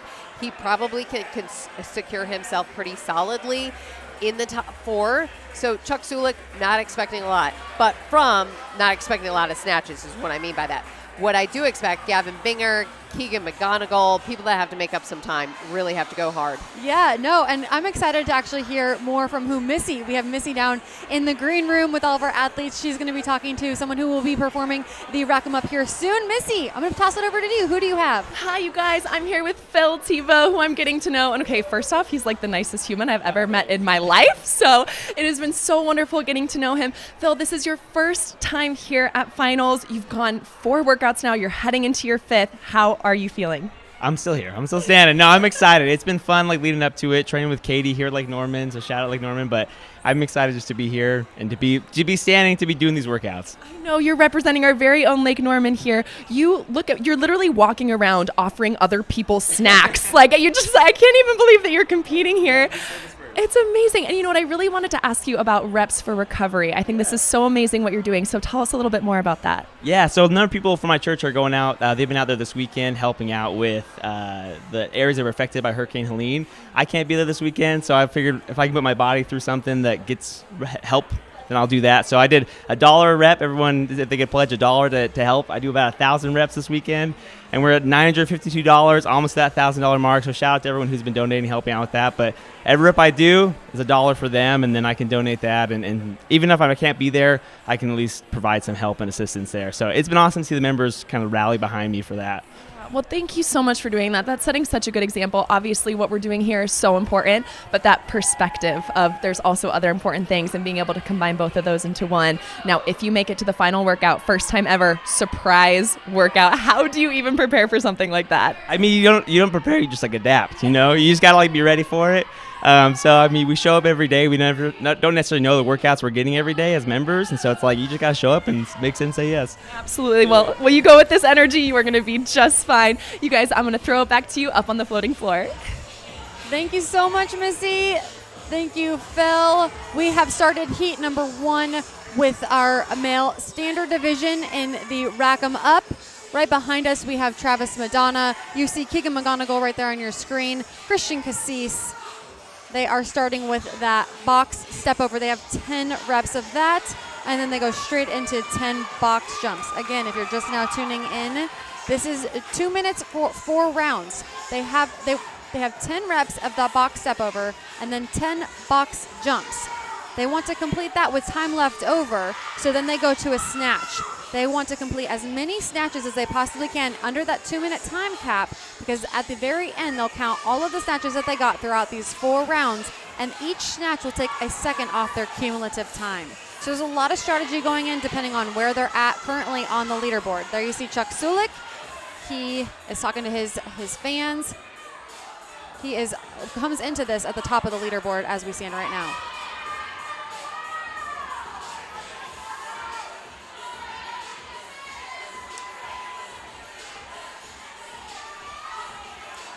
All right, here we go. We see the last heat for the male masters division that just finished up.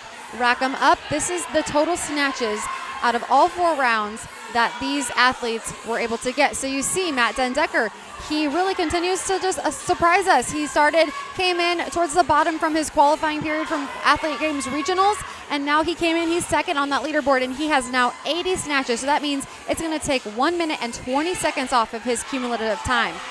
And then we see Will Shirtlift, who's also been a top performer here at the games this year. He's not more new to the Athlete Games, but he had 68.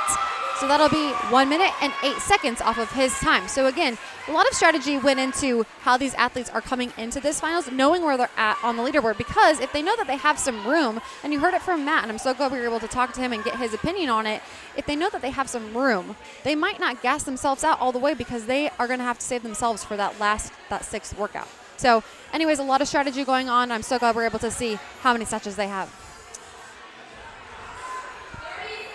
That was 1 round in. This is always exciting to watch these athletes. So I noticed, is that an earbud? What is Chuck Sulik wearing in his ear? Is it music? I noticed one of our other athletes also had. I'm going to watch them. I'm going to check it. I can't tell if they got music in their ears.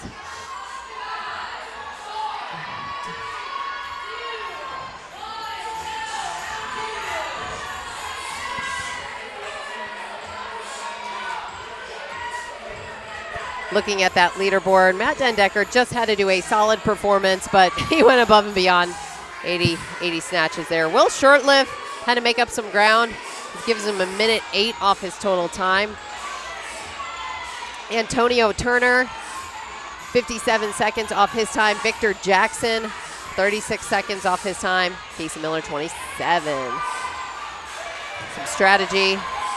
Keegan McGonigal, how's he gonna do?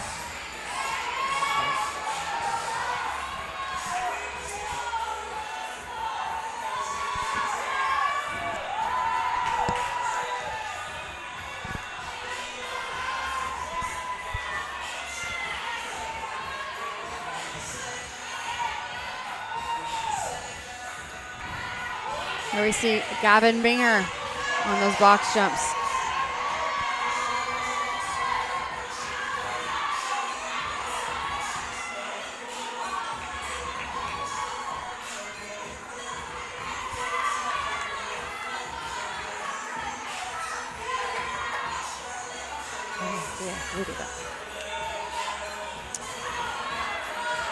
Christian Cassis.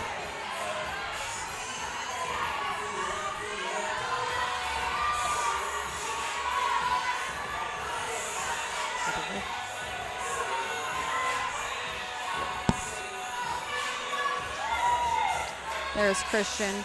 Christian's from Georgetown, Texas, a location that is not open yet. Reading through his bio and all the answers all the questions he answered for us, he's been training out of his home gym since his gym isn't open yet, so shout out to him. There you see Keegan McGonigal. We're getting near the end of the time cap for the 2 minutes for these snatches. Round number 2. Is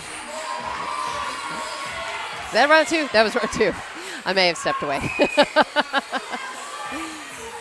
There's Chuck. There's Chuck. Big smile on his face, Gavin. I like the friendship that they have.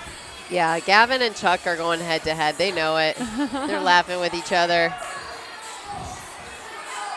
I just saw Gavin Binger. This is hard.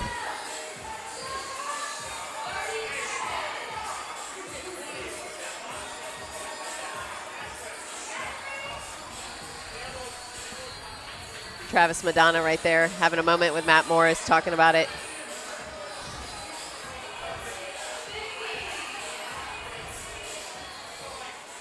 I love the debriefing. Christian Cassis. It's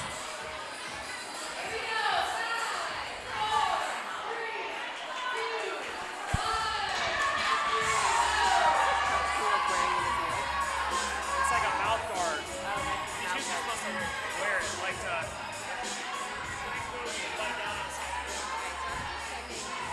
Morris, it's his mouth guard. Did you see Chuck Sulik had Trish?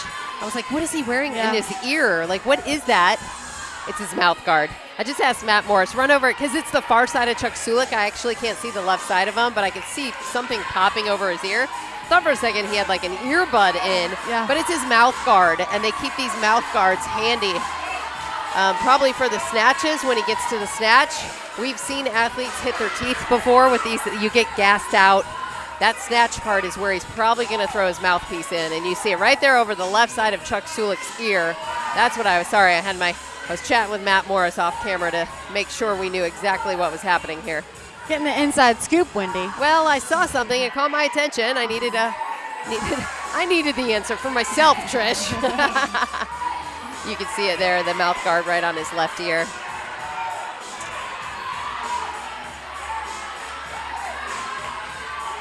Ian Gustafson, we just saw. I saw Shawnee Foz. She's in the crowd. She's cheering on Ian. She's Mount the franchise Pleasant, partner. Wisconsin. Yep.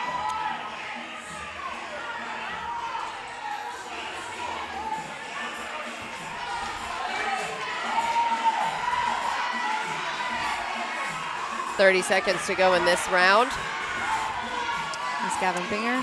Longtime competitor, 3 times here at the finals. He said he's come up short the last couple years and he doesn't want to leave anything to chance. Keegan McGonigal from Greenville, North Carolina, 29 years old. 4 times at the finals for Keegan. Dumbbell snatch is Keegan's favorite movement, so Keegan can possibly gain some time here.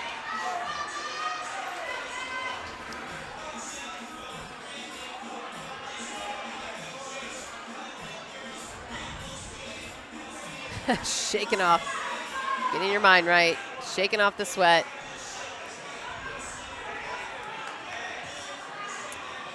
These athletes hugging each other in between these rounds is pretty incredible. Saw chalk right there. Keegan McGonigal, he's training for a 100-mile ultramarathon next month, and he's here at the Athlete Games. It's crazy, 100-mile ultramarathon in November for Keegan. It's crazy, but Billy Haynes is doing one or just did one as well. Look at these guys. Here in Florida, Chuck Sulik giving a shout out to his home gym.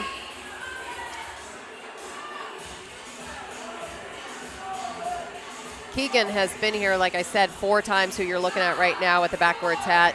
Favorite movement is the dumbbell snatch. Plays to his favor. He loves this one.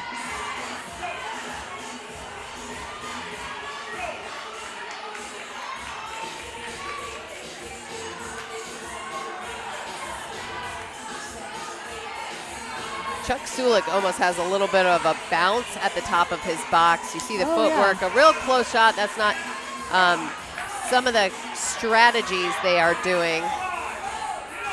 There's Travis Madonna, you see directly behind us. I'm just thinking about Chuck Sulik with that bounce. He's got to have some core strength to make that happen. Yeah, he does. He's very strong. Christian Cassis, Georgetown, Texas. Ian Gustafson. Mount Pleasant, Wisconsin.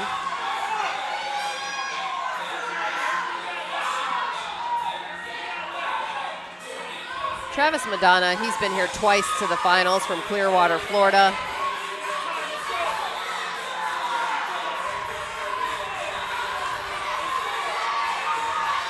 Gavin Binger, only 26 years old. You almost think of Gavin Binger as a little bit older than that in the male standard division. He's only, 26. And why? It's because he has 4 kids between the ages of 1 and 7, but he also claims that he was, is a teen dad. There's Shawnee Foss. When you're a teen dad, you might have 4 kids by 26, right? That's crazy. Christian Cassis. These guys, this is their last round. They're giving it all that they have right now. This could potentially be the last workout for some of them. Yeah, some of these guys will be packing it up after this workout, while others still vying for the top 4 spot to make it there.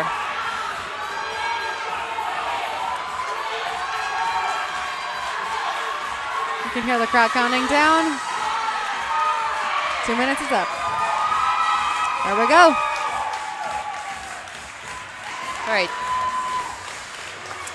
Chuck Sulik actually walked away from his plyo box and didn't finish that round. The reason is because we know Chuck Sulik has a very large lead. Very large lead for Chuck Sulik, so he wasn't even doing any dumbbell snatches at the end there. That's the strategy we talked about. He had time to recover, you know, had time to take it off, and so there we go. Yeah, heat number 1 for the male standard division is done. We'll see how these athletes rank up. We have 2 more heats, I believe, for the male standard division for the rack 'em up. So again, that 5th workout is where we're at right now.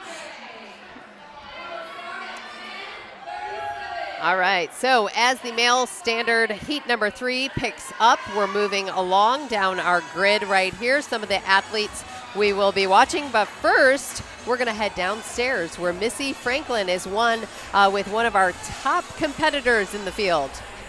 Hey, you guys, you are so very right. One of our top competitors. I'm here with Kyle Horner from Holly Springs, and we just found out, Kyle, you are first in Male Masters going into this final surprise workout. How are you feeling? Well, I feel good. The surprise part, not so much. So we'll see. We're gonna find out until after all the other heats are done. So we'll have about 15-20 minutes to plan, I think.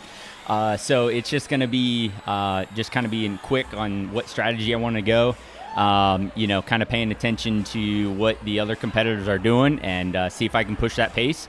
Feel good. I feel good going into it right now, injury-free, thanks to God. Praise Him for just giving me this talent and stuff, and that I can come out here and have some fun. It's great competition, great people. They put on a great competition here. Headquarters, phenomenal job here. So we just it's fun being here. This being my 3rd year, it's a lot of fun. Yes, you mentioned your 3rd year. You won back in 2022, the first time the Male Masters was offered. You made finals last year. You're making finals again this year. What are you taking from your past experiences to really bring into this surprise workout coming up next for you? I mean, I think the preparation coming into this weekend was a lot different. I took it a lot more serious knowing that I'm just getting older, and the age group dropped down to 35 this year. So I knew there was going to be some younger guys coming in, and so I knew if I wanted to get into the finals, top 4, I was going to need to train hard. And so I threw a lot of extra stuff in there. I mentioned with I love basketball, and so I was doing a lot of playing basketball in a league just to do some cross training, added yoga, do a lot of things just to put myself in a better condition and better position for competing. Well, clearly all of that is paying off. You are doing so well. We are so excited for this next workout for you, and we are going to send it up back to all the action to Trish and Wendy on the floating floor.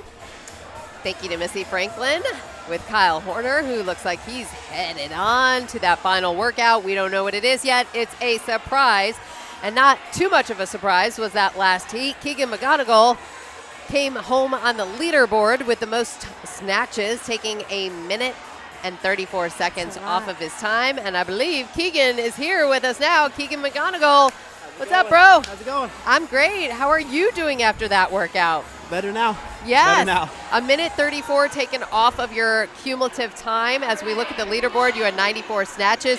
You really couldn't afford to take that easy. Yeah, I definitely tried to push as hard as I could and see if I could hang on to it towards the end rounds, but how closely are you watching the times, your competitors, where you stand, if you're going to make that final 4? Yeah, I knew I had about 1 minute to make up going into that last round, so give it all I got and see what happens. All right, talk about the games. You've been here before 4 times to the finals for Keegan. I've covered your many athlete performances here. How does this games differ for you in the finals? It's always different coming back each year. You get more experience. You kind of know what's going to happen, even though still not prepared for it in the end, but it's always a good time coming out here, seeing all the other athletes, all the people here. It's just a great experience. You're representing Greenville, North Carolina. Who's here with you today, and who do you want to shout out at home? Yeah, my wife and baby here, Cameron. They're both here, and then we have a couple members that came in, Astrid, Suzanne, and then one of my trainers, Megan, is also here. Awesome. And the fans back at home tuning in from Greenville. Yeah. Thank you for all the support, too. You guys have been awesome. Supporting me all the way through. All right, Keegan. Well, we don't know what's going to happen yet, if we're going to see you in that surprise workout or not. How soon before you find out? Let's see. We're in heat number 2 for the male standard, so. Yes. Yeah. Probably after this heat, I think some of the guys behind me on this, or in front of me on this heat, so. Yes. We'll find out soon. We'll find out. We'll soon know. Keegan McGonigal, thank you so much. Thank you. Yeah, great job. Great job this weekend for the games. Thank you. Keegan McGonigal from Greenville, North Carolina, coming home in that top spot from that last heat with 1:34 removed from his cumulative time. That's the leaderboard, 94 snatches. Every snatch take a second off of your cumulative time. But who he had to gain from was Chuck Sulik, who had 55 seconds off of his cumulative time. All right, let's take a look at this heat right now, who we have in it, who's competing, who we're watching. Yes, so we have Dan Schaff. He's from Whitefish Bay, Wisconsin. We have Paul Searles from Princeton, New Jersey. Kevin Parks, Mallard Creek, North Carolina. Lyle Shorts, Rochester, South, Minnesota. Grant Luther from Westmont, Illinois. And then Andre Chamizo from Spring Hill, Florida. So we know Grant Luther had a lot of time to make up from Chuck Sulik, but no big worry for Grant Luther. But Gavin Binger, if we're looking at that male standard, at the totals that we're watching, we're going to show Heat 1 on total snatches. Let's look at that now. We just talked to Keegan McGonigal. 94 was his total. 1:34 off his time. Gavin Binger with 82 snatches. That is 1:22 seconds removed from his time. So basically, we have to watch Grant Luther. Can he get close to Gavin Binger? Because that's who he's gunning for, between Gavin Binger, Grant Luther, Dan Schaff. Those are the people that we're watching. So Dan in this heat and Grant Luther in this heat. Can they make up enough time to get into that top 4? Keegan McGonigal, we know, took 1:34 seconds off. Yeah, him and Ian Gustafson tied for 1:34. Grant Luther with a little misstep on the plyo box right there. You got to catch your ankles. Paul Searles is who we're looking at right now.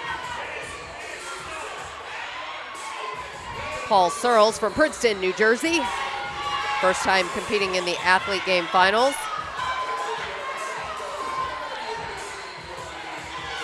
On our box jumps by Grant Luther. Grant Luther, the second time here at the finals.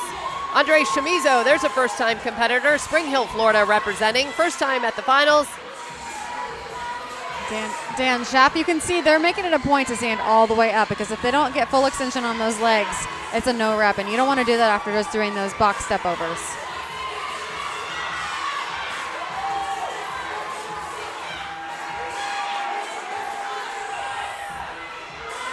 All right, there goes the snatches by Paul Searles.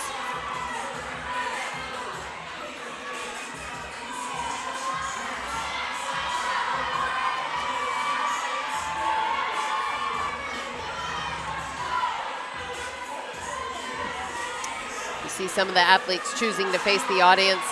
Andre Chamizo facing his audience, representing Spring Hill and Trinity, Florida.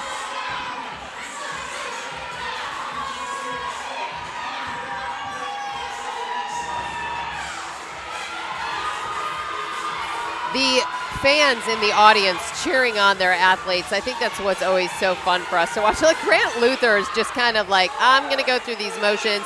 I don't need a whole lot of snatches. He just has to maintain. I think he solidly has put himself in that position. Kevin Parks from Mallard Creek. That's the first time we've got a good look at Kevin Parks during this round. 35 years old, first-time competitor in the Burn Athlete Games.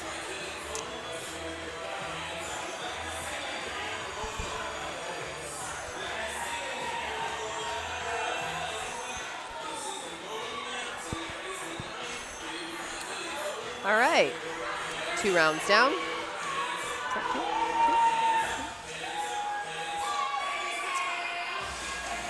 And they're ready. They get a minute break. It's every 2 minutes. Look at Kevin Parks here on the field. He's got the fans dancing with him. That's Kevin Parks doing that from Mallard Creek. Getting love the fans that. fired up. The energy. Yes. It's amazing.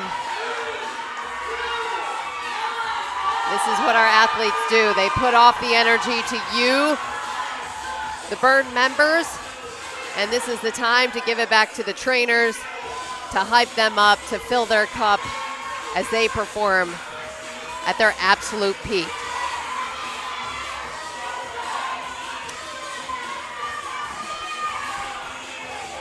Dan Schaff is behind us, and I was just watching him complete these box step overs, and he's got such a good pace on these box step overs. There he is now, already on box jumps.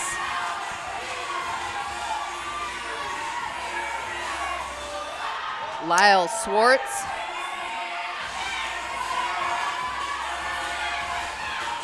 Schwartz, Rochester, South Minnesota. There's Kevin Parks. A whopping 6'5" in height by Kevin Parks. That's a lot of stepping over, getting awfully tall on that box. Andre Chamizo, 31 years old. Dan Schaff, also 31 years old. You know, a lot of these guys put, if they're married, if they have kids. I was joking because Dan Schaff from Whitefish Bay, Wisconsin, on his sheet put, I'm single and I'm looking. So ladies, Dan Schaff, not Paul Searles. Paul Searles is married, his wife Jordan, and they have a 1.5-year-old son named Cameron. I'm glad you cleared that up, Wendy. Some of these athletes, they make me laugh on their bio sheets. No laughing matter for Andre Chamizo. He's going for it. Representing Trinity and Spring Hill, Florida. Lyle Schwartz from Rochester, South Minnesota. He's taking a break. He's like, I'm just going to shut it down. Now they get a minute break right here. There's Dan. That's my single and looking guy. All you ladies in Wisconsin. Give him a shout out. I sure hope he didn't get a girlfriend from the time he filled out his form for us. I just screwed him over. Oh, that's awesome. Very entertaining guy. We had him on yesterday's broadcast. I really Good enjoy talking personality. with him. I did. Yeah. I enjoyed talking to him too. You're looking at Andre Chamizo right there. All of our athletes, you've been reading through all their comments. I was just thinking, I was telling Morgan Klein actually, like the hearts of these people are just so amazing.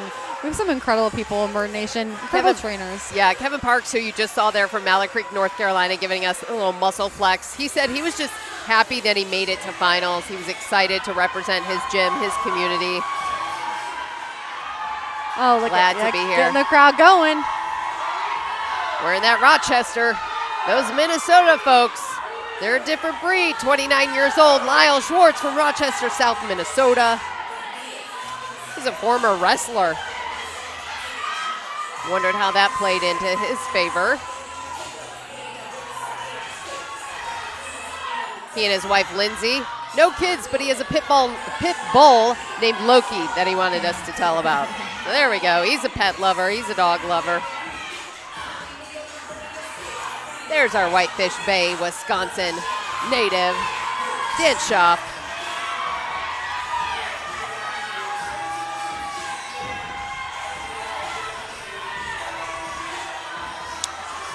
Grant Luther getting on those box jumps. There's the Grant Luther fan base. I love those shirts.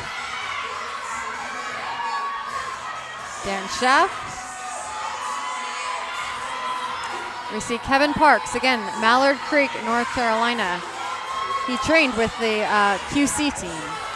There's quite a few of them here at the Athlete Games.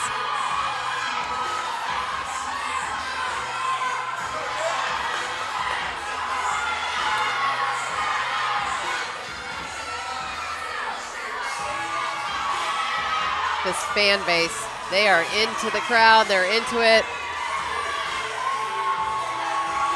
Paul Searles, who you're looking at from Princeton, New Jersey, he's competing. He said it's part of his DNA to be an athlete and to be competing. He grew up as an athlete. He's the one that lunges every day for a half mile.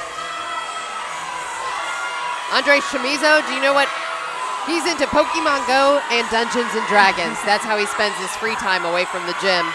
You do you, boo.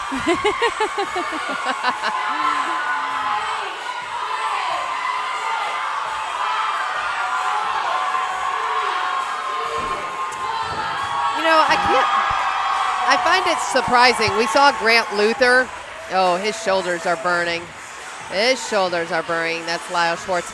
So I found it interesting. Grant Luther right there. We just saw him tapping his shoulder, tapping his chest. We just saw Lyle tapping his chest. We know this. Yes. We know this. What is this, Trish? So it's a flight or fight. It helps. Becky Bjorklund gave me that tip. She said, whenever you see me tapping my chest, it helps me kind of get out of reset, get you out of the zone. Your rhythm, your heart, reset your mind. So it's like it's almost like a reset, right, of a fight or flight. So basically, I'm out of here. I'm flying out, or I'm going to fight this, and I'm going to get back in the game. So it's an interesting strategy. We've seen it a couple times. We've seen a couple athletes do it. We just saw Lyle do it from Minnesota. So very good. All right, there we go. We have one more heat. I was going to say that was the male standard heat number 2. So some of those athletes, that was their last workout. Yes. Because we know only 4 are making it to the 6th and final workout. But before that, we still have one more heat for the male standard division. We don't want to say bye-bye to anyone just yet. No, not yet. But it's getting close. Getting close to the end of your athlete's journey if they're not close to that top 10 to make it to the top 4. All right, let's talk through who's in this heat. Yes, in this heat. So again, heat number 3 for the male standard division. We have Brian Spakowitz, Nicholas Price, Stephen Arias. Arias. It's okay. We love you, Stephen. I every time in my head before I say it, Arias, Stephen Arias, and I should know that because I know your FP really well. Sam Vondra and Phil Tebow in our last heat for the male standard division. And this is what I could tell you. Looking at the leaderboard for male standard, I'm going to grab my phone because I'm referencing this. In this heat, who we need to watch, it's Brian Spakowitz because he can gain enough time to maybe make it to the top 4. He's really tight on that leaderboard. So Brian Spakowitz is one who may have a strategy. He's going for broke. He's going to be snatching that thing like there ain't no snatching business. And Brian Spakowitz needs to make up some time to make that top 4. That's who we're watching. The other one in this one, Stephen Arias, another strong competitor. He came into the day, he's 9th. Can he wedge his way into that top 4? Take a look at all of our male standard division. This is how they were ranked coming from regionals. Travis Madonna was ranked number 1. Travis Madonna has had a hard go here at finals, in my opinion. Not as strong on the leaderboard here at finals this weekend. From Clearwater, Florida, a repeat competitor at the Athlete Games. But Chuck Sulik has been the strong favorite so far. Gavin Binger has been right around that 3rd place, 4th place all weekend long. Same thing.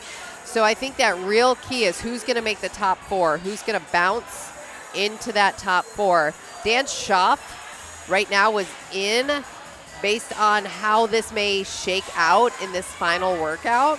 We don't have those answers yet. We're just watching it live like you guys are to say who's going to make that final 4 cutoff. It's going to be a big deal. And these athletes still haven't been given the workout. The reason they haven't been given it because we still have athletes competing. So this is the last heat of the male standard. After that, and I believe after every athlete competes, all the divisions of workout number 5 is when workout number 6 is released. Yes, and we'll find out when the athletes find out. So I believe we're going to have a camera that follows the athletes getting told what that workout is. But it's also going back to the leaderboard, going back to the strategy that Matt kind of talked about. You have those snatches take a second off your time. So we're seeing some of these athletes get almost a minute and a half or more taken off their time, which is huge and can bump them up that leaderboard significantly. All right, let's take a look on the floating floor for round number 1 of this 4 rounds. It's 2 minutes on, 1 minute off. They're doing the step over. I will say, Brian Spakowitz just had a misstep on the box right here next to us. Shook his head. All right, so heat number 2 just finished up. Heat number 3 is underway. Here's heat number 2 leaderboard. How many snatches those athletes got to take a second of time for every snatch they completed. So that is a minute 43 off of Grant Luther's time and I'm doing this math, it's 60 is a minute, right, Trish? So this is a minute 41. Good job, Wendy. Lyle Schwartz's time. A minute 41 off of his time as well. We actually have Lyle Schwartz here, straight off the floor. Yes, Lyle from Rochester North. Rochester North. No, South. South side. South side of Rochester. Excuse me, Rochester. Please don't take offense to that. Don't write me hate mails. We love you, Minnesota. All right, Lyle. It's very loud here, as you know. Talk us through that last workout. Amazing snatches, the amount of time taking it off. Will it be enough for you? I don't think so, but I kind of knew. Coming into this, I knew I wasn't in the best shape, and that's really taken a toll on these later workouts. But this was my absolute favorite workout to do. It was, okay. I love the snatches. I have a good technique on those to go through, and in training, I never got over 80, 85 on my run-throughs, and on this one, I got 101. So Awesome. I'm happy with that. I was really happy with this one. So Go ahead. I was going to say, I'm actually curious about your technique because you have a technique clearly it works. You got 101. What is that technique? So I go up, and on the way down, I actually drop it. There's a split second where it's just floating in the air, and I have my opposite hand ready to catch it below. And it just makes it very seamless up and down with no transition time. So it's kind of scary because it's airborne for a second, but it's legal. It's legal. It's legal. It fits the standard. But I also, on like a single arm, when we do that in the air, swap in the air sometimes too. That's essentially what you did. You fans watching at home, you just picked up a huge tip from Lyle on how to make your snatches faster. All right, you are here representing Minnesota. What does it feel for you? And explain your first time at the Athlete Game Finals. You already in your head are preparing for next year. It sounds like. What have you taken away that you could tell the folks at home watching and tuning in? Well, Rochester area has a very strong history of athlete games. The lead trainer that came before me, Leighton he won it. Maggie Balo, she's in the building somewhere. She won the female standard last year. We've had a lot of competitors, so I'm excited to extend that tradition and hopefully do better than I did this year. And also, I just have just to show those trainers, we're not an exemption to the things that we tell you guys. A lot of times when people become trainers, they forget that they're the same lessons, the same accountability, the same, like even with form and everything like that doesn't apply for them. And this is just it's just opportunity to make myself vulnerable, put myself out there because I needed accountability. Taylor Sursley, she was my support. I wouldn't have done regionals if she didn't do it with me. I wouldn't have trained like I should have for that if she wasn't there training, saying, I'm going to be there. I'm going to be at the gym at 2. You got to be there too. So, but yeah, just this. Well, I don't have any. I'm out of words, dog. Lyle, we know it's been a long weekend of workouts. We're so proud of you representing Rochester, South Minnesota. Thank you so much for joining us, and a shout out to those folks in Minnesota tuning in this afternoon. Thank you very much, guys. All right, thank you, Lyle. High five, bro. I think it's interesting how they quickly go right back to the mindset of, hey, we ask our members to do this every day, and now we are here doing it. So to walk the walk, talk the talk, and walk the walk is what he's saying. And he already has in his mind how he wants to come back stronger for next year. I love it. Taking a look at our floor, where we are right now in this final heat. There's Sam Vondra from Verona, Wisconsin, 24 years old. First time in the Athlete Games. Hey, there's Wendy Wilkinson.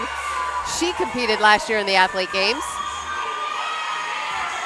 There's Nicholas Price, who you see, one of our youngest competitors, 21 years old. There's Phil Tebow from headquarters, Lake Norman Gym. He trains here. Stephen Arias fans from Chapel Hill with the fat heads. Arias. I'm going to get it right next time I say it. All right. Sam Vondra. He trained with those Wisconsin boys up there. There's Brian Spakowitz taking a minute. So you see him directly behind us. Rotating. He's one of our larger competitors, muscle mass size. Again, they get 60 seconds in between rounds to recover, and let me tell you, they are taking every 60 seconds. Oh, here we go. Phil, he's taking these 60 seconds to give out some high fives to his visitors in the crowd. Arias getting recentered, getting refocused, still smiling. What do you think Steven? he's telling himself right now, Stephen Arias? There he is. Playing to the camera. I love it. Our athletes, They're amazing. They're expect to perform at their absolute best, but yet still have those personalities. Still playing to the crowd. There's Nicholas Price, 21 years old. Knightdale, North Carolina is where he trains, but of course his mother is a franchise partner, longtime franchise partner, been with the brand since Nicholas was probably about 11 years old. Oh, a little step on the box there. He's got to watch his knees, got to watch his feet. Both feet have to be engaged on the box. This is a heavy weight. This is 50 pounds each hand. This is not light. 100 pounds they have to carry over that box. And Nicholas Price, you know, as I mentioned, 21 years old. Some of these athletes next to him have a decade of more training on their body in life. It's truly incredible just to be 21 and for him to be here competing. Like, I'm beyond proud of him, and I can't even imagine how Melissa's feeling right now. Or Stephen Arias.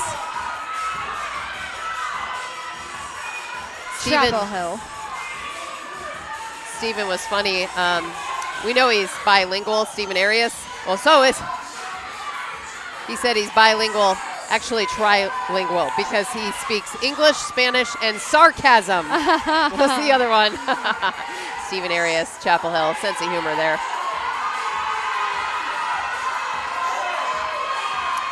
Phil Tebow, there's Stephen. And the Fatheads, his wife Lindsay in the crowd. Yeah, his wife Lindsay Arias, she's a trainer at Burn Boot Camp Cary. So shout out to Burn Boot Camp Cary as well.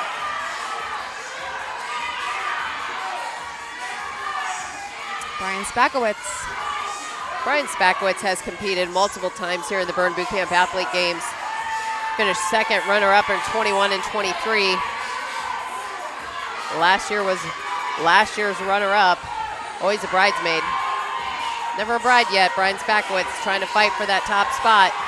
Sam Vondra knows he's got to go on these snatches because he needs to make up some time.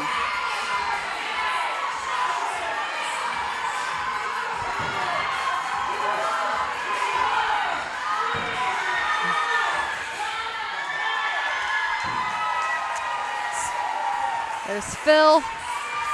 He's giving it all, his all here at the Burn Athlete Games. His first appearance. Sam Vondra from Verona, Wisconsin, just started in January with Burn Boot Camp. He was a high school swimmer, former athlete, 24 years old. Phil Tebow had his two kids here. I don't know if they're here today, but they were here yesterday watching Dad. Yes. With his wife, Jessica, his kids, Jack and Lucy. His wife competed in our Burn Boot Camp Level Up games just a couple weeks ago, and she crushed it. So I'm sure that they had some kind of training talk at home. As she was preparing for Level Up games, he was preparing for Athlete Games. And then you just saw, I think that was Beth Williams with the Stephen Arias Fathead. Beth Williams, and behind her was Kip and Katie Downer, who have several athletes represented here in the Burn Boot Camp Athlete Games. All right, next round. The step overs, both feet have to engage on that plyo box. Whoa, it's 100 pounds. It's getting real heavy now, Trish. Yes. I just remember, again, going through these workouts, and I encourage you guys, members at home, try this workout. Because on these last couple of rounds, you're going straight from carrying those heavy weights with those step overs immediately into those box jumps. Your legs feel like jello. You have to practice a lot of self-awareness. And it's a mental toughness game, right? Like, you can do this. Positive self-talk. I got this. My legs kind of hurt just watching. Yes. I'll be honest, I'm not doing any of these workouts, but in my mind, I feel this. Yeah, and then you think a snatch is a full body movement, so you're still using your legs for that snatch as well. You can see that's a toll on Phil Tebow's body right now. He is having to fight through it mentally. Already on the box jumps. Sam Vondra.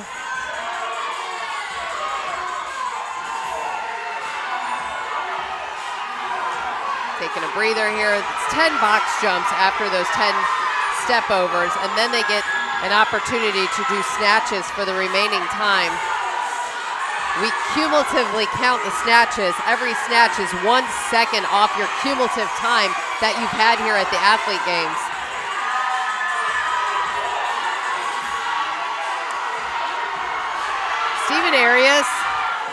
Stephen Arias is putting the pedal to the metal. The sweat is rolling off his arms. but he knows he has to make up some ground. He has to take advantage of this time off. Well, he's definitely taking advantage of it. He's giving it everything he can. He's such a strong athlete. The crowd is firing up Steven Arias right now. Oh, look at he's playing. You got to get on Steven Arias. Did you see it? That's awesome. He's like, let's hear it from the crowd. I want to go take a cam from Steven Arias now. Oh my gosh. That was amazing. Those last few seconds, Steven Arias was just going to town on those snatches. And the last one, as the countdown was happening to 3, 2, 1, he threw it up in the air. And then he's like, come on, come on, come on, crowd. It was amazing. That was It was a very loud section over there, the Steven Arias fans from Chapel Hill bringing in the heat here. It was a fun round to watch. So that wraps up our male standard division. So what happens now, Trish? We reset the floor for our female division coming up. Yeah, so the females will do rack 'em up next. The only difference here is that weight. So the weight that the men were carrying over the box for that box step over, and then the snatch weight will change. They'll go from the 50-pound dumbbell that the men had to a 35-pound dumbbell. Again, for the step over, they'll have 2 35-pound dumbbells, and then the snatch, 1 snatch. And again, remember, if you're just now tuning in, those snatches at the end are going to take one rep, takes 1 second off their cumulative time. So they're coming into with some strategy here. And if you do level up games at home, sometimes we have masters and standard, and the masters will have a lower weight than the standard division. But here at the Burn Boot Camp Athlete Game Finals, it's not that case. It's just female split amongst their age. So 35 and up is masters, but they have the same weight, masters and standard, for female. Yes, that is correct. And that's 35 pounds for this one. Hey, I do want to give a shout out to our employees of Burn Boot Camp headquarters staff members, because what's happening behind the scenes you can't necessarily really see, but they reset the floor. All these weights have to go on and off. And I just saw some disinfecting wipes on the plyo box from the men that just came off of them, because we know they're sweating. Yeah. We know what those plyo boxes look like when they finish a workout. So kudos to Burn Boot Camp headquarters employees, because the staff members are wiping them down for the females who are about to come up on the floating floor. Thank you for shouting them out. We have our whole crew here. They're awesome. Positive energy. We love you guys. Thank you so much. All right, now we have a chance to look at how those leaderboard comes out of that last heat. Look at that, 102 by Steven Arias. We knew it was going to be a lot.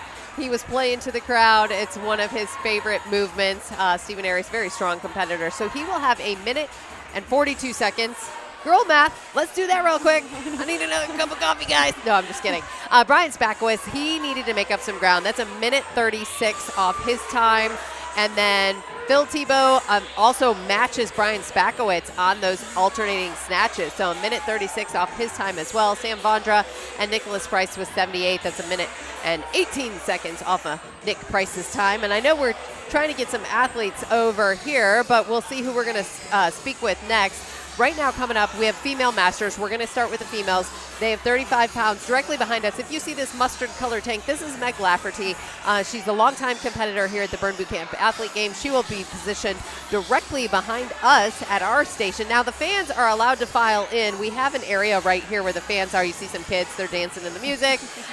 We know they're Raleigh fans. You know what? I'm going to get, I know who those are. Those are Meg Lafferty's kids. Oh. These are yes, they are. I'm going to back up and show them for just a second. There they are.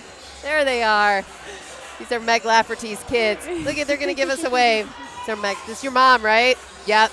Yeah, they're queued up. Now they are allowed in and out of the gym when their athlete competes. So what has happened is they all have wristbands. You have a different color for your athlete. As your athlete's ready to compete, you're allowed back onto this area of the floating floor. So Meg has her kids, her family has positioned themselves right at the corner where she'll be competing for this 5th and could be second to last workout for Meg Lafferty. She hopes to make it to that final round at the top 4. She's been here plenty of times before, 5 times for Meg Lafferty. But also in this heat, let's talk us through some of the other athletes. Yes, Patrice London. Meg Lafferty also came in here strong. She came in that qualified first from the regional athlete game. So she's had a strong performance this whole time.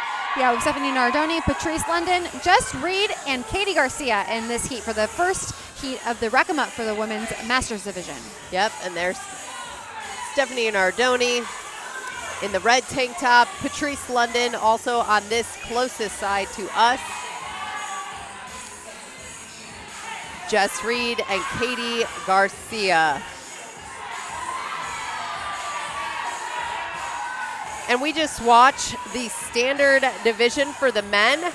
One of those competitors was Sam Vondra from Verona, Wisconsin. Sam, what's up? Hey, how's it going, guys? I'm good. How are you? We're gonna keep. Oh, you got it. You're a pro, man.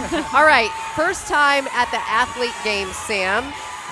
First time. What have you learned so far? We know the Wisconsin boys always bring the heat. Yes, I've learned a ton from Gavin and Amber, just always pushing me in the gym. So I would expect pretty much nothing different here. But I really learned, like, especially after that rough third workout yesterday, just how to push yourself like through and through and through. So that was really what I got out of it overall. So I read through your notes, and you said you were 180 pounds. You felt yourself as a smaller athlete, which I would disagree. So your main objective was to eat a lot of food before the Athlete Games to prepare to get to this point as an athlete. Does that mean you put on mass? Because you don't seem like a small athlete. I put on like 5 pounds, but I'm sure I just burned it off anyways. Yeah. Yeah, but I use the InBody at the gym all the time, and just trying to down as much food as I can. I'm full-time, so I work a lot, and just in between camps, just stuff in my face. So. All right, go ahead, Trish. I was going to say, so we know Gavin Binger is your FP. Yep. He's been here multiple times. Talk us through some tips that he gave you coming into as your first time here at the Athlete Games. Yeah, so Gavin said, pace yourself. Pacing's like the main thing, and just worry about yourself, right? You got lots of people screaming at you, and athletes around you. I just find a spot outside or on the wall. I look at it, get in my zone, and just go. He said, worry about your own workout and push yourself as hard as you can. You'll be good. Hey, I do want to point out, this isn't his only talent, because on his sheet, you played trumpet in college, right? Yes, yeah. So look, he's a band, I call him band nerds because my son's one of them and he plays trumpet, so I found that interesting. So you could be athletic and talented in music. Yeah, you can be a couple things, you just got to work hard at it. So what have you taken away? What do you want to do next games? So next games, I didn't have a ton of time to prepare for this. I came on in May as full-time trainer. So I feel like I've been trying to soak in everything so far. And after this year, I'm just going to try to dial in on, prepping and just trying to push myself harder than I usually have, because Burn's a whole different ballgame. So you weren't even at Burn until January of this year for your first time. Yep, I was part-time there, going like 1 day a week, and then May I came on full-time, so pretty new. So that's just a good sentiment for our fans listening at home, that they want to step into the trainer role, or maybe some trainers that think, oh man, I'm a new trainer, I can't do this. You have proven you can. Yes, and at first when I watched Gavin train our first, my first camp I ever watched, it was 70 people, and I was scared out of my mind. But he inspired me to do things I couldn't, I didn't think I was able to do, and pushed me into doing it, and now I'm thriving, so I love it. Awesome. That's Sam Vondra. Sam, thank you for joining us. I hope you had a great time at the Burn Athlete Games, Verona, Wisconsin. Appreciate it, Sam. All right, we're going to go back to the floating floor to check out our competition here to see where our standard division of our females, the master division of our females with heat number 1 in the books. They believe they have finished 1 round so far. On to round number 2. Directly behind us, Patrice London right there that you see on our box jumps. We have some athletes already on these snatches. That includes Stephanie Nardoni, Meg Lafferty, Patrice London, actually Jess Reed is also on it. All our athletes are now on it. There's also Katie Garcia also on the snatches.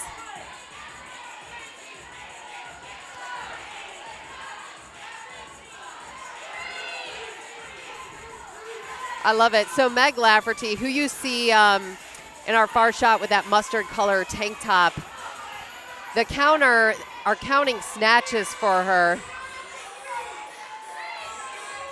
And her kids, she has 4 kids here. She has 4 kids between the ages of 9 and 13. Her kids just reminded her, they all shouted at one time, breathe. I thought that was super cute. There's Stephanie Nardoni. She has 3 kids as well. This is the first time back for Stephanie Nardoni competing at the Athlete Games after some time off. She's been to finals 2 times.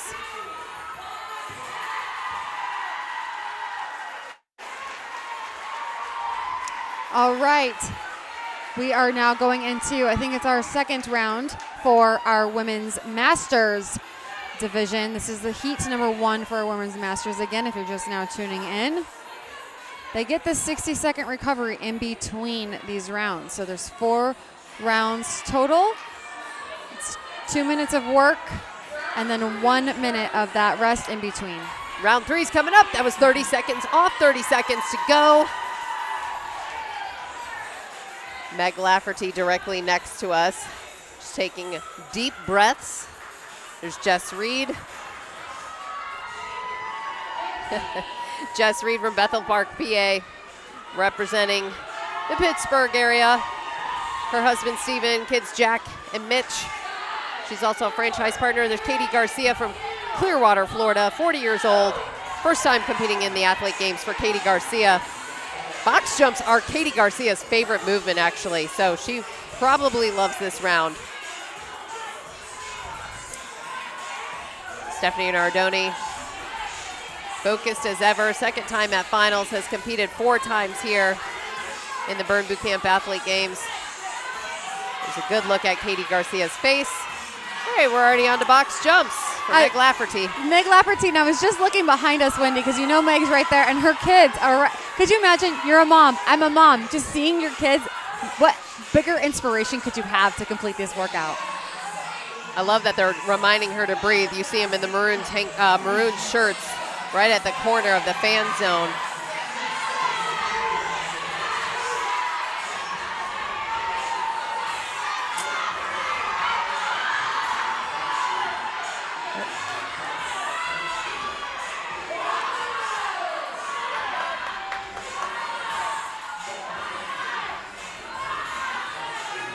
There's Jess Reed. She is from Bethel Park, Pennsylvania. When we talked with Jessie Dreher yesterday, she said how it was so cool to be able to do the games with her franchise partner, with Jess Reed, Bethel Park.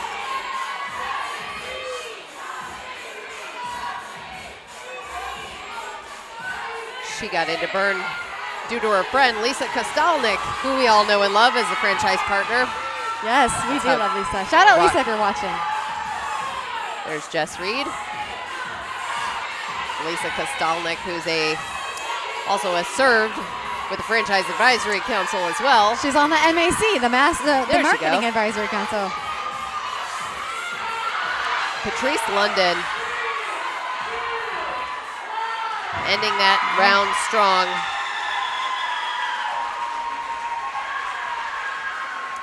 So Jess Reed has to make up some time here, Katie Garcia. Patrice London, though, is really on the cusp of making it or not. Her and Stephanie Nardoni in this round, the reason we have to watch Stephanie Nardoni, where you see right there in the red tank top that just squatted down, she was in the 4th spot coming in. Patrice London right there was in the 5th spot coming into today.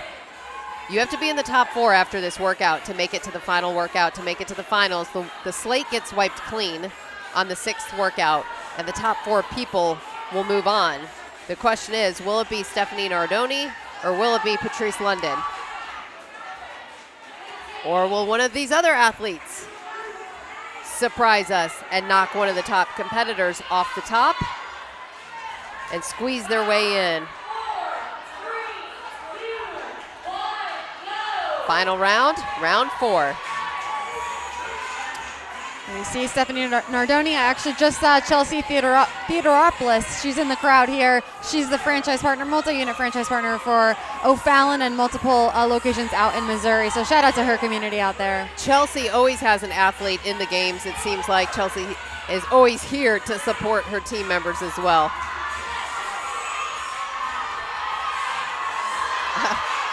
I love the ideas they come up with to support their fans, to support their athletes. Yes. Meg Lafferty on her box jumps, Patrice London box jumps, Stephanie Nardoni in the background right there in her box jumps. Question is, how many snatches are you going to take off your time? How many seconds do you get to take off? Meg Lafferty was really close with Nicole Overton. So actually, Meg Lafferty she can't take time off here, Trish, because she's trying to maintain her spot from Nicole Overton and Stephanie Nardoni to make sure she remains in the top 4. Yes.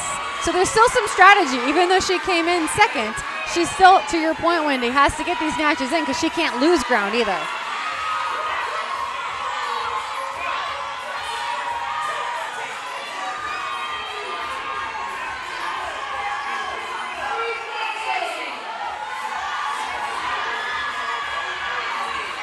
That's Patrice London. Patrice London with her back to the crowd. Meg Lafferty with her face to her kids. Watching her kids right now is so cool. It's making me emotional because they're just so proud. They're so into this. The countdown is on. She throws the weight. Amazing. Katie Garcia giving a little hello to the Clearwater family back in Florida, watching and tuning in. Jess Reed, happy to be done. This could be the final workout for a lot of those athletes. They will pack it up and be done competing on the floating floor for this weekend. But some of those athletes will carry on to workout number 6. Okay, let's look at the male masters. Moving on in our leaderboard of what it looks like. Cumulative time. Kyle Horner up on top. Josh Snyder in second. Look how much time Josh Snyder was able to make up because the strategy, Kyle Horner didn't need a whole lot going into that last workout. Josh Snyder was able to make up ground. Didn't need to. He's solidly in second. Matt Dendecker in third. Will Shurtleff in there with a 19:20. And really close, 8 seconds behind was Billy Haynes. Not making the cutoff right now. Billy Haynes is out of the male masters and will not continue on. This is cumulative, right? We're looking at the cumulative. This is our top 4 competitors that will move on to the final workout. Billy Haynes will go home. Jared Fogelsong, very strong odds-on favorite coming in, does not make the top 4. Yeah, it's really interesting to see Matt Dendecker here in the 3rd spot too. We could have a first-time champion in the male masters division, and we could across all of them. Again, we have 33 first-timers here, so it's really exciting to see. And we also have Missy Franklin, who has been such a delight to hear her talk to our athletes today. She's down in the green room. Missy, who do you have with you? Hey, you guys, I'm here with Carly Carbone. And Carly, I have to tell you, we had one of your team members come over and make sure that I did you justice. That is how loved you are. They said that you've been here at finals, you've been a counter, you've been a cheer, that you are just so supportive of your team. And now they are so happy to be here cheering for you. What does it mean to have their support this weekend? Truly means everything. Team West Raleigh, Team Downer Fitness is what this weekend has been about for me. And truly without them, I could not be here competing this weekend. I love being coach. I love being team mom. But more than anything, like being a co-athlete with my team this year means the world to me. Well, you can tell it means the world to them too. They love you so much. I've heard a little rumor floating around that you guys like to eat ice cream before the finals, which I love. Okay, so most importantly, what's the flavor for you? So we go to Jenny's night before, both days of finals workouts, and waffle cone with brambleberry crisp and gooey butter cake is the winning combo every night before Burn Athlete Finals. So our whole team gets to go together. So do I get to do that before every Burn workout? Does that? I mean, it definitely adds to the tummy rumbles, no doubt. But the team bonding before the night before is truly what it's all about. Maybe make it a tradition before, I don't know, some celebratory camp. Every milestone, make it happen. I love that. Before big swim meets, we would always have pasta parties to carbohydrate before. So that reminds me so much of that and that team bonding and how important that is. How are you feeling right now? You've already had a day of competition. You've already done your workouts today. Going into, an amazing workout coming up. What is your thought process? How is your body feeling? How are you taking things one at a time? Truly like remembering to breathe right now. We prepare for this moment. Energy is flipping electric in this gym right now, and the supportive athletes, the supportive community is like, remember why I'm here. Is like we've all won. We've all got to get to work out together at finals. And so to take it truly one rep at a time, like we tell our members in camp, and like we tell each other all the time, like we are so capable. And to get to do that together is really, really fun, and what's kind of carrying me through today. Love it. Well, you are all fueled up on Jenny's. You are ready to go. We're going to send it back to you guys up on the floating floor. All right, and here we just had Meg Lafferty come over here and talk to us, and I was just having a moment off camera with her. Let's clean up our table here. We take a little drink break every time Missy gets a chance to talk to everyone. All right, so what we just saw was Meg Lafferty finish up that round, and I believe we have our leaderboard to take a look at how many reps those athletes had in that round. So right now we know Meg Lafferty crushed those alternating snatches.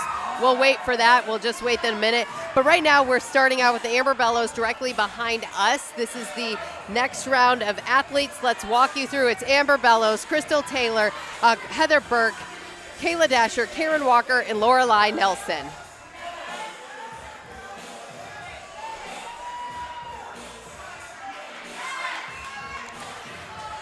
And the one that we're watching the most is Amber Bellows. Amber Bellows, leader here in the Masters division.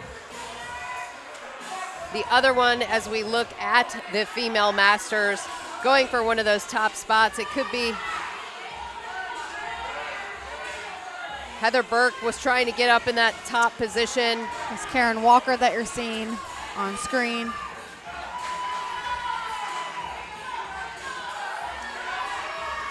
Okay, now we have the full leaderboard. I'm sorry, not the full leaderboard. The last heat we just saw from the female Masters, heat number 1, Meg Lafferty coming up top with 141 snatches. What that means is 1 second of time removed from their cumulative with every snatch they were able to accomplish total. So that means for Meg Lafferty, she is 1 minute and 41 seconds removed off of her time. Patrice London, who really had to gain some ground here, has 1 minute and 45 seconds removed from her cumulative time. The question is, will it be enough? Let's look at Stephanie Nardoni in 5th. The reason I want to go right to her, it's 1 minute and 44 seconds removed from her time. 2 minutes, sorry, I'll do some math, guys. We're looking at that 104 reps by Stephanie Nardoni. And Stephanie Nardoni and Patrice London were really fighting for one of those top 4 spots, Trish. Yeah, no, it'll be really interesting to see when that leaderboard comes up because, I mean, Megan Lafferty clearly, she crushed those snatches, but how will it end up with Patrice London and Stephanie Nardoni? Yeah, so basically when you look at a minute, so I got my math right? So 60 seconds in a minute, it's 120 reps. So it's 2 minutes and 5 seconds off of Patrice London's time there if we're looking at 125 reps, and then Stephanie Nardoni with 104. So Stephanie Nardoni might have lost some ground to Patrice London. We won't know those final scores on who's making the top 4 until we get through the Masters division here. Right. 2 minutes and 25 seconds was the total. 2 minutes and 21 seconds. Amber Bellows directly behind us here. The Burn Athlete Games, you see some of them stretching, moving. You see a lot of rotational work right there. It's because they're stepping over those plyo boxes with those weights. Again, this is 35 pounds in each hand, 70 pounds for the women. This is now round number 2 for our women's Masters division.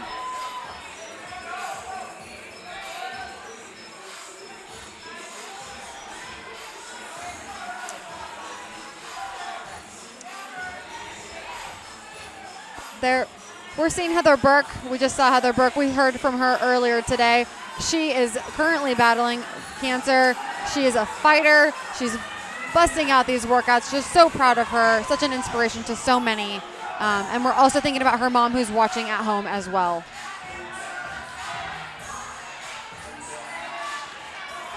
And there we see Karen Walker.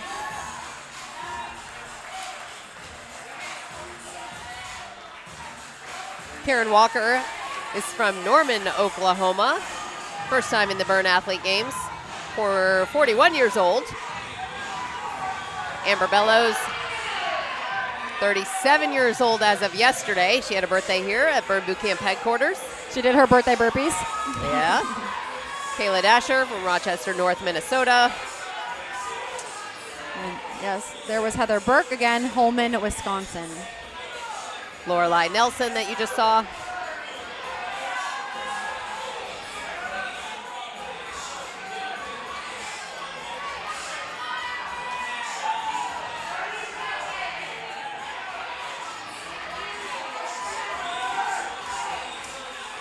There's Heather Burke.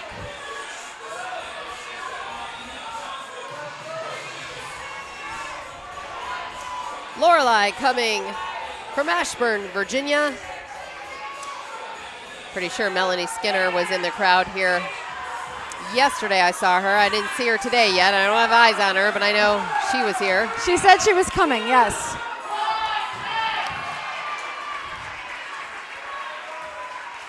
All right, round 1 in the books there. Round 2. Round 2. So 4 rounds total in the Rack 'em Up workout. Again, 2 minutes of work.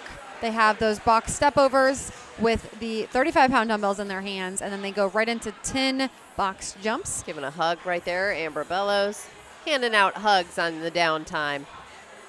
Heather Burke. There's Amber Bellows again. Strong competitor on and off the field in a heart of gold. I've heard her say how grateful she is to be where she is at this point. Karen Walker's like, just give me a second. Let me just sit down on this box. Lorelei Nelson, husband Jeremiah, girls, 3 girls at home, Danny, Evie, and Lily, ages 6 through 11, first time in the finals.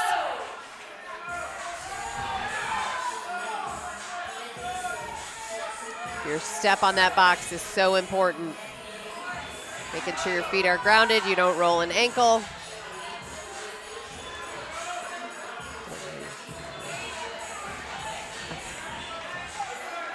And we just finished up Female Masters Division, heat number 1. Coming off of that heat, one of these competitors, Katie Garcia. Katie Garcia from Clearwater, Florida. Hi, Katie. How are you? Well, we are good. More importantly, how are you feeling after that? 125 snatches. We had to do some girl math, but that's 2 minutes and 5 seconds off your time. Yes, yes. Are you happy with how it's going? I'm very happy with that one. That was the one I was looking forward to the most. And another competitor in my heat, Jess and I, we looked at each other before we went out and we said, we'll be darned if this one's not fun. So we said, we're each getting 30. So after every heat, we looked at each other and we said, how many did you get? I love that. And after the second one, she looked at me, she went, 31. So I said, okay, all right. So it was a lot of fun. And here we are looking at the snatch totals on the leaderboard. 2 minutes and 5 seconds taken off of Katie Garcia's time. Just about having fun, just about making sure that this first time at your athlete games appearance. What have you been able to learn and take away on your first appearance here at the athlete games? I mean, as an athlete and as a competitor, probably more than I can list in the time you ladies have, but it's corny and it's cliche, but I've told everyone, truly what I'll walk away with is what everyone told me I'd walk away with coming into it, and it's the people. And I've tried to take the opportunity. I have a lot of vets in my heat who've been here before, and I've tried to pull them each aside because I'm blown away. They all had the presence of mind to step outside of that competitive edge and come up to each of us rookies and kind of say, you're good, you belong, you're strong, and they didn't have to do that. And it's made all the difference, from my counter to my fellow competitors to the guys and girls in the other standards. It's been amazing, really and truly. What would you say to the athletes that are maybe tuning in at home, or those that are maybe like a Burn ambassador, scared to take that trainer walk and make that next step at Burn Boot Camp, stepping outside your comfort zone and getting to this stage? Do it. You'll never regret doing it, but you might regret not doing it. Yeah. But you'll never regret doing it. I mean, I think this last workout for most of us, except for the top 4 amazing athletes in our heat, was very poetic because we all looked at each other. We said, we started together, we're going to end together. Everyone ended on that same final bell, and that has been the through line through this weekend for us. So do it. You won't regret it, and you'll walk away with 64 new best friends. 63, I guess. I love that so much. Are you going to come back next year? Absolutely. If I can outpace some of these amazing women, I would love to come back and count myself worthy amongst them again. But if not, I'll be here as a counter, as a volunteer, as a cheerleader. It's an incredible experience. That's great. All right, shout out to your Clearwater family. Anyone at home watching, Clearwater family. Hopefully, once again, my kids, Penny and Philly, I love you. We had a bunch of people come up for us, my husband included. I didn't say him last time. I love you so much. Lindsay, right? Lindley. Lindley. Yes. Oh, here we go. I know. I can't read my notes. It's a tricky one. That's all right. Lindley. And of course, all the Clearwater crew, Rooster crew. Hey, thank you, everyone. And he's been in the Marine Corps, right? Yes, so ma'am. you've traveled all around your whole life? Yes, ma'am. And you're in Clearwater right now? We are in Clearwater. And, when you move around so much and you live that kind of transient lifestyle, finding your community, you kind of think you'll never get it back everywhere you go. And it sounds kind of corny, but Burn has been that for me. It has given me a home in Florida, so I'm grateful to the organization. Oh, Katie, it's so good to have you here. It was Thank wonderful you. to talk to you guys yes, again. Congratulations. Thank you. We're going to head great you out. job. Hey, Thank awesome you. performance Thank here you at the so Burn much. Athlete Games. That's Katie Garcia with Clearwater, Florida representing. We're going to head back out to the floating floor where we are underway for Masters Division Heat number 2. Yes, there you see Heather Burke. She just finished her box jumps. We see most of our athletes now getting on to the snatches.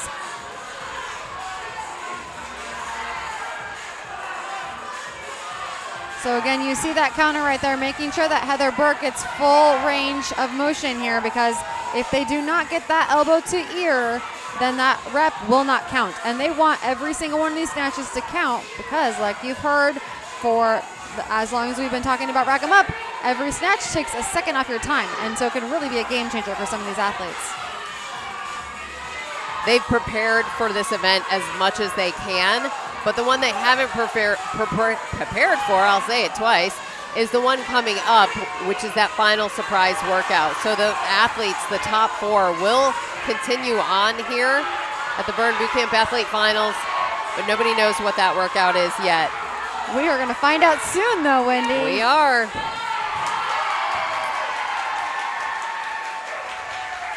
There All you right. go. Karen Walker representing Lorelei, taking a moment. I love it. I mean, it's mentally taxing, physically demanding. It's a lot that they've done, but a lot of these athletes, that's their final workout.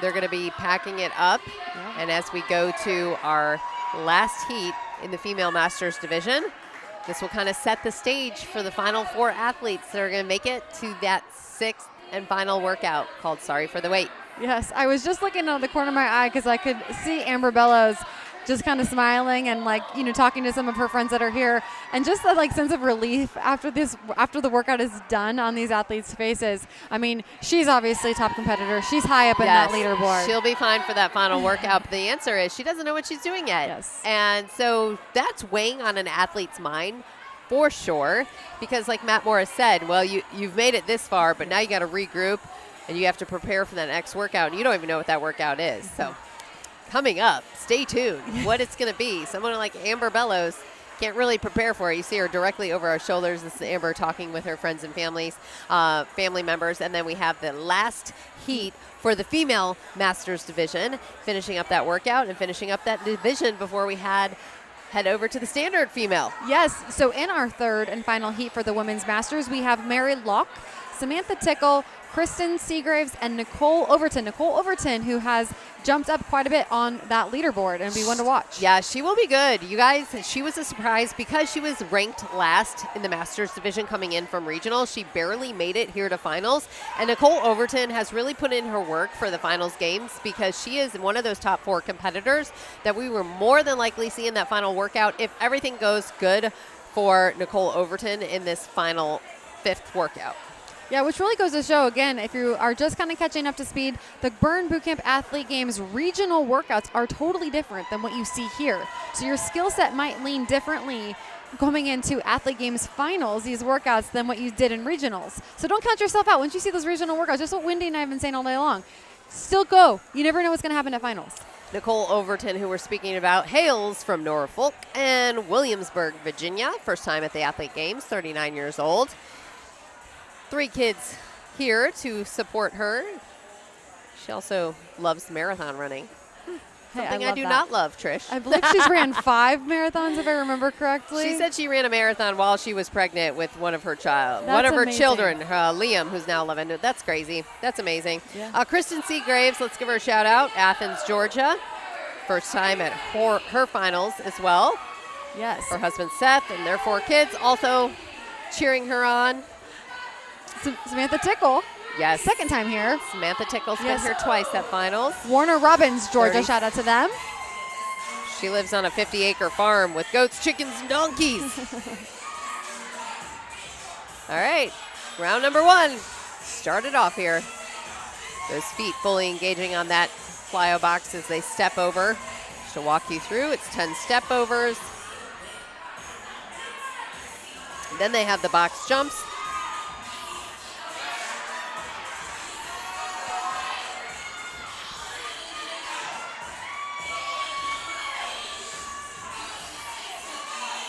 All right, rack them up. Some of those on the soft box jumps. The next thing they'll get to is those alternating snatches. We have a look at our leaderboard from that last heat with Amber Bellows coming out on top, 127 snatches.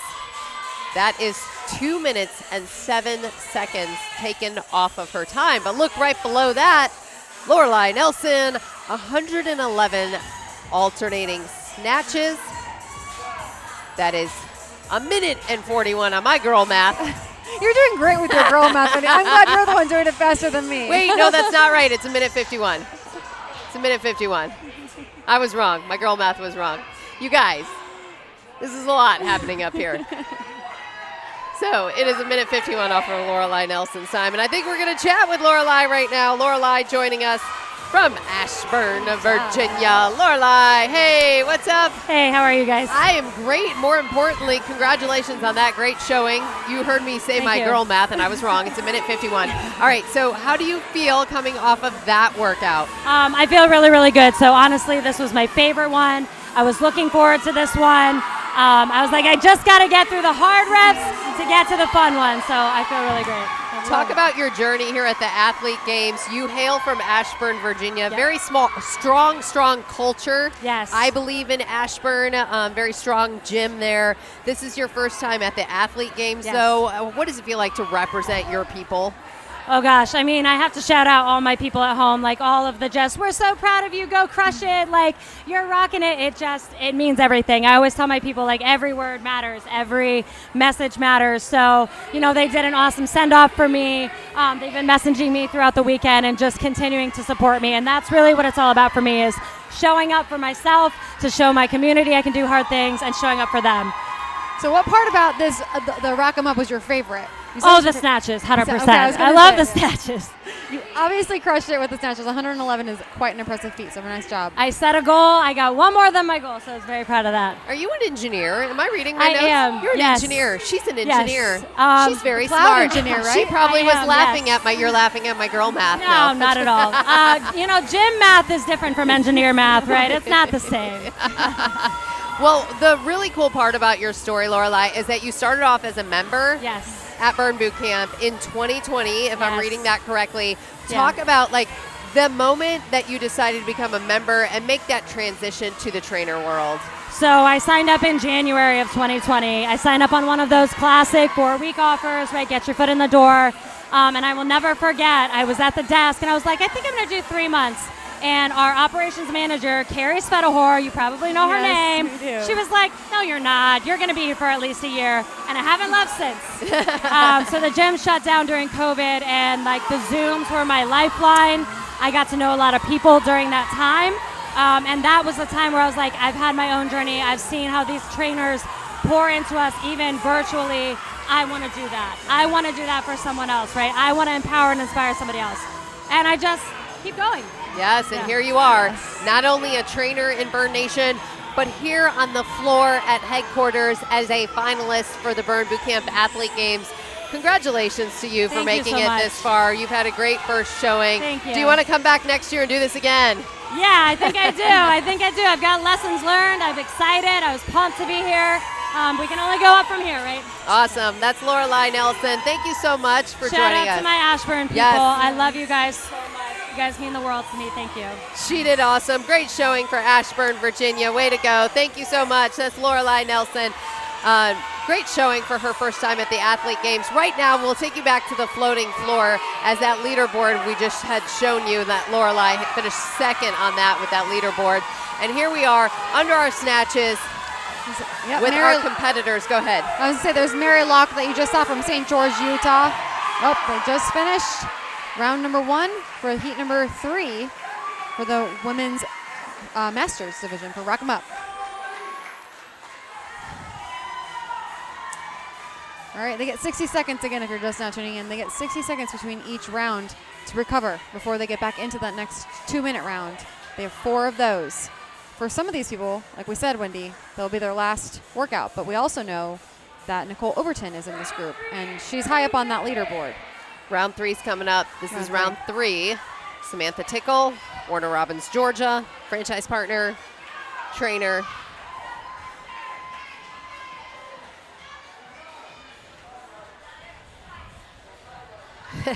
And as she wipes the sweat from right there off of her, I will say, I've only had sweat spit on me a couple times this weekend. We're okay, Trish. We pulled them off the floating floor directly to talk to Trish and I. I was thinking fully expect. I did get spit on. It happens. You know, it's the same thing when you're in the gym. Yeah, we were talking Sweat about goes flying off their nose, off their shoulders. It's dripping off their bodies, and we are very close proximity to them when we interview them. We could see literal sweat dripping off Lorelai when we were talking to her. Yeah. She's She's not the one that spit on me. I won't say who it was. But hazards of the job. It's okay. All right, their other box jumps. This is round number 3. Their legs are smoked by now. Some of these athletes, we heard them say, if you know you're not going to make the top 4, you just go out and you have a good time. Have fun, make the best of it, put on a show. I love how Lorelai was saying how she gave a rep count to herself because they just wanted to go out and have some fun. Just like we do in the gym. It's like you look to your partner. Yep. I know I do it. What rep count are we going to get? Just trying to motivate each other to keep going. Let's get that 30 rep count.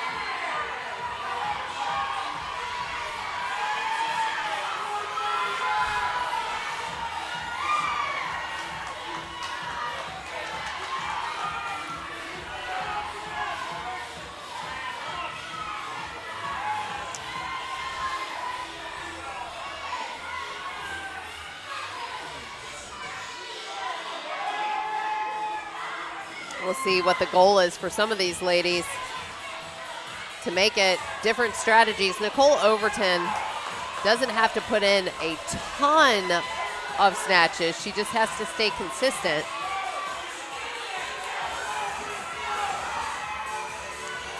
That's Mary Locke, you see, right directly behind us. St. George, Utah. She's the one that has run 5 marathons. Mary Locke. This is Nicole Overton. This is Kristen Seagraves now. Yep, Kristen Seagraves from Athens, Georgia.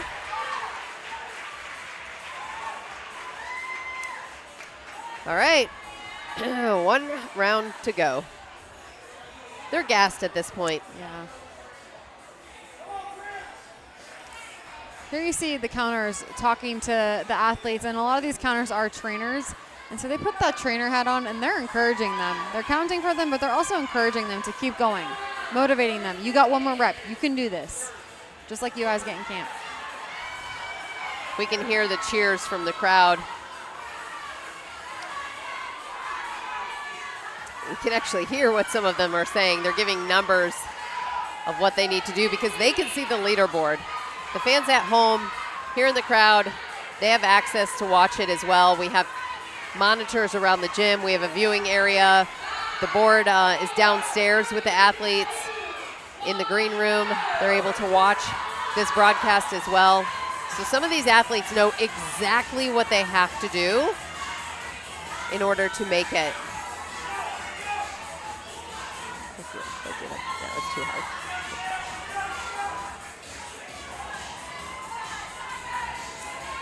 Fourth and final round. Gets a little harder here, Trish. Yeah. Kristen Seagraves. You can see it in their faces. You can see it in her legs. They do a little shaky shake. Nicole Overton. She's focused. First time in the athlete games. 39 years old. Her favorite movement's full burpees. Don't know if we're going to have full burpees in that last workout, but if she makes it, that's an advantage for her. Who doesn't love a good full burpee? I love a good full burpee.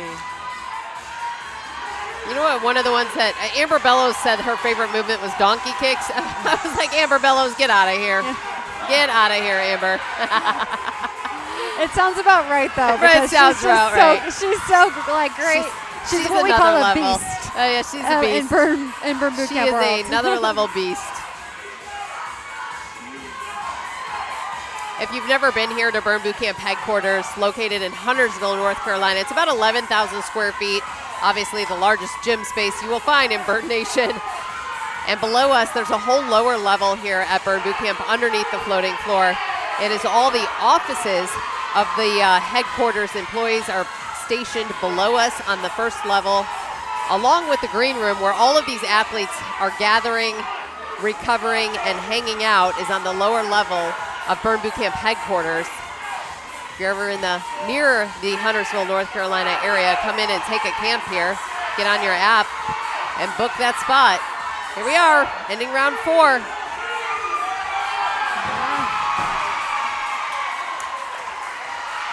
And that's the end. That is the end of the female masters division. We are going to be moving on to the final division, which is the female standard. And there's a lot on the line in that female standard division as well. There's so much happening. I love the strategy in this year's games. I don't think we've ever had this much like mindset shift and strategy. Yesterday, the tortoise and the hare, we took the slowest time of a certain number of rounds. Today, we're removing time off the cumulative based on how many single arm snatches that you are able to get. One snatch equals 1 second off of your time.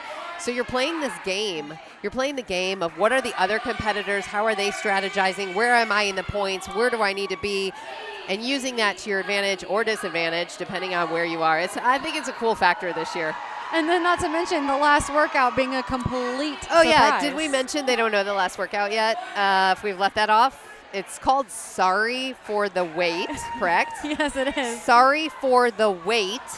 So I'm sorry for the wait. Sorry for the wait. Okay, yeah. I am not like an expert, but I would believe there are weights involved, Guys, weights. There's going to be weights. It's not all cardio.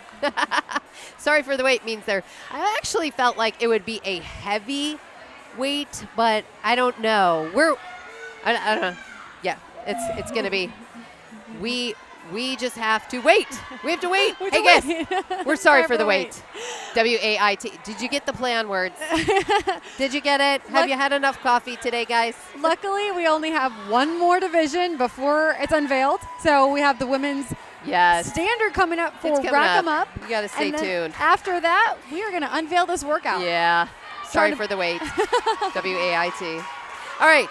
Let's take you through the standard division.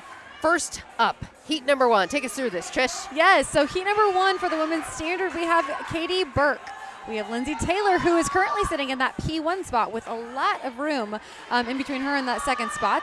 Kelsey Benson, Robin Dinkle, Eliza Harris, and Carissa Massey for, again, the heat number 1 for the Rack 'em Up, which we've just seen now the other 3 divisions complete. And you see the headshots there. This is the female standard division, all of the athletes that competed. This is how they came in ranked from regionals. Now, this is not how they currently stand in points, but the way the heats were numbered off and labeled and put into heats is based upon where they came in from regionals. Now, Masters Division, they just finished up. They finished up their snatches. How many snatches did your athlete get? Well, guess what? We can show you that right now. Here's our leaderboard from our Masters Division of our snatches. Mary Luck coming in strong, 134 snatches right there. That is 2 minutes, 14 seconds.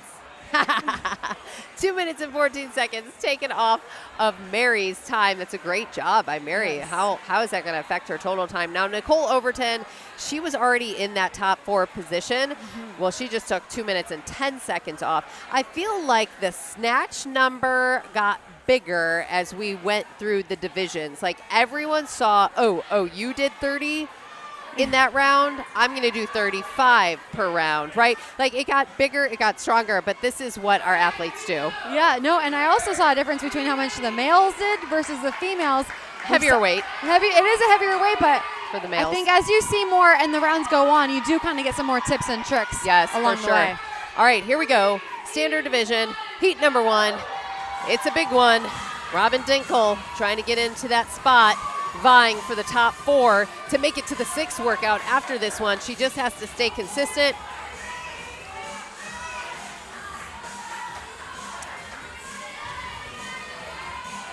There's Katie Burke, Mighty Mouse, wearing her Mighty Mouse shirt from headquarters. We talked about her being Mighty Mouse. She's taking no prisoners on the box jumps. There's Carissa Massey.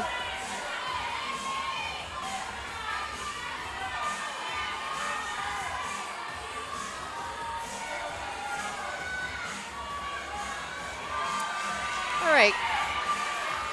Carissa Massey from Newport News, Virginia. 27 years old.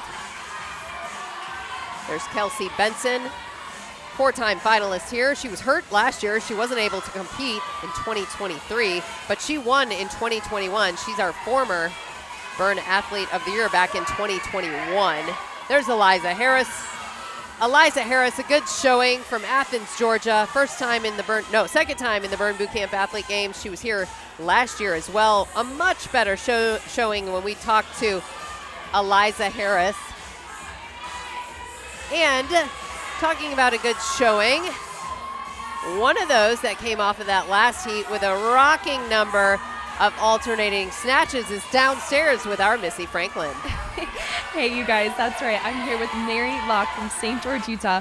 134 snatches on that last workout. That is insane. We are dripping sweat. You just said your heart rate's still at 150. How does your body feel right now? It feels good. It feels worked. It's tired, but it did what I needed it to do, and I'm proud. I'm so proud of you. Oh my gosh, this is your first time making it to finals.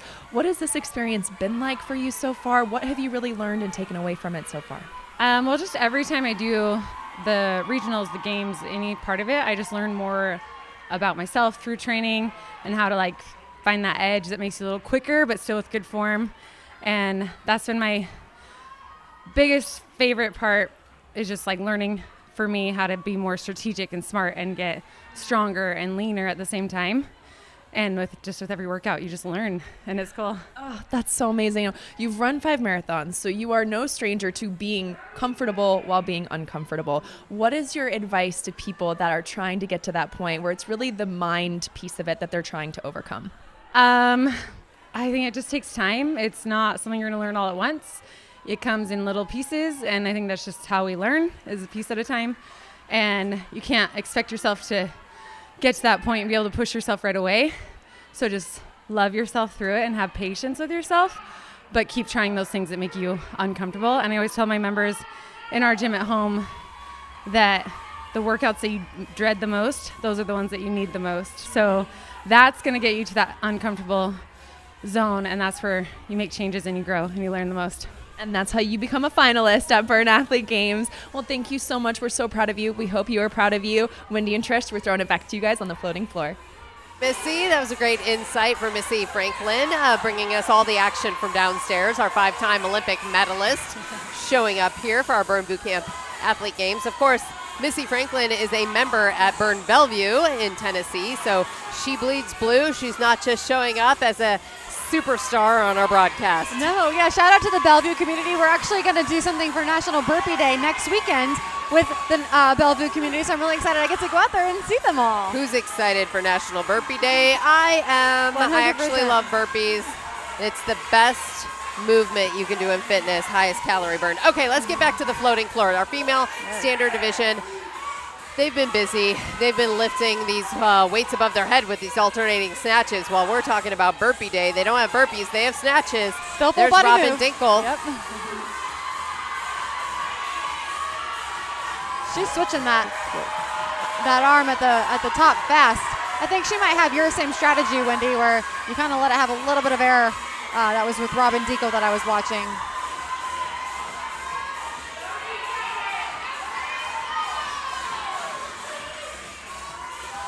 Kelsey Benson.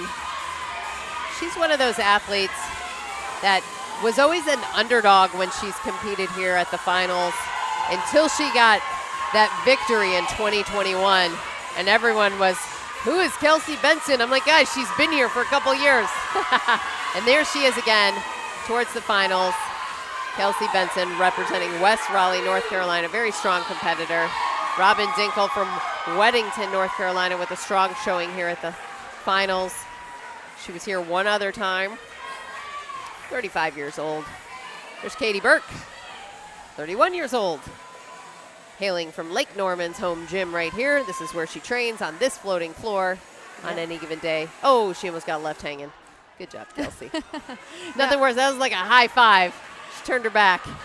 I get a little bit of a feeling of what the other members are saying with their trainers when I'm watching Katie Burke and Phil Tebow, because they're my trainers when I'm on the floating floor and I have my member hat on. So it's really inspiring to watch your trainers go out there and just leave it all on the floor. You so feel proud bad of for them. You feel bad, don't you? When it's like someone you know, you love, you're watching at home, you see them suffer, they're sweating it out. Mentally, they're playing that game. You just have a lot of sympathy, right, for these. I do anyways. They're inspiring me, that is for sure. Carissa Massey from Newport News, Virginia. She has 2 kids that she homeschools and 12 toddlers. She might have the toughest job out of all of us. I'm going to say that she does. 12 toddlers for in-home, right? In-home daycare. I'm like, yes, Carissa is crazy. Patience queen. I love it, Carissa. A heart for kids that takes special individuals in this world. Mighty Mouse jumping on. I was watching Katie Burke while she was doing her box jumps because she's right behind us, and she digs her heels into the box, and I kind of want to ask her afterwards. I don't know if that's for her to just make sure that she's getting both heels on there, because you will get no reps if both heels are not on the box. But it was an interesting strategy that I was seeing from her, and also could be a momentum play as well. It can be, and it can also be keeping your body safe and protected. All right, Katie Burke's going to step away from her weights for a second. She stepped away before she starts her snatches. Robin Dinkle, there's 1 minute to go, so you have 1 minute of snatches. Robin Dinkle's taking no prisoners on this. She's going to make sure she's in that top 4. There's Eliza Harris from Athens, Georgia.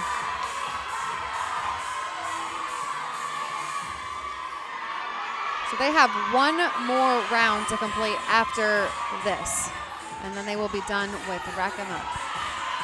Some athletes, you see Carissa is switching her hands halfway down the middle.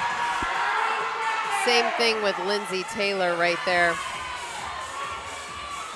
While someone like Katie Burke brings it all the way down to the bottom. Robin Dinkle is switching hands almost at the top and letting it float down. Kind of what they told us as a little tip and trick.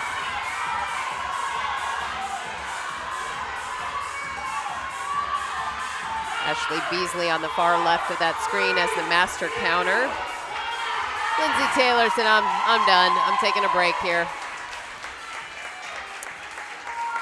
All right, they got 60 seconds to recover before that 4th and final round. At this point, you want more than 60 seconds. At this point, you're gassed out. You're like, it's 1 more round. This could be my last round in the Burn Finals workout. Could be their last time we see them compete on the floating floor for some of these athletes. Trying to make the best of their appearance. They're showing for their gym, representing their towns, their communities, their cities, their members. That's Katie Burke. Again, She said, nope, not yet. Went to stand up. Second thoughts on that. Robin Dinkle. Catching her breath. They keep their composure during their timed rounds, but man, oh man, you could just feel what they're feeling. All right, here we go. 4th and final round.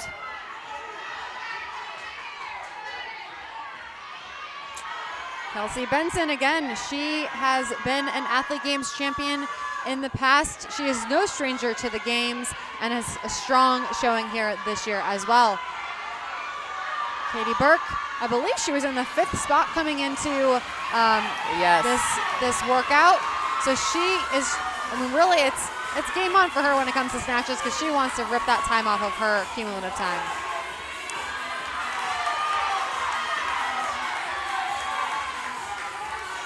You see Eliza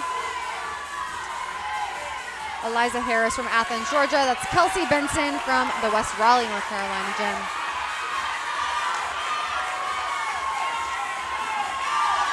So keep in mind, Lindsay Taylor had a really large lead coming into this last workout. So she just has to finish strong, do the workout, perform without going crazy on these snatches, but she doesn't really look like she's letting off the gas much. I was gonna say that would be really hard because you don't have to necessarily ball out, if you will, but you also don't want to, as a competitor, you don't want to not give it your all.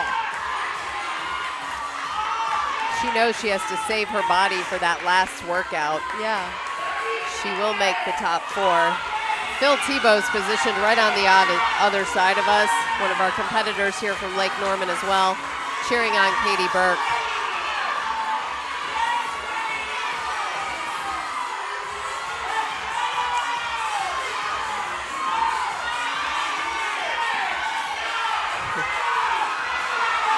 The crowd's getting hyped. It's the home stretch.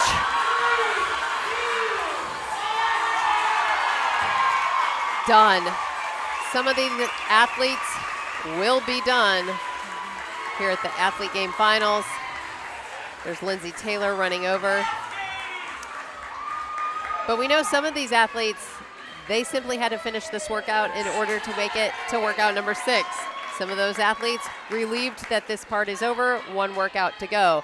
Some of these athletes don't know yet, but we do know so far our male masters and standard division who's continuing on to the 4 spots there. We're waiting to hear from female masters leaderboard to see who will make it to the final round. We don't have that information yet. They're still tallying the scores. Right now what you're watching on the stage, on the floating floor, I call it a stage, on the floating floor, meaning like the stage of athletes, is our standard division. That was heat number 1. So we'll have 2 more heats to go. But we do have, dun dun dun, our female masters leaderboard top 4. Stephanie Nardoni is in. Yes. Patrice London goes home. Oh, yes. Oh, Patrice. Look at that. 37 seconds versus 45. That was a really tight race. Yeah. That came down to 7 snatches right there. Patrice London's going to take that to her. And she's going to fall asleep knowing that. It was a really tight race. Stephanie Nardoni gets in representing O'Fallon, Missouri. Also in Nicole Overton, Meg Lafferty, and Amber Bellows, which we had no doubt would make it. But look at those numbers for those top 4. Wipe it clean. It doesn't matter anymore. Right. We go into the final workout, which is called Sorry for the Wait. And all of that will be wiped, and everyone starts from 0, the top 4 athletes. So Stephanie Nardoni has an equal shot against Amber Bellows. It all comes down to that final workout, what it entails, who's going to perform at the best, mindset, physical advantages or disadvantage that somebody might have in that final workout, we don't know. But give a shout out for everyone from 5th through 15th here in the female masters leaderboard, because man, oh man, what a great showing for the last 48 hours here at Burn Boot Camp headquarters. Some of these for the very first time on the big stage, so to speak, at the Athlete Game Finals. They have to be proud. Some athletes were hoping to get their way in. I know Patrice London is very disappointed she didn't make that final round. She's a competitor. She's been here before. She had her eyes on that prize. But you know what? She's going to be back next year. I have no doubt. And what happens usually, these athletes become stronger. They become more determined to make it to that final round and get back here for Burn Boot Camp Finals. Yes, and we cannot wait to see them back here next year. But until then, we have now our second heat is getting ready behind us for the women's standard division. So we'll go ahead and walk you through who will be in the second heat for, again, the women's standard of Rack Them Up. We have Jessie Dreyer, Anna Harmon, Carly Carbone, Sarah Hale, Jackie Austin, and Manuela Fungate here competing for maybe potentially their last workout of the day. And Jessie Dreyer was right on the cusp. She's one of the athletes we can watch to see who can maybe inch her way into the female standard division for that top 4. She's a former competitor. Anna Harmon did fantastic on that last workout, so we already know Anna Harmon was strong in workout number 4. She's positioned, you'll see her in blue pants for this workout. I believe she did an outfit change, so if you're used to seeing her, she has, I believe, changed outfits. A lot of these athletes, it gets sweaty, it gets hot. You want to start fresh, start with a fresh set of clothes, so to speak. So these women are changing their sports bras and their whole outfits sometimes, because who wants to work out, sit down, wait, get cold after a sweaty outfit? You've done this after camp. You know what I'm talking about. Don't act like you don't know.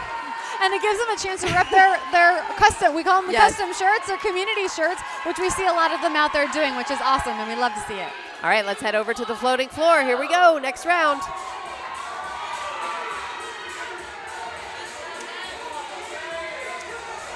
Sarah Hale, hailing from Maple Grove, Minnesota. You Gotcha. That's one of their local tanks. I believe it's I have to get a good look at the tank top. So You Gotcha? I think that's what it said. Manuela Fugate, our tallest athlete, first time here competing, 6 feet tall, 27 years old. Yes, I've got the pleasure of knowing Manuela because she does a lot of our Burn On Demand. She's just a beautiful, beautiful soul. There's Anna Harmon.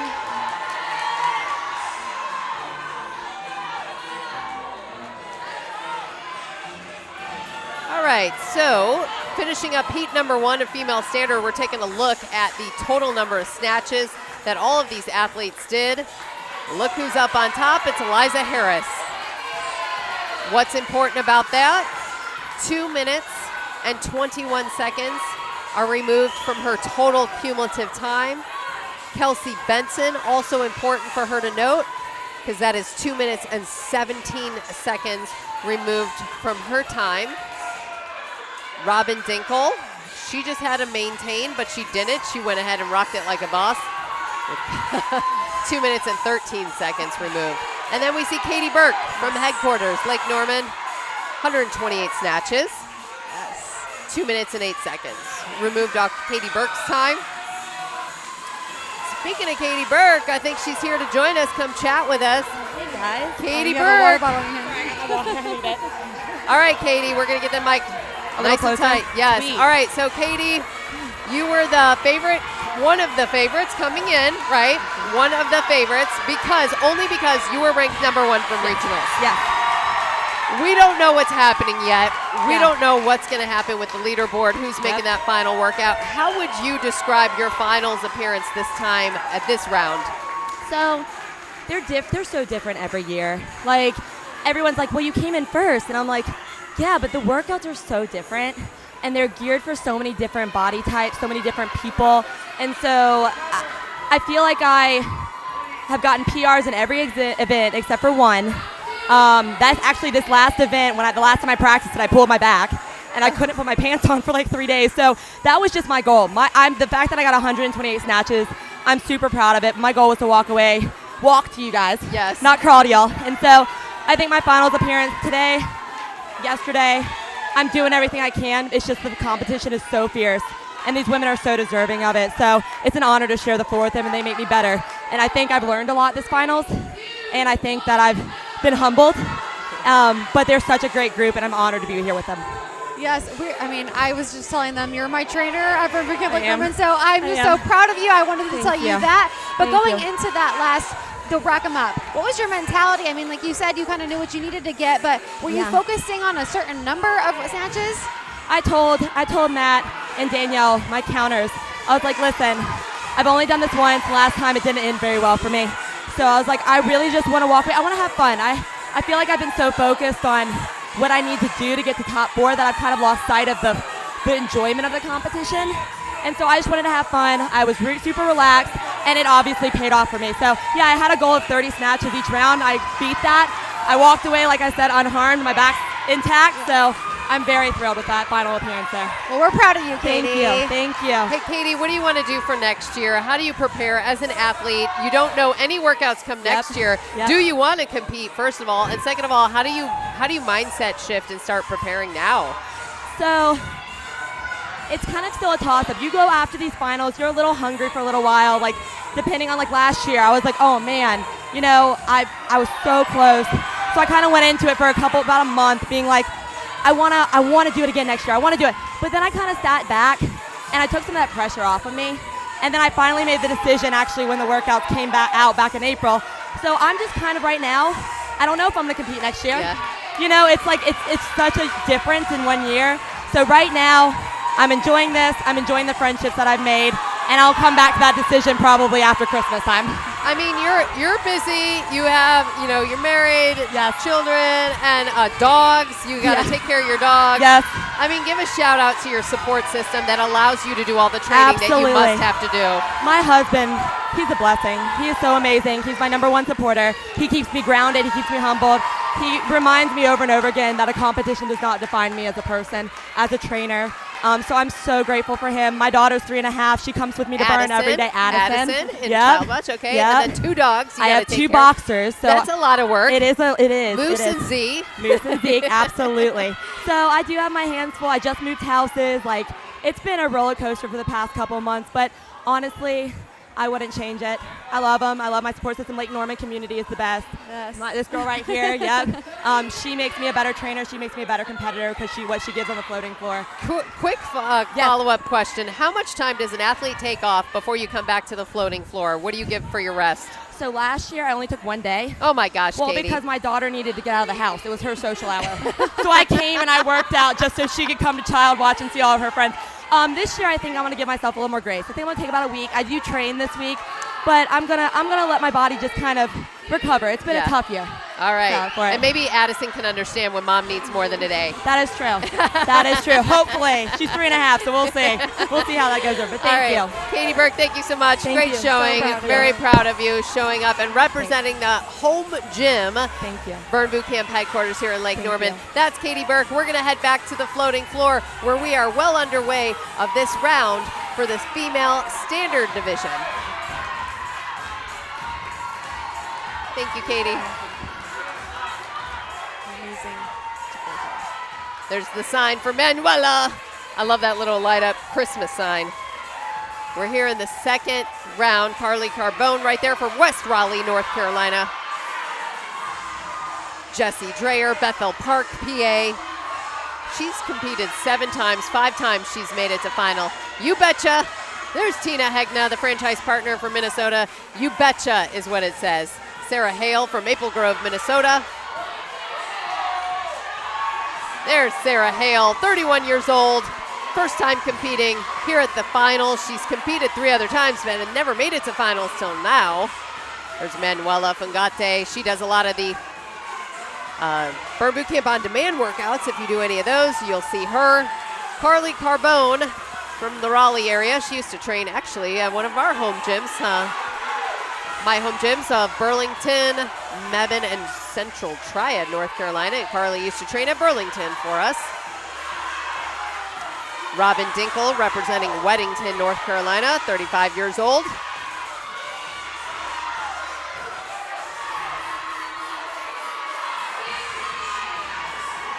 Yeah, Manuela, she's done. She's thrown it down. I mean, this is round number 4. They are gassed, like we've been saying. You can see it.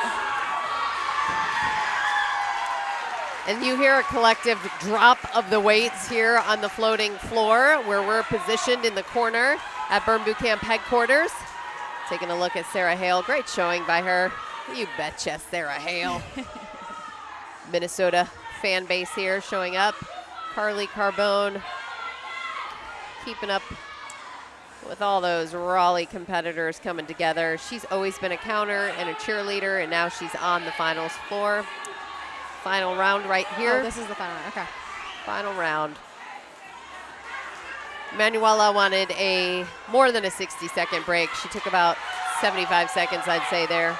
There's Luke. Luke, one of the headquarters team members. There's Wendy Wilkerson.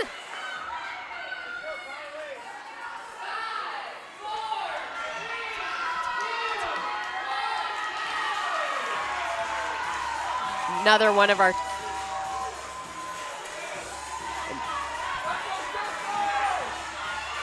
and Devin, who's also a trainer at Burn Boot Camp. You see Devin, I always see her in sporting the gear for the retail team, taking pictures. Devin's always on our social media as one of our trainers as well. Yeah, she's done some Burn On Demand as well, so we love Devin Cupid. She's with TKK, with Manuela. Is that a pun? Pun intended. Devin Cupid, we love you. Wendy Wilkerson was on the floor last year for Burn Boot Camp Athlete Games as a Masters competitor. Unfortunately, she did not make it from regionals. I watched her compete at Burn Boot Camp Mallard Creek for regionals. But she's here today to cheer on the other competitors, which I love. All right. So right next to us is Jessie Dreyer. here. She just grabbed her back. Manuela is on her snatches. She's as close as you can be to the crowd. That's a great strategy move by Manuela. I think I would take some tips of that because you have all of them screaming in your ear, don't stop, you got this. Look at that shot right there, looking at Manuela. We just saw it for a quick moment. The whole group around her in the crowd was almost doing the reps with her. Yes. There they are. She just went ahead and said, she put it down for a second, saying pick it back up. Look at Devin Cupid's telling her to go.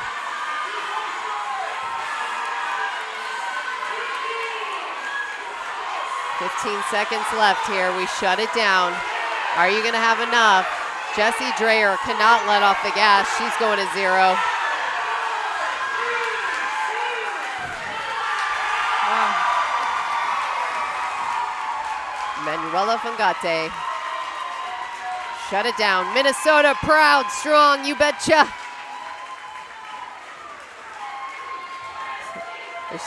I like the signs.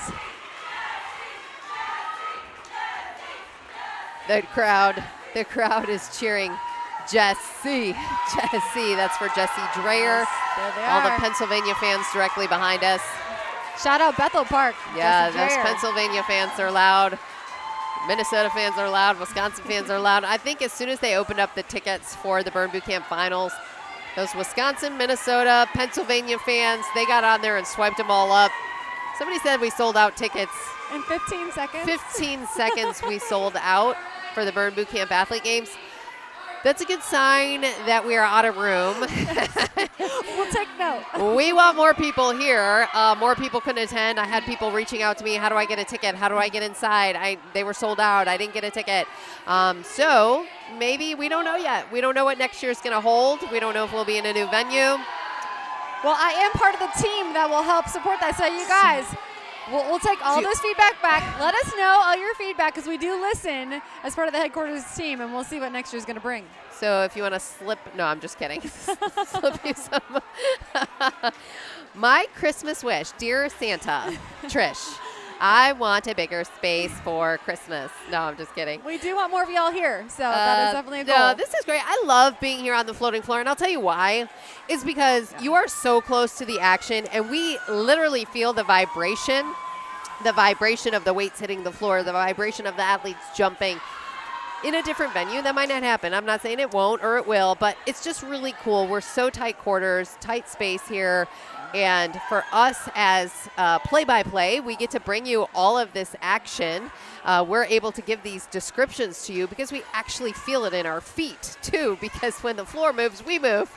And our camera crews at TA Films, they've done a great job on keeping these equipment stable. Years ago, the camera would bounce around on the floor. We've grown from that as a production team, and we've grown in our production. So, hey, we got to look at our leaderboard now from that last heat. Let's take a look. How many snatches? Here's a look at the floating floor, and take a look at our leaderboard.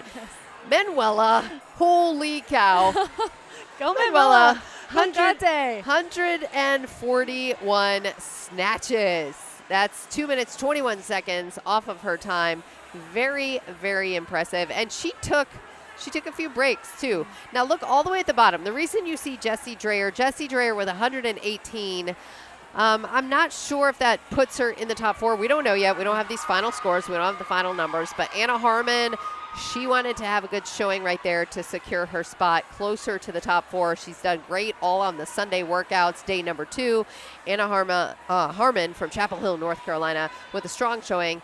That is 2 minutes and 13 seconds. They've definitely picked up the number of reps that the women have done as we've moved on each round. It's like they're watching each other and they're going to one-up each other. Yeah, no, and Anna Harmon's really like so of the 5 workouts, the last 2, she's really been, yes, she just showed up in a different way than we saw her yesterday a little bit. So it just, again, goes to what those exercises are within each workout, plays to each individual strengths of these competitors. Do you ever have a bad day at the gym and you walk away and you're like, I wasn't very good today. I don't know what I did. I feel like I slept good. I ate good. I hydrated well, but I'm not sure why my body doesn't perform. And some days you have that here at the Athlete Games. They show up, they've prepared, they've ate right, they've hydrated, they've recovered. They come what they think is their A game, and the body just doesn't do what you want it to do. You take more breaks, you need more air, you need more stretching, whatever it is. there's a lot of unknowns that go into these workouts. We're taking a big overlook right there of the floor. It's a busy floor, but we are getting really close to our last and final round of the female standard division. It's wild. This is our last heat for the women's standard division. We have Charmaine Sardol, Becky Bjorkland, Elena Techner, and Georgie Ritchie here competing. The final 4 in the last rack 'em up workout. Elena Techner, she can possibly make it to the top 4. She's one of the people that we're watching to see if she can gain enough ground to make it to that spot. Georgie Ritchie right there. Georgie Ritchie is from Cinco Ranch, Texas.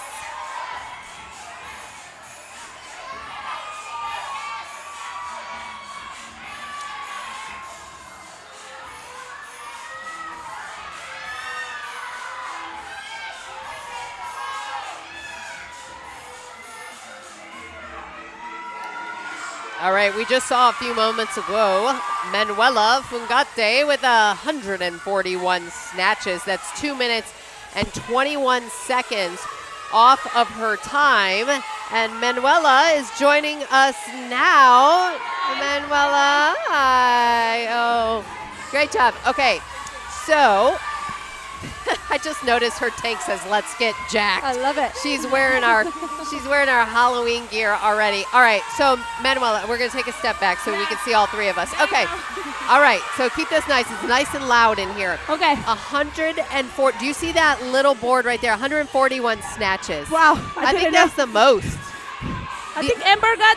Was she in that Amber round? Probably. Oh, in that round, yeah. Okay, so here's what I want to tell you, Manuela. Yes. You were so close to the crowd. How much were you feeding off the energy of the crowd?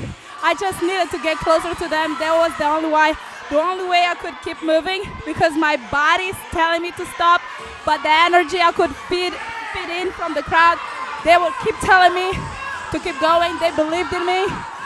That was everything I needed at that moment to keep going. So I really appreciate my crowd. TKK and Steel Creek showed up and out to help me go through this journey, and it was awesome. I saw Devin Cupid down there. I saw Wendy Yes. Wilkerson down there. Yes. How much did you train with them to prepare and train on other people around you with more experience for your first games appearance? Yes, I didn't know how it looked like, so I did train with Wendy for the regionals, and it was so important to hear their tips, because they've done this before multiple times.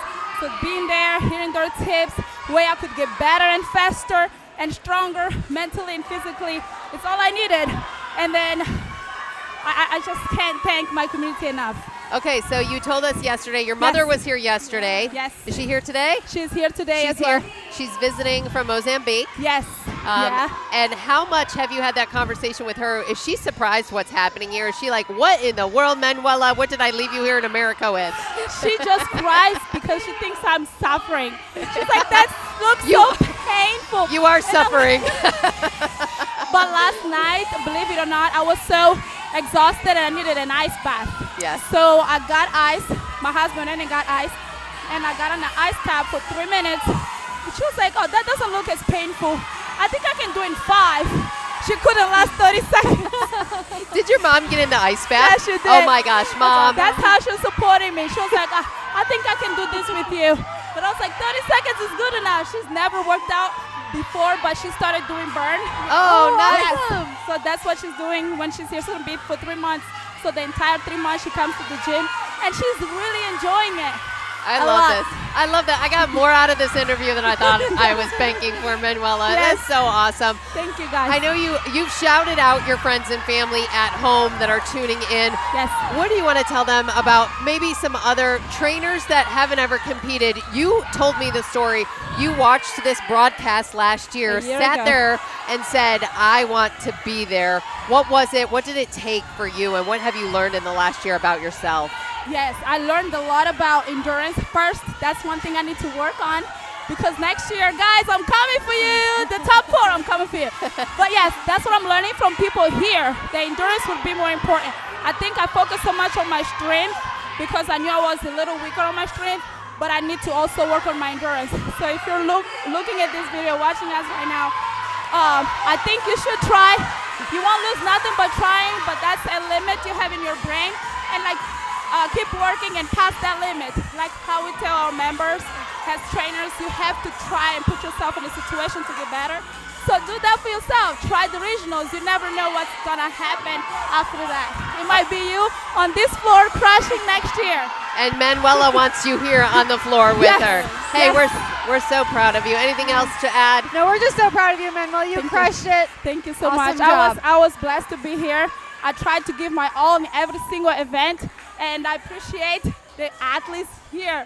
Oh my goodness, you guys are strong. Let's go. Let's get jacked. Let's go for that crown. All right. Super proud. Thank you. I love it. I love your nails. Love everything. This is a whole vibe. She's got a whole vibe going on. Thank you, Manuela, guys. Fungate. Bye, Manuela. Nicole Reese. Love you guys. All right, high five. Great job. We're so excited to have her. What great energy the she best. brings. She has a great attitude on life. And when she introduced herself to me at Summit, she said, hey, I'm going to go to regionals, and I hope to be there because I watched you. I watched Trish. I watched what the athletes did, and I'm going to try. And then I watched her compete at regionals at Mallard Creek because it's my home turf over here in North Carolina, and watched her, and I thought, she's going to make it to finals. And here she is, sure enough. Great showing. I don't think she's making the top 4. She knows that, but what a fabulous showing, a great story. Bringing her mom from Mozambique over here to watch her compete because her mom said she has never seen what Manuela does over here. I think that's awesome. Great to hear from her. Yes, and she'll be back next year, which I love to see. All right, let's take a look at the floating floor. What we have here. We're on the last heat for the female standards. Right there's Georgie Ritchie with the pink shoes, Elena Ticknor, Becky Bjorklund, Shemaine Sordahl.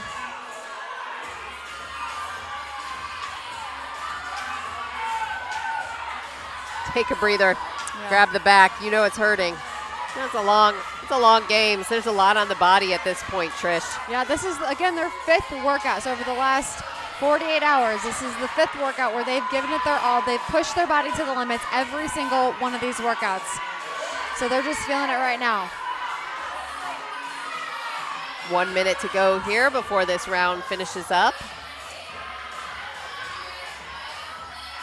And I mean, you have to be really mindful when you're doing any of these workouts. And we say it in camp. I was a trainer for a while. You have to remind your members, and these athletes are reminding themselves that they have to have proper form, because when you're lifting those heavy weights, you're doing things like the box step over. It is easy to injure yourself, especially when you're trying to go at a fast pace. So they're trying to keep proper form on top of all the other things that they're doing.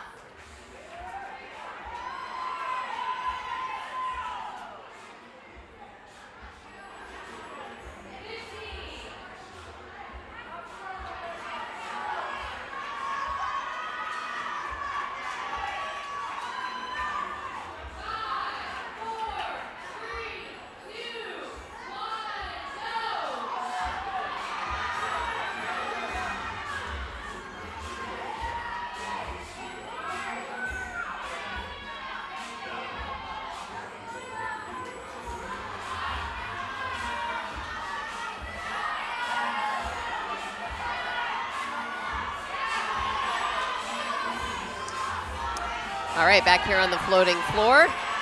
Becky Bjorklund from Albertville, Minnesota, gym that is just about to open up. Franchise partner representing. This is Georgie Ritchie that you saw. Georgie's in the pink shoes. You can't miss her. And Becky's rocking those sweet kicks that she was wearing yesterday, too. Oh, yeah. It's always interesting to see what the athletes choose as their attire for this games. Shoes, shirts, all options. I think they started the workout with the Burn Boot Camp trainer shirts. I was actually reading their run of show, the athletes' run of show this morning, and for the first time, I didn't even know this. They have to send in what they're going to wear so that way we all just like have an understanding, because they're able to pick. This workout specifically, they were able to pick their clothes, so that gives them a chance to rock their location gear. Got it. Interesting. Yeah.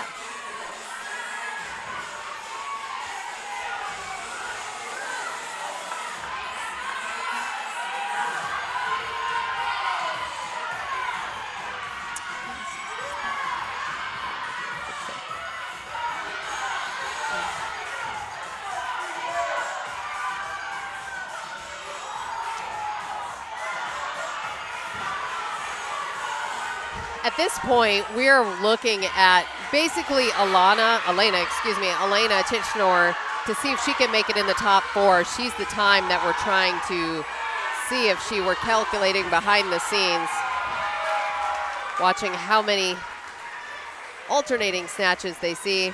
Here's Allison Scalvani from Hearst, Texas, alongside another Texas franchise partner and trainer. Michael Butchko was in that last shot.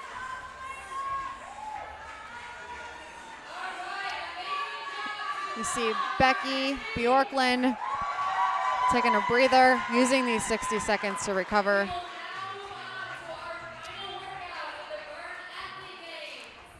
All right, there was another finish of the division. Last one, last workout of number 5. So what do we have next? It's workout number 6. It's called Sorry for the Wait. We don't know the workout yet, hasn't been unveiled. We do know 4 athletes from each division will continue on, Trish. Yes, and we're going to find those out shortly, and we're also going to be able to unveil here shortly the workout that these 4 athletes in all 4 divisions, so a total of 16 athletes will be competing for the Ultimate Champion. So we already have told you the 4 athletes from Masters, Male, Master Standard, and Female Masters who's continuing on. In fact, we went through those leaderboards. If we have time, we could do that. If we have an opportunity to show the top 4 competitors for finals for those other 3 divisions, we're waiting for final scores on the Female Standard. So I do know there was a real tight race in the Masters for female with Stephanie Nardoni getting in, Patrice London out. So Stephanie Nardoni will make it to that final round. But if we have that leaderboard, do we have that leaderboard from our Male Masters Standard and our Female Masters? We can go through our top 4 competitors on the top 4 going to the final workout of workout number 6. Yes, Male Masters, let's start off. You're looking at the top 4. The top 4 is who carries on. Here it is: Kyle Horner, Josh Snyder, Matt Dendecker, and Will Shortliff. Those are the 4 in the Male Masters, continuing on to the last and final workout, workout number 6. Everyone else, 5th through on back, goes home. Here's the standard, top 4. Chuck Sulik makes it. Grant Luther is in. Gavin Binger is in. Dan Schaff is in. Keegan McGonigal on down will go home. Their time is ended here at Burn Boot Camp Athlete Finals. Female Masters, look at the leaderboard. These top 4 right here, continuing on to the final workout. It's Amber Bellows, Meg Lafferty, Nicole Overton, Stephanie Nardoni. That's what we know. Those top 4 from those 3 divisions have been decided. We do not know the female standards. They just ended. Oh, sorry, Trish. They just ended moments ago. So we have to wait for those final 4 athletes, and the top 4 from each division, total of 16, will complete the final workout. Now, in just a few moments, as soon as they know the final 4 from standards, we will see Burn Boot Camp headquarters team go downstairs and show the workout to those top athletes. So we don't know it yet. I believe Luke's doing that, right? Yes, Luke Smith, who's on our education training team, he's going to be unveiling this workout for the first time. Again, these trainers have not seen it. They don't know what's coming at them. We've been asking them questions about, what are they doing to prepare? They have some thoughts going into what it is, but it could completely change the game. And here on the floating floor, it's already been cleared. What they're not doing is setting it up just yet. That would give it away, right? So they're computing the female standard. That's what we're waiting on, those 4 athletes. Once we have those 4 athletes decided, they will go downstairs. If you look at on the floating floor, what's happening happening beside us. The master counters, there's flames coming out of their brains, man. They are calculating those final 4 athletes for the standard division. No mistakes can be made. It's very important. What we do have is that last heat, how many snatches each competitor competed in that last heat. This is not the final 4. This is how many snatches were completed. Elena Ticknor with 103. That's 1 minute and 43 seconds taken off her cumulative time. Trish? Yes, and then we have Sordal. She had 101 snatches. And Wendy, I have to give you credit for your math. I've kind of let you been doing the math on the time. That's 1 minute 41. You're getting it really quick. I've tried 60 seconds, 60 reps, leave 41 off. All right, Shemaine Sordal with 1 minute 41 off. Georgie Ritchie right there, and Becky Bjorklund with 99. Yes. So what is happening right now? They're taking that in consideration. First, the math is how many snatches. That's how many seconds they took off their cumulative time. Now we're taking the cumulative time of all the female standards, figuring out who's in the top 4. Those 4 go on to that final workout. Workout number 6 called Sorry for the Wait. Literally sorry for the wait, because you have to keep waiting just like we do before we unveil the workout. Now, this is something we've never done at the Burn Boot Camp Athlete Game Finals. All the workouts had already been decided long in advance, but this is the first year that the athletes don't actually know what they're doing. You'll notice there's no action on the floating floor right now. It is an empty floor. It's almost when you walk in on a bodyweight conditioning day and there's no equipment out and you're like, what's happening here tonight? This afternoon. What's happening in the Burn Boot Camp gym today? We have no idea. They're not giving us any indication. What I do know is Matt Morris has walked his way over here. So we're pretty close, I believe. Luke has already gone downstairs, I think. So that's a good indication for us as your play-by-play. We're going to give you a little behind the scenes. But Luke Smith has made his way downstairs. So we are just a few moments away from watching Luke unveil that workout. I'm curious, so like the athletes already know they're in. There's the standard division doesn't know they're in yet, right? The standard females, all the other 12 athletes. But we're waiting to see exactly what happens here. You know what I see on the camera downstairs? I was just seeing that. I see our live stream. Yeah, Guess what, guys? We have no information to give you. No information to give you right now. All I see is a blank floor. So any indication would be some equipment happening behind us being set up on the floor, but we see nothing right now.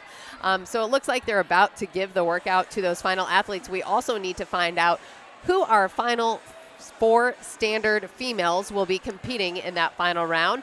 We know Amber Bellows was in that Masters, was always in that top spot, but looking at the standard division, Lindsay Taylor had a very good lead going into that final workout, so I'm going to say she's probably in that top 4. But second, third, and fourth was kind of hard to follow along, knowing how much time was removed off their cumulative score. So we're looking around that, Kelsey Benson, Robin Dinkle, all those people to see if they're in or if they're out. Katie Burke, is she in or out of that final 4? So it's a good showing. You have to be proud of your home athletes, be proud to represent your home gyms. And if you're tuning in, thank you for sticking along for the ride. We can't do this unless you guys are interested in it and want to follow along to these stories. And that's what we've been doing all weekend. Trish and I have such a great time telling these stories and being your eyes and ears on the floating floor for you. So we've hoped you've enjoyed that experience. Yes, we've had a lot of fun, and I will say this year is different because there's so much suspense. Because in years past, we've known pretty quickly who was moving on. The suspense is killing me to find out who's in the female standard division, the final 4. So this is just kind of wait and see. In NASCAR, when we have a rain delay, Trish, you're familiar with this, you just kind of wait. And sometimes it becomes your most entertaining television is because you have nowhere to go. You don't know where you're headed. So let's just fill the air, right? Yes. That's what we're doing right now. We can grab some fans. We can grab some franchise partners to come chat with you. But I do know in this moment of uneasiness and trying to figure out where the athletes are, the important part why it takes so much time is because we can't make a mistake. Those master counters over here, they're all huddled over and going over those final athletes that are going to make the female standard division. It could be a tight race. They could be triple checking. But no doubt here at Burn Boot Camp, we're always pushing ourselves a little bit hard and trying to get a little bit more out of these workouts. And I'll tell you another thing that we continue to push the envelope on are things that we offer to you outside of just the workouts. If you're at your home gym, maybe you've had some of those pelvic floor representatives come to your gym. These are the things I'm talking about that go above and beyond, because not only are we doing a lot of jumping at Burn Boot Camp, we know what that plyo feels like, but we try and take care of your pelvic floor health as well, and that's something that we focused on at Burn Boot Camp. What's up, Burn Nation? I'm Dr. Amina Fisher, pelvic floor physical therapist out of Kansas City and a member at Burn Boot Camp Lee Summit. Let's go.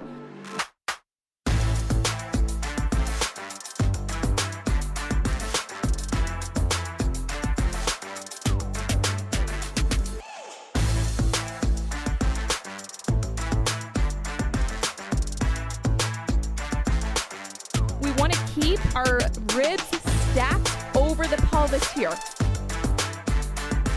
This muscle here wraps around the lower abdomen. It's a horizontal muscle.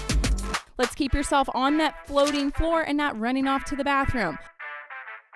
All right.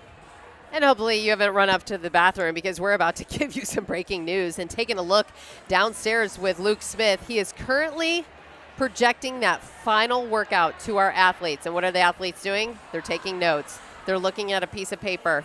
Burn Athlete Game Finals, 6 workout, top 4 athletes, each division. They were just handed the final surprise workout. Trish, what do you think's going through their head? Well, this is what I'm saying. They're all very focused, as you can see, because this is the first time. Again, guys, they had no idea what any of the format was going to be. They didn't know what any of the exercises were going to be. They don't know the weights. Oh, I see Matt Dendecker getting warmed up. Could be something there. What is he doing? I saw him with that arm motion. Was that any indication of what we're going to see in this final workout? Yeah, what was that movement? What was it, Trish? Take a guess. See, overhead. We got something overhead. See Luke's form.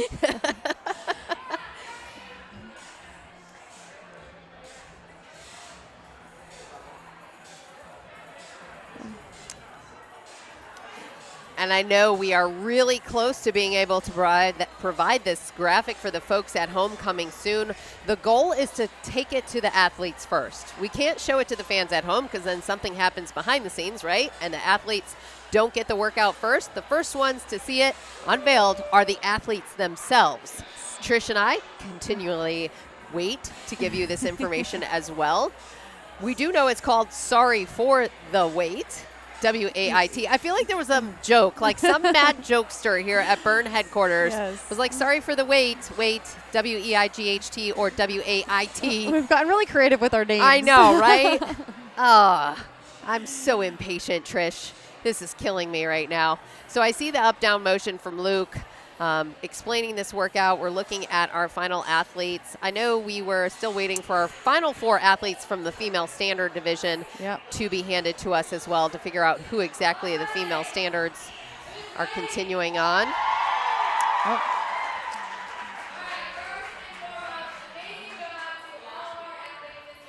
And we knew Morgan Klein, our CEO and founder, has taken the floating floor here. And so here is the final workout. Yes, here we go. Drum roll. Up. Top 4 of each division. Here it is. Sorry for the wait. Hit your screens here in a second. There it is. There it is. You're going to buy in 2 rounds of a dumbbell tricep press, 10 reps of those, 10 push-ups. You have 2 rounds for this buy-in. Then, Trish, we're throwing in some dubs. Doubles. You have 50 double unders. 2 rounds of forward lunges, 10 reps, 2 is 1, and then a squat press, 10 reps. Again, 2 rounds of that back and forth before you then go double unders again for 50 reps. And then your buyout for 2 rounds, dumbbell tricep press again for 10 reps, push-ups times 10. But let's look at the weight count. So go back to the top of this, buy in for 2 rounds, dumbbell tricep press. It's 40-pound dumbbells in each hand for the women. That's 80-pound dumbbell tricep press.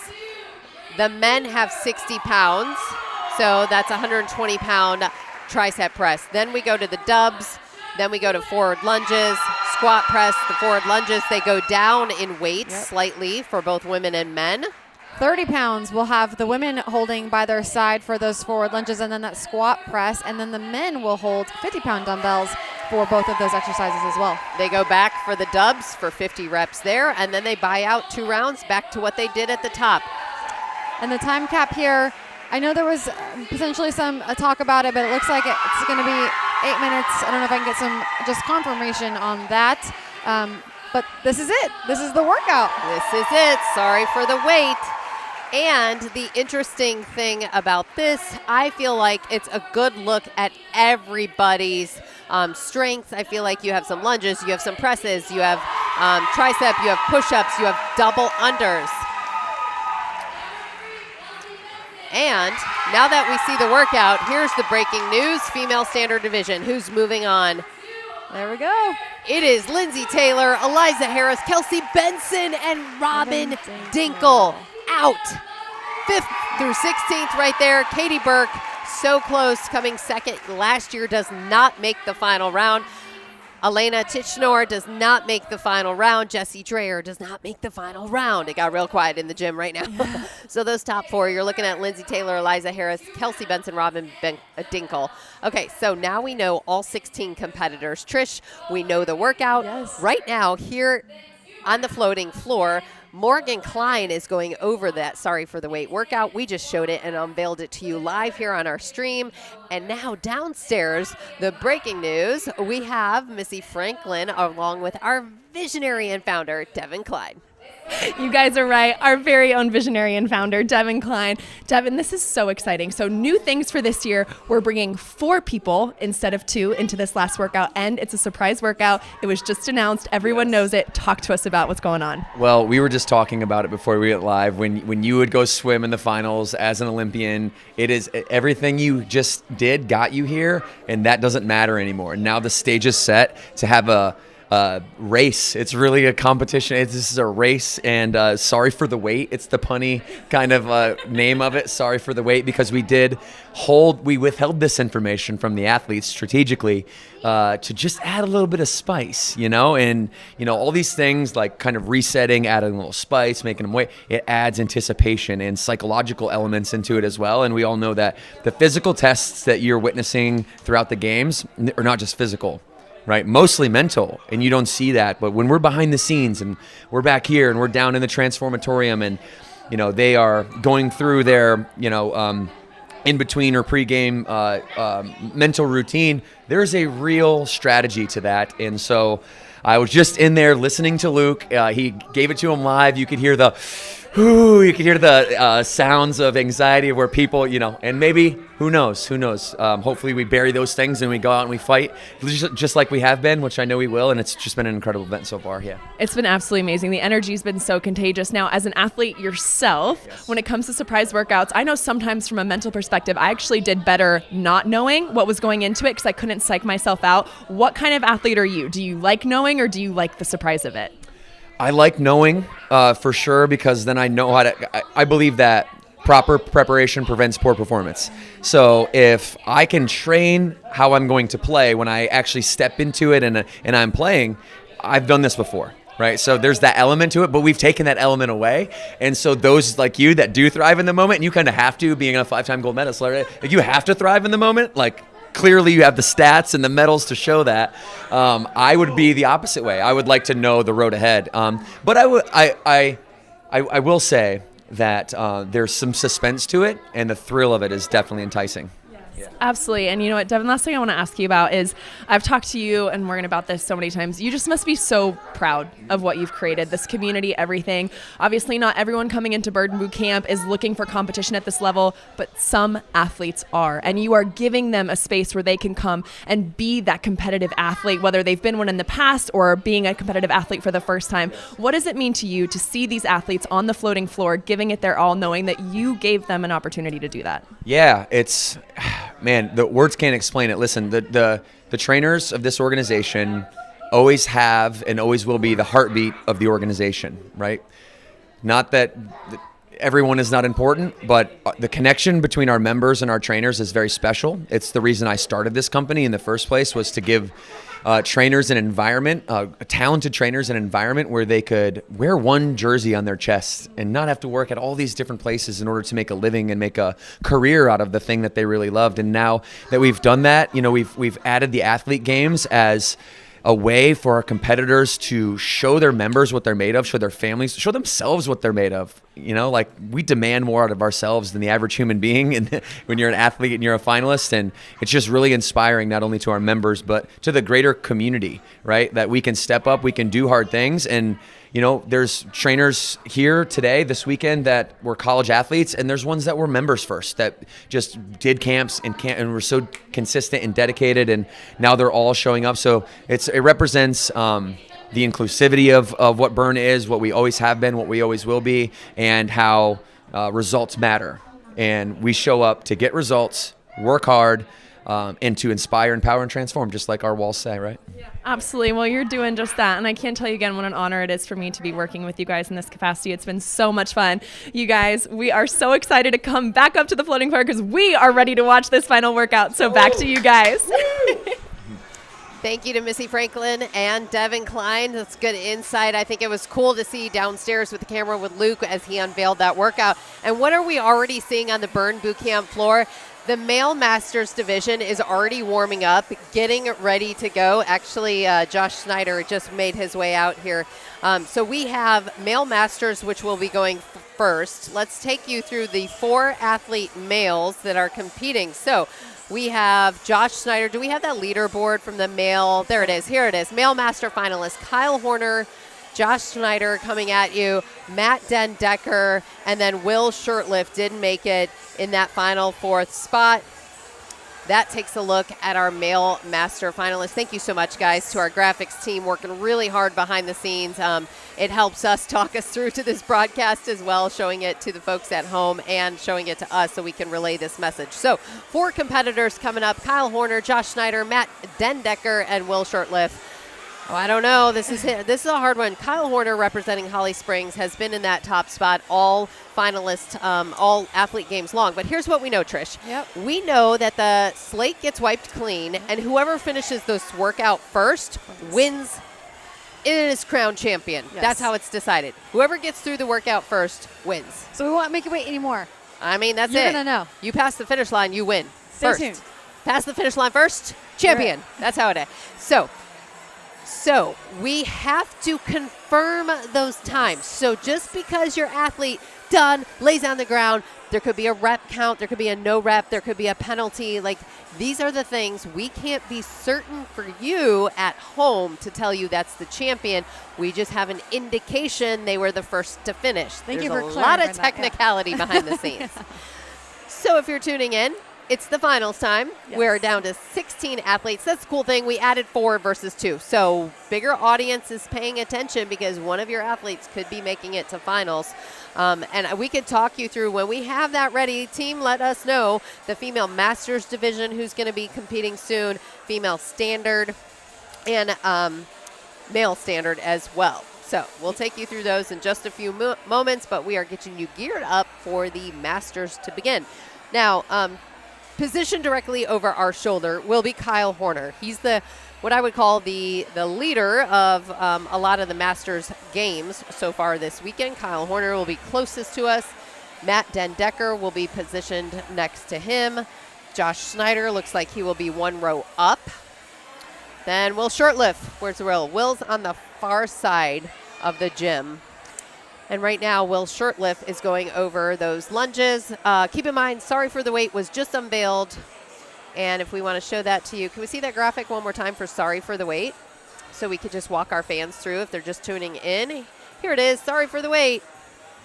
And they have a buy-in for 2 rounds. And I will say 60. the time cap, it is changed. So I know when we went through it earlier, if you were tuned in when this graphic was unveiled, the time cap was 8 minutes. And I know I had heard just some back and forth behind the scenes that it was 10 minutes. So there was just a little bit of an adjustment for the time cap. It is a 10-minute time cap for the Sorry for the Wait workout for all of our divisions.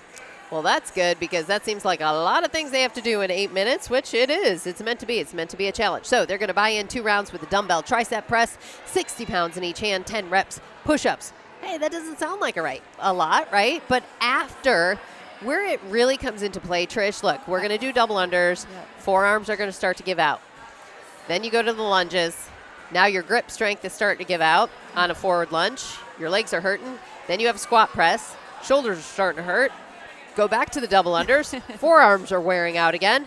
Now your forearms, it starts traveling up your arm to your shoulder. Believe me, I feel this. I know what this is doing to our bodies, right? Talk about some mental toughness. And then you go to the tricep press. Now it's burning in your triceps and your biceps because it takes that bicep to get that tricep press up. And then you go back to the push-ups. It's 2 rounds. It's only 10 reps. Only 10 reps. But you are so gassed out. At that point, maybe it's going to come down to the champion who could do those last 10 push-ups physically the fastest. I really think it will, Wendy. I mean, getting to that tricep press, the 60-pound dumbbell for the men, the 30-pound dumbbell for the women, 10 reps, 2 rounds. I mean, I'm excited to watch this. I just know, are you tricep, when you do your push-ups, are you tricep dominant or do you go chest dominant push-ups? I am tricep dominant on my push-ups now. I am not chest dominant anymore. They're nice and high, or nice and tight against my body typically to use my triceps. So I know triceps will burn out here. I was just going to say, so you might make a game time decision if you are a tricep dominant push-up. You might want to do the chest because your triceps are going to be dead. You know, let's run through these finalists one last time for our 4 divisions. Male Masters, we just showed you this. Kyle Horner, Josh Schneider, Matt Dendecker, Will Shurtleff. Those are our final 4. Let's show you the male standard. Chuck Sulik has been a top competitor all weekend long.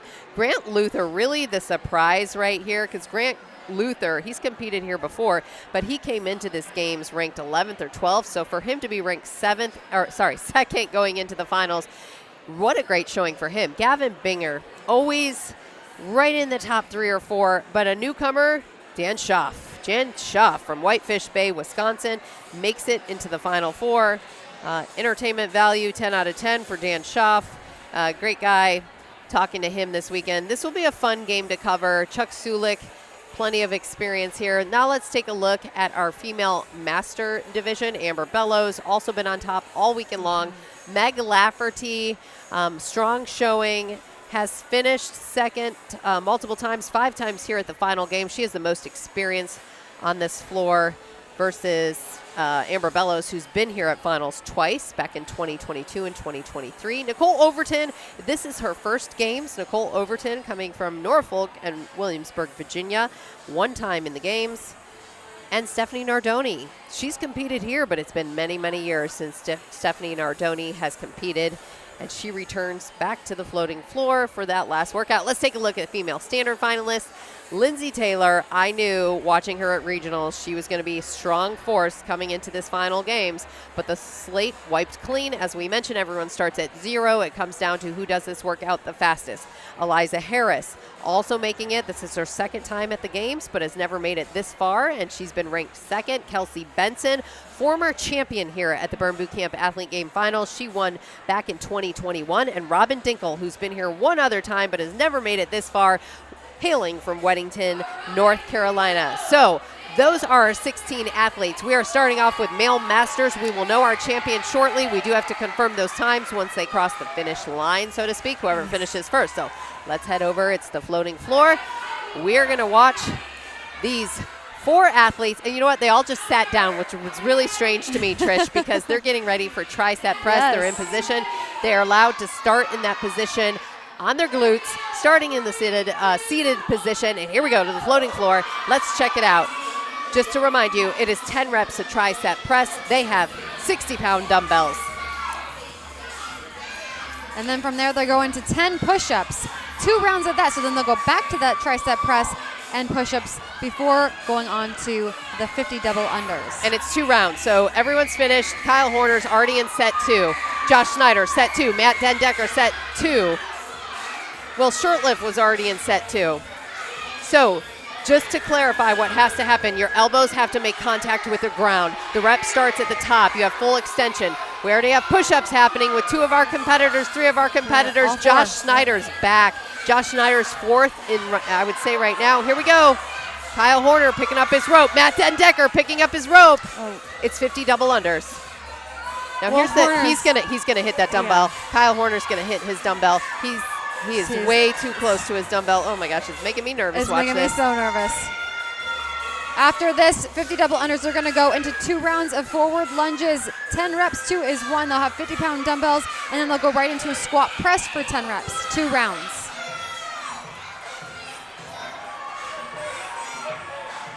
All right, Will Shurtleff coming in strong, already doing his lunges. Now Kyle Horner takes over. So right now, Will Shurtleff is leading this. Can Will Shurtleff have an upset here? Coming in fourth, Josh Snyder finishes his rope. Matt Dendecker finishing up his double unders. Well, now going to lunges. Right now we have, Will Shurtleff and Kyle Horner. They are repeats. They've been at Burn Athlete Games before. Matt Dendecker and Josh Snyder, they're newbies here. Josh Snyder is a franchise partner with Sioux Falls for multi-unit location, representing South Dakota. Long time in the Burn system, but first time competing at Burn Bootcamp Finals. All right, lunges done. Is first to the squat press. All right, Kyle Horner took a little break, let go of the weights. Squat press, Will Shurtleff already on them. Kyle Horner on them.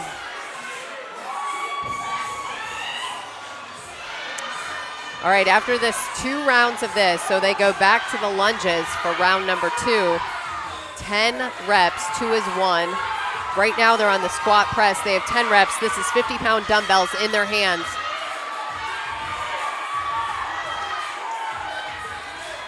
The squat press, the quads must hit the parallel of 90 degrees.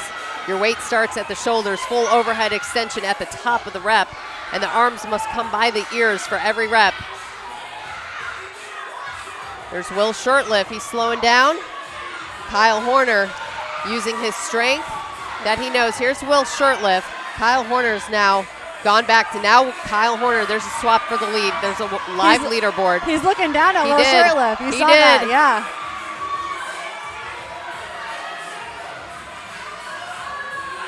And we were just informed if an athlete loses focus on what they're doing, the counters have the workout in their hands. So the counter should almost be mapping the workout, what's coming up next, because this was just handed to them. So they didn't have time to prepare or remember. Josh Snyder losing that right dumbbell, just slightly control of it. He sets it down.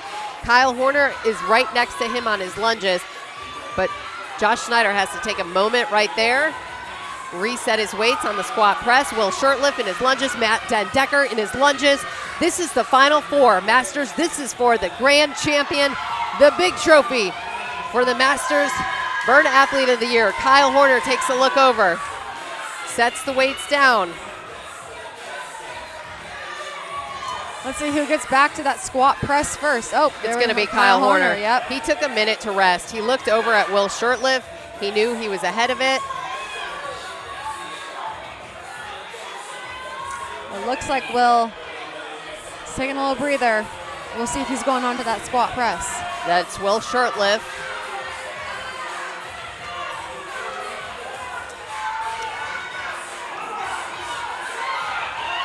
Kyle Horner is taking a lot of breaks and watching his competition. Yes, he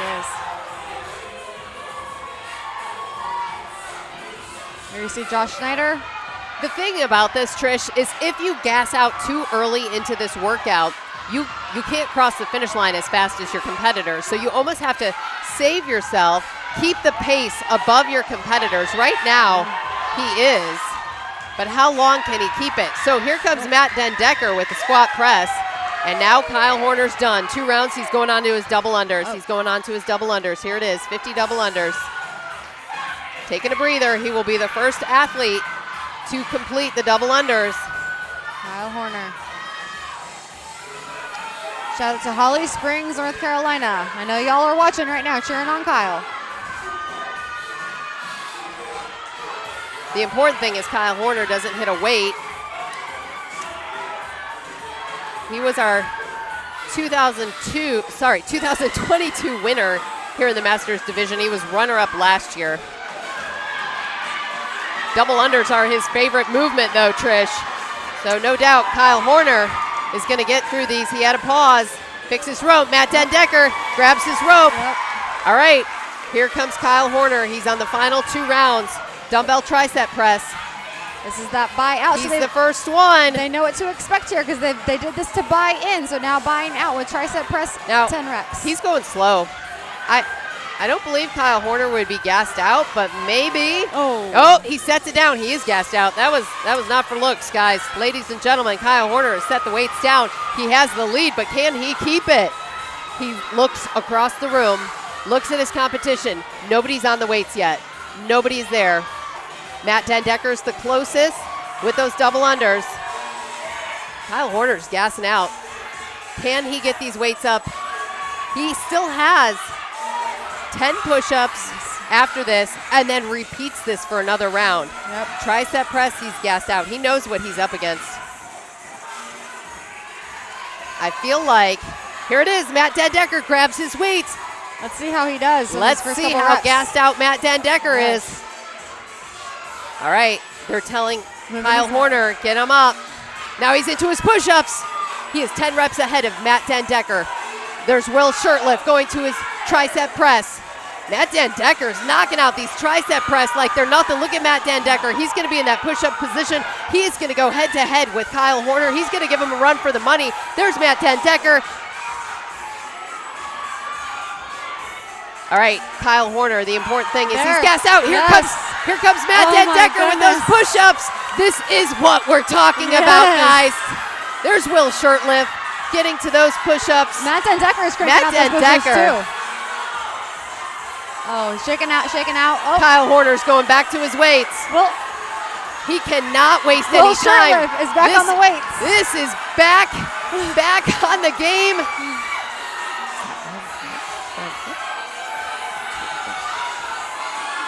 Can Will Shirtliff, can he pass Kyle Horner? Can Matt Dendecker get these reps? Look at Matt Dendecker go. Yes. Oh, Kyle Horner puts down the weights. Trish, I cannot believe what we're seeing.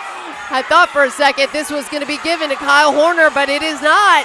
He's got to earn it. Yes. He's failing out. That's what's happened. Yep. Now we finally have a moment where we see Matt Dendecker put down the weights. Will Shirtliff is right there. Everyone puts down the weights. And Matt Dendecker too. Look at, he just smiled. He looked across. He just said, dang.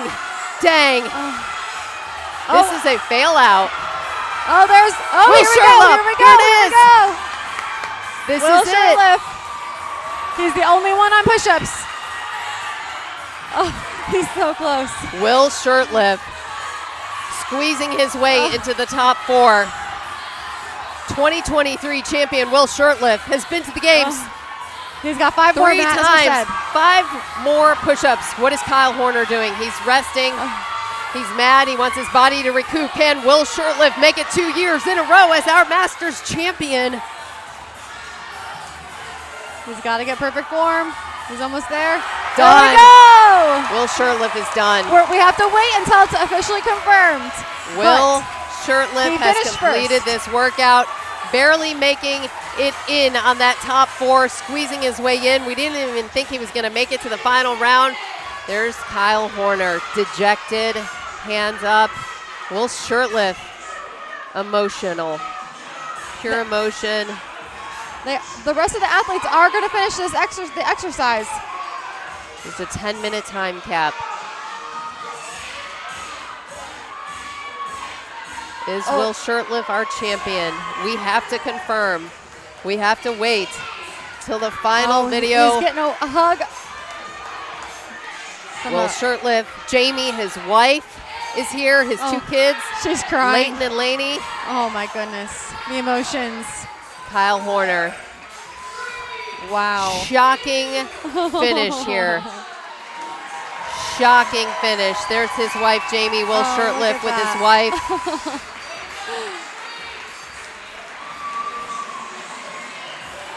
I don't know what just happened here, Trish. Oh my goodness. We were giving the crown to Kyle Horner.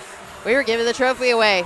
We were down to the final round. We were down to the final 10 presses and 10 push-ups. Legit. My mouth was dropped open watching that. Same. Wendy and I are like, oh what my just goodness. happened? What just happened, guys? Kyle Horner ran away with this whole games. Even was the first leading part of this last workout to the final 20 reps. He had 10 tricep press and he had 10 push-ups. And that's where Will And then you're Shirtliff gassed out. took over. Yeah. Your body fatigues. This workout was written to do exactly what we just saw, and it just played out. Yes. That was so exciting. Ridiculous. I was not expecting that. There's Will Shirtliff. Those are his sons. One of them that he just hugged a second ago. Now, was that Michael Buchko he just hugged? That might have been Michael Buchko, one of his trainers. Yes, it was. That was Michael Buchko who did the training with Will Shirtliff. He helped him prepare for this games. Michael Buchko, one of the trainers in Texas, franchise partners in Texas. He trained Will Shirtliff. He was hugging his son, Leighton and Laney. Laney's his daughter. Down on the floor. There's Matt Dendecker. Yes. Man, I thought for a second Matt Dendecker was going to take it away from Kyle Horner. He did a great job. First Athlete Games appearance. All right, there's his daughter, Laney, his wife, Jamie.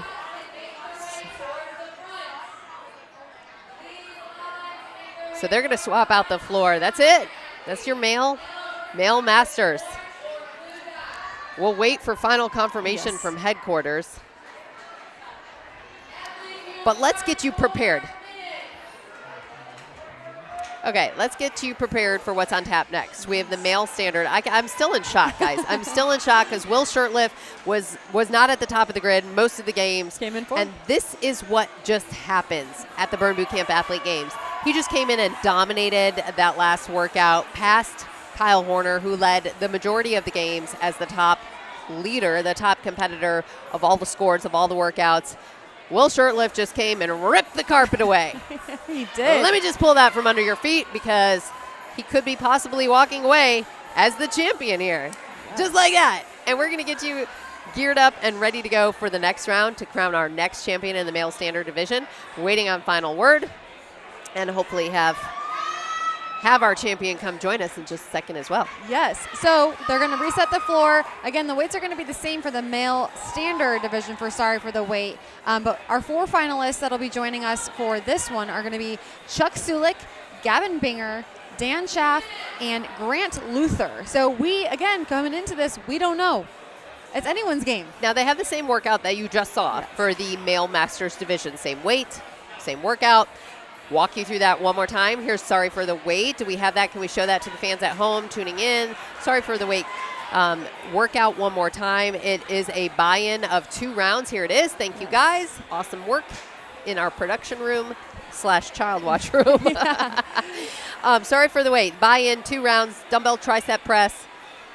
That is 60 pounds male standard. Push-ups, then you have 10 of those. You do that 2 rounds.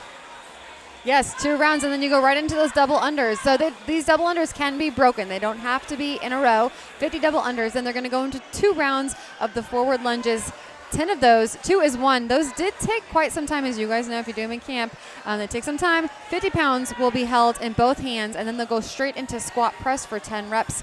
That'll be 2 rounds of that before they go back into those double unders that will get them into the buyout, which we saw was really where the game changer was that buyout. Yes. The 2 rounds of the buyout, the dumbbell tricep press and push-ups. Right there is where Kyle Horner lost his lead. And he took a lot of time and was watching his competition all the way to the end, where Will Shirtliff was able to surpass Kyle Horner and Matt Dendecker for that final movement.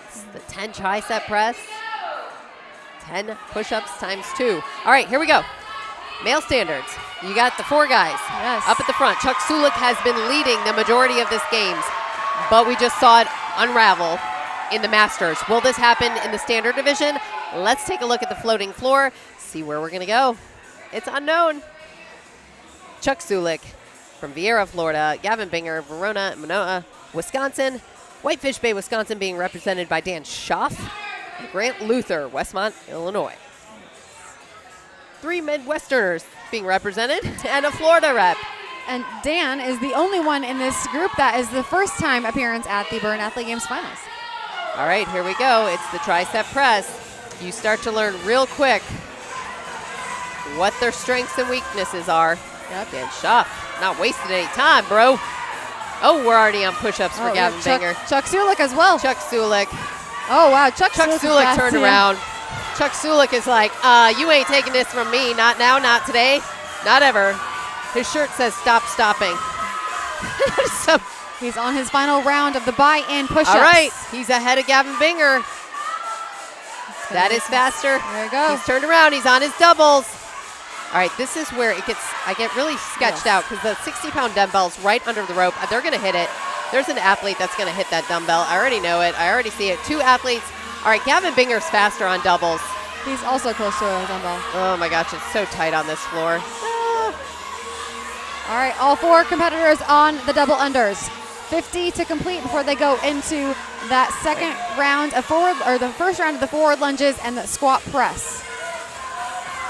All right, 50 for Chuck Sulik. He's moving on. Going to those squat presses. Forward lunges. I'm sorry, forward lunge yes. first. Forward lunge, 2 is 1. He has 10 reps, 50-pound dumbbells in each hand. Right next to him is Gavin Binger. Gavin Binger said he's tired of leaving it on the table. He's left things on the table in the past. He doesn't want to do it today. Will Gavin Binger have enough to pass Chuck Sulik? Will Chuck Sulik gas out? You see Chuck look down too. Chuck Sulik dropped the weights on his lunges, and it wasn't because he thought it was done. He literally just took a break. He's on his squats. There it is, Chuck Sulik on his squats. He's ahead of Gavin Binger. It's 10 squat presses. It's 50-pound dumbbells in each hand. Gavin Binger picks up his weights for his front squats. Gavin Binger down for his first front squat. There we go. You see Chuck Sulik on your screen. Right next to Chuck is Grant Luther. Then it's Gavin Binger and Dan Schaaf. Chuck Sulik is done with his squat press. He goes back, yes, forward lunges. He's on his second round of forward lunges. Now we saw this in the male masters. Chuck Sulik is out front. Is he going to gas out? Is he going to fatigue? Gavin Binger has slowed down. Gavin Binger slowing down on his squat press. Now he's in his forward lunges. Gavin now Binger he's on lunges. Yep. So right now it's Chuck Sulik in the lead. Gavin Binger in second. Grant Luther just started his lunges in third. Can Grant Luther make up time? He still has an opportunity to take this away. We know not to count anyone out. Anything can change.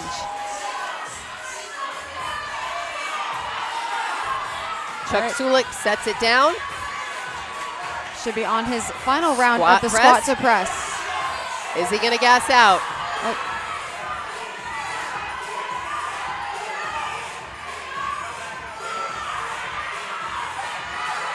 Chuck Sulik is halfway through his squat press.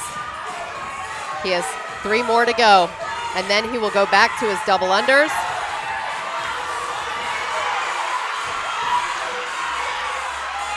Yep, there's Chuck's picking up the rope. Chuck Sulik picked up the rope, put his mouthpiece, he just hit a weight. Chuck Sulik hit a weight. Put his mouthpiece on his teeth. Chuck Sulik is the only athlete in the double unders right now. And his rope just hit the weight, or he tripped, one of the two. I think he tripped. I don't think it hit the weight. It's tight. Your athletes are right on top of each other. He has 50 double unders. No other athletes on the double unders right now, but we haven't gotten to the buyout with the 2 rounds. That's where the switch for first place happened in the male masters division. Will it happen again in male standards? Chuck Sulik's on a mission. All right, the rope's being picked up. Gavin Binger on doubles. Grant Luther on doubles. But it's Chuck Sulik moving on to his buyout. 2 rounds, double tricep press, 60-pound dumbbells in each hand. Oh, he's making it look easy. Chuck Sulik focused. Chuck Sulik is not slowing down. Oh, there it is. He slowed down right there, but he's got his push-ups. It's 10 push-ups. Is he going to gas out? Gavin Binger, Grant Luther finishing up their double unders. He's taking a breath. He looks over to the right. Grant Luther moves up. Grant Luther directly behind him in second now. There comes Gavin Binger. Gavin Binger picks up his weights. He's ready to get his presses. Chuck Sulik cannot take a break. He cannot slow down. He's banging out those push-ups. After this, he'll only have 1 more round left. He has 10 tricep press, 20 reps between him and the trophy, 20 reps between him and the championship. Can he do it? Can he stay focused enough? And can his body perform? There it's 3 reps in, 2 reps in, 3 reps in. He put the weights down. He put the weights down. He is 17 reps away from winning this championship, but he's got to get to work. Here come the athletes after him. Gavin Binger's in his push-ups. Oh, there we go. I'm watching the counters. Chuck Sulik on his tricep press. You have to go all the way down with your elbow. He has 2 more. He has 2 more. Gavin Binger. Yes. Here comes Gavin Binger. Gavin Binger's right on his heels. Here it is. This is the deciding factor. They counted him a no rep. He has 1 more. Chuck Sulik has 1 more tricep press. Gavin Binger's shaking his arms. Gavin Binger says, my body's giving out. Chuck Sulik has 1 more. 1 more. That's it. He is 10 reps away, 10 push-ups away from a championship. Can Chuck Sulik perform right here? There's 2 reps. He has 8 reps to go. He said shaking his head. He's shaking his head. 7 reps away.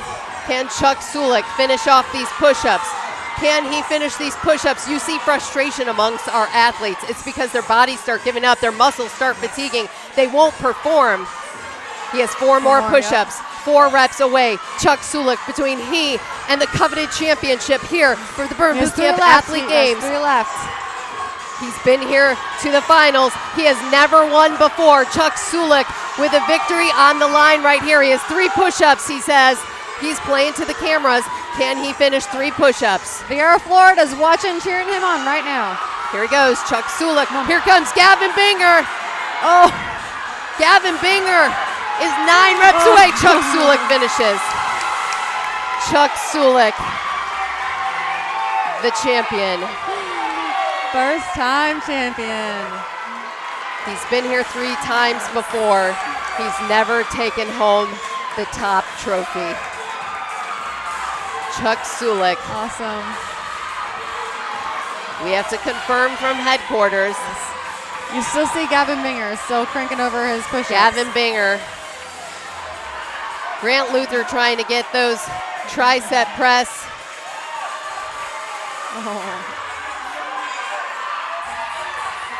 There. Gavin Binger just finished. Getting a hug from his counter. Gavin Binger wants to finish.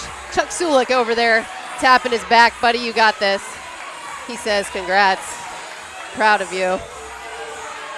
Love that.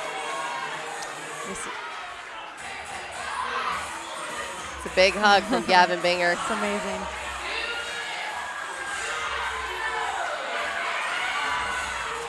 Here comes Grant Luther. I think I just heard that there's 2 minutes left, so there's still time for these guys to finish this workout. Chuck Sulik cheering on Grant Luther while Gavin Binger goes over to Dan Schaff. Dan Schaff's first time in the Athlete Games. There's Grant Luther. Good showing for Grant. Yes. Grant Luther, it's been here the 2nd time to finals.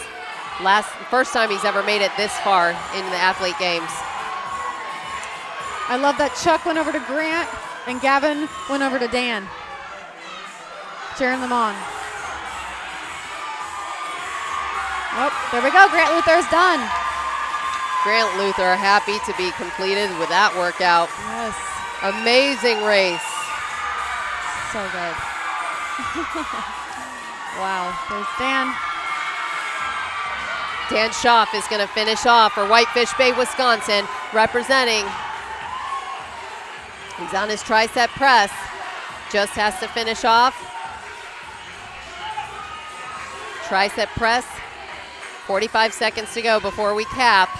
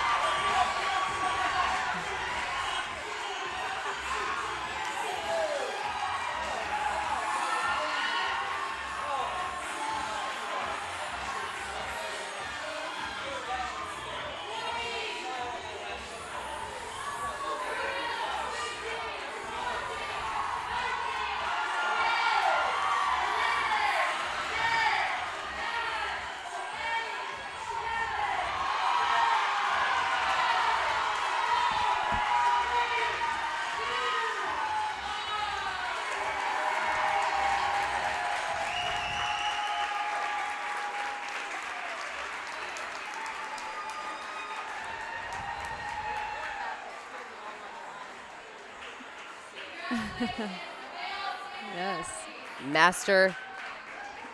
Masters division just finished up moments before this. We had an upset in the male Masters division. because we did see the top 4 competitors, the gentleman that held it at the top spot almost all weekend long, did not come home the victor with the trophy and the championship.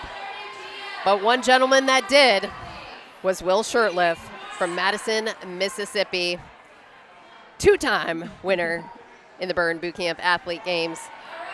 Back-to-back championships. One last year. Will Shurtleff again will be joining us in just a moment.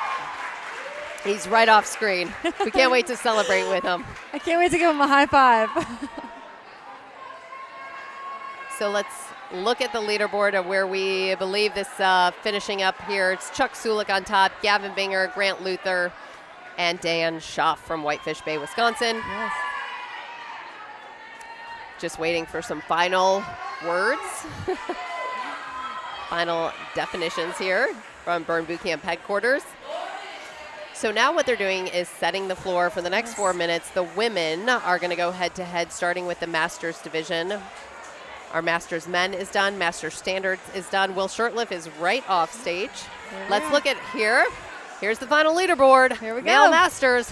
Will Shurtleff comes home. Matt Dendecker with a second-place finisher. Surprising first-time showing for Matt Dendecker. Kyle Horner, who led the games all weekend long and had that lead all weekend long, cut right there for the final 20 reps. It came down to the final 20 reps on that buyout. It was the tricep press that got Kyle Horner and ultimately lost the trophy. Josh Schneider with a great showing, coming home 4th today.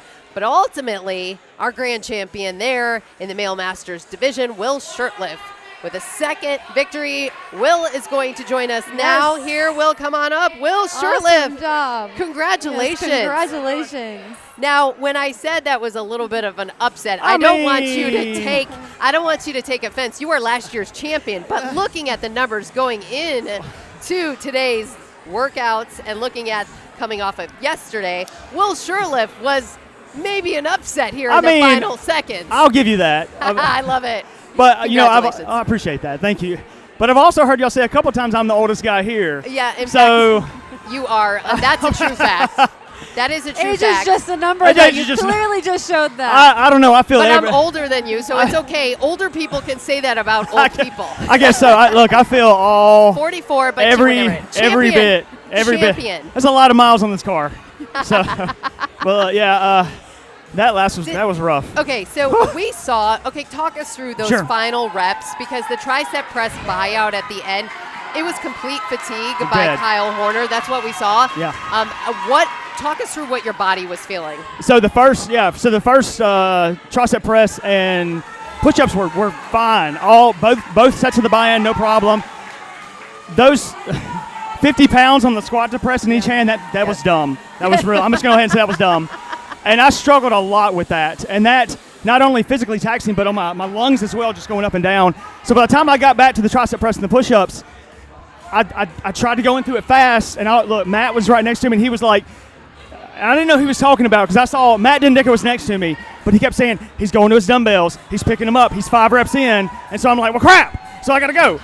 But that last set of push-ups was everything I had. Oh my gosh, it was everything. It was, I don't know, I may have done like 3 reps, and then I was like, at one point I got maybe a half rep in, and I went back down. I couldn't lock out. There was just no way.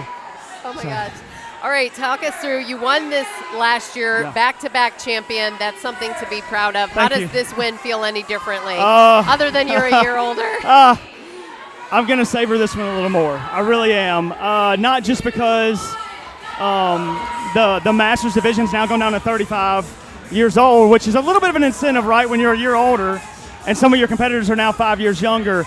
But last year winning was great, and I'm so grateful that I got to be a part of that. But just to come back, and I had a lot of pains and aches, and I had to fight through a lot of stuff this year. I mean, so did everybody. It wasn't just me, but I felt like it was one thing after another, and it just kept compounding. And to be able to come here, like you said, I wasn't in the lead at all this weekend, and so I had to kind of fight behind it. Even the last workout, I know I had to get a certain amount of snatches to even qualify for the final. So coming from behind, I think it was like that was motivation, yeah. The whole weekend, yeah. Yeah, awesome. Well, we're so proud of you. Congratulations on back-to-back I appreciate wins. that. We appreciate you. Go celebrate with your family. I'm Will gonna shirtless. eat so much food tonight. It's going to be ridiculous. Our champion here for the Male Masters Thank y'all. division. That's it. But we want to head to the floating floor because what's happening now, it's Amber Bellows against Meg Lafferty in the final round, the final workout. They both got through their tricep press and their push-ups. They are on to the double unders. It's 50 double unders. They already did the buy-in. Amber Bellows just tripped. Now, Amber Bellows has stopped a few times this weekend on her double unders. I would not say it's the strongest thing that she's had all weekend. She's been much stronger at other movements, but she finishes that. She's done with that, and she's moving on to the lunges. Forward lunges. This is 30-pound dumbbells coming into each hand. 2 lunges is 1. 2 is 1 on those lunges. And then she goes to the squat press, but I'll tell you, Meg Lafferty is coming for her. Yes. Meg Lafferty is not going to let this one slip away from her that quickly, that easily. She's going to give her a run for the money. She's really good on lunges, and she is faster than Amber Bellows on this lunge. Question is, who's going to get to the squat press first? It's 10 squat press. There it is, Amber Bellows to the squat press. She has 10 reps of those, then she goes back to the forward lunges. Now, Meg Lafferty is very fast and speedy on lunges. Typically, there she goes, Meg Lafferty in her squat press. Amber Bellows has a lot of endurance, and she has a lot of strength. Will it stay with her all the way through this buyout round at the end? Stephanie Nardoni down there at the end. She's also on her lunges. We know how fast things can change here in the finals of the Athlete Games. All right, now we have 2 athletes on their second round of lunges. That's Meg Lafferty, Amber Bellows. It's 10 lunges, 2 is 1. They will go back to their double unders for 50 double unders.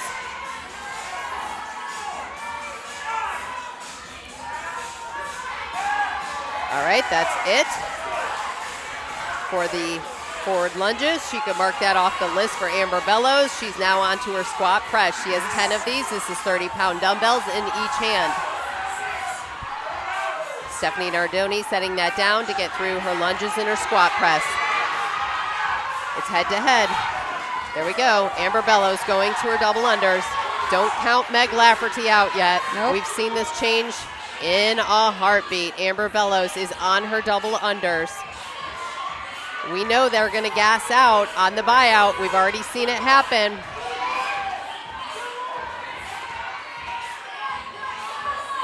She's 30. Nope. Almost 40 double unders in. 38. 38 double unders for Amber Bellows. You see Meg Lafferty working through those final squat to press. There she goes. It's only 3 for Amber Bellows. If she trips a couple more times, Amber Bellows on this double unders, the pressure's on. There she goes. There she goes. She's on to the buyout. The buyout, 10 tricep press, 10 push-ups, 2 rounds through. This is where we see people have lost the lead, though, already today.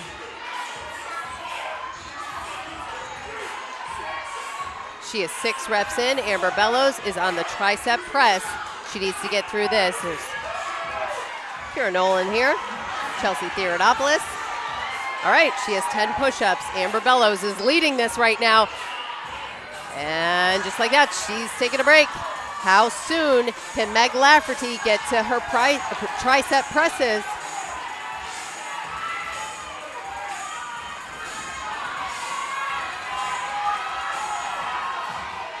Is the body going to sustain for Amber Bellows? 20 reps, like you Amber said. Bellows, 20 reps stands between her and that finish line. Amber Bellows from Verona, Wisconsin, going for the victory here for her first possible trophy on the line. She's been here in 2022, 2023. She has never been able to seal the deal as the champion. Amber Bellows giving it everything she has on these tricep press. She has 4 reps to go on the tricep press, and her triceps just gave out. All right, here we go, Meg Lafferty on the tricep press. Meg Lafferty, 20 reps.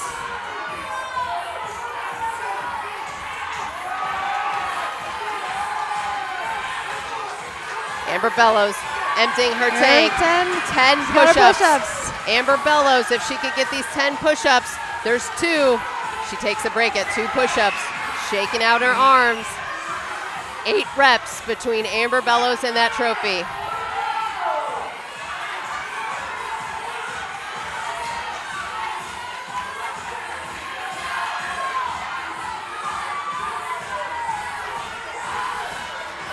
Amber Bellows getting a little mental pep talk from Matt Morris. There we go. It worked. Done. Amber Bellows. Immediate emotions. Champion. Amber Bellows, tears flowing down her eyes. She gets a hug from Matt Morris. It's incredible. The master counter for her. Amber Bellows has tried and failed in years past, but today, it appears today she's the victor. Yes, we'll confirm, but she finished first.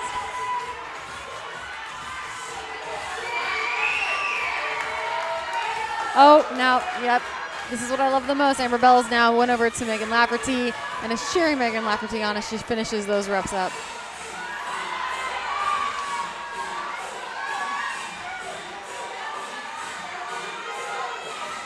All right, you see Meg Lafferty.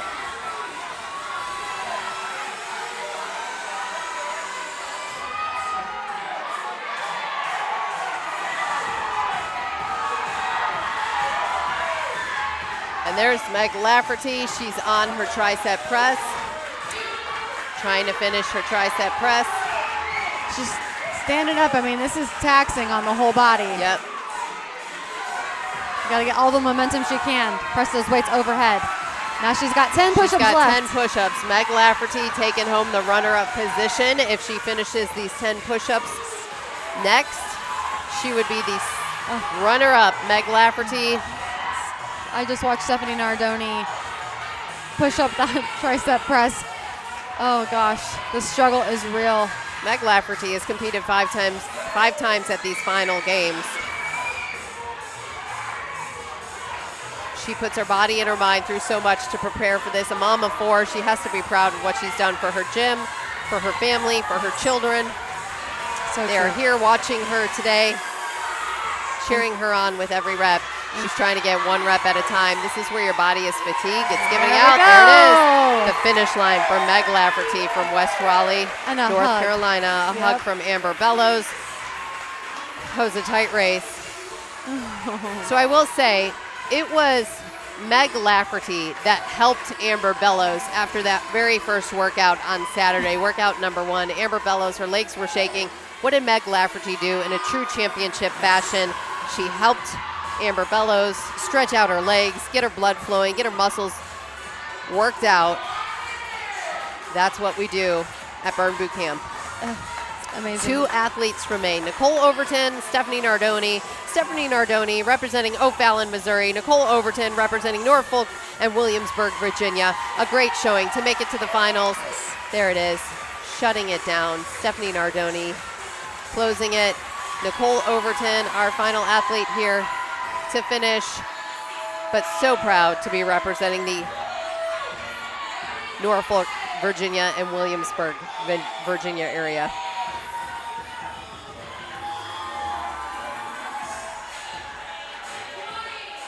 $20 seconds to our time cap. I think it was a good idea we moved that time cap too anyways. There's Meg Lafferty. Carly Carbone, one of our athletes.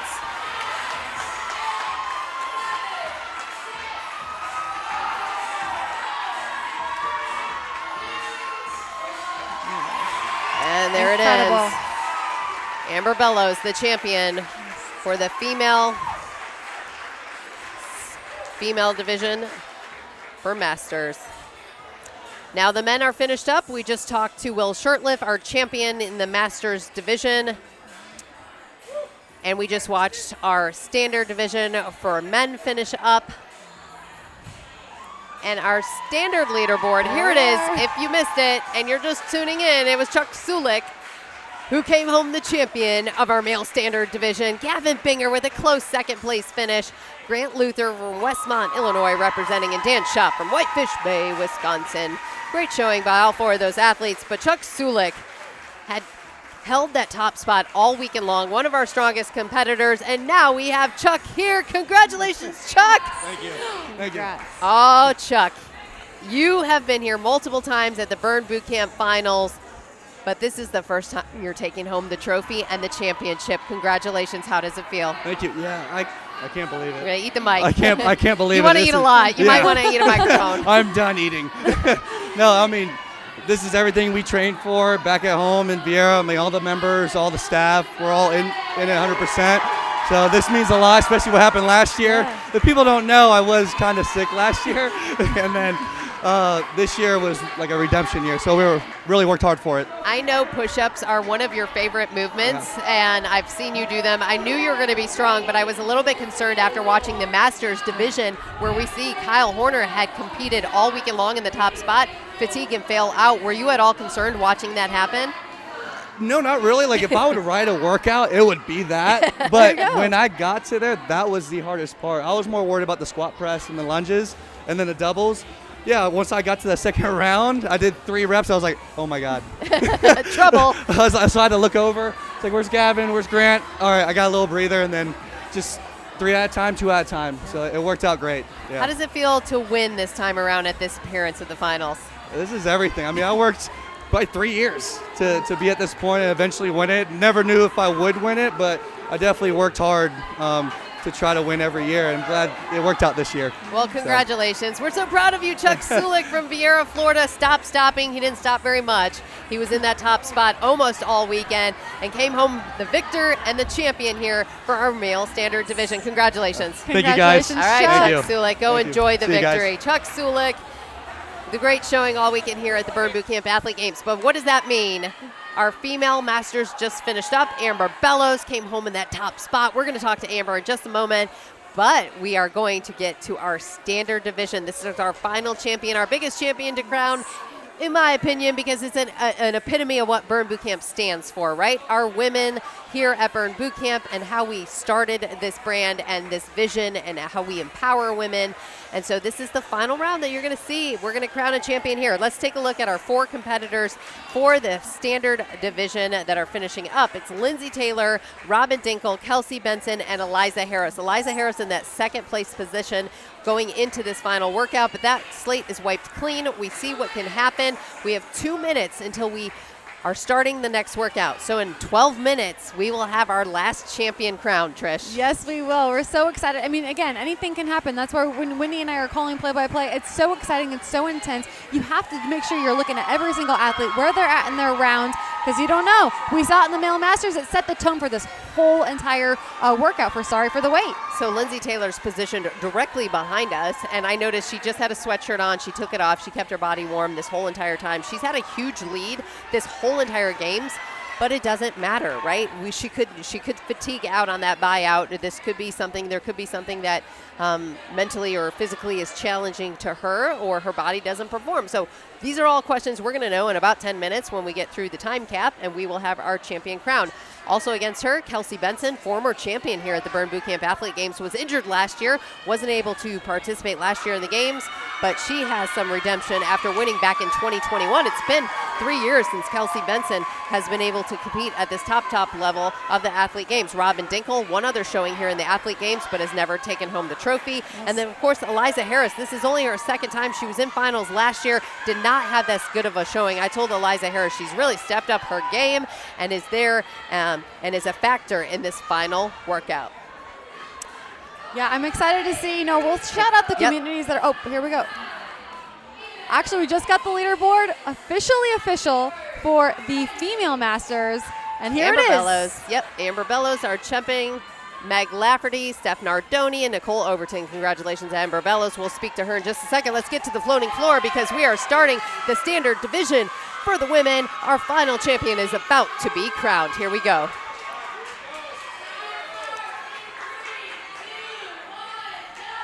Sorry for the wait. It's a dumbbell tricep press. It's 10 reps followed by 10 push-ups. They do that for 2 rounds. It's 40-pound dumbbells in each hand. Round 2. Complete that, and then you go to your double unders. We're going to watch Lindsay Taylor and Eliza Harris and Kelsey Benson. Everyone's on their push-up. Round number 2. Yep. Lindsay Taylor And Kelsey Benson taking over on these tricep press. Oh, Kelsey Benson's in the lead. Lindsay Taylor's right behind Benson just took over the lead. There goes Eliza Harris to her push-ups. This is finishing out second round. They will go to their double unders. Kelsey Benson to her double. She turns her back away from the crowd. Lindsay Taylor starting her doubles just seconds behind her. It's 50 reps. They can be broken. If they trip, they start back over with the number they had. Lindsay Taylor facing the crowd. Now grabbing her rope. Eliza Harris.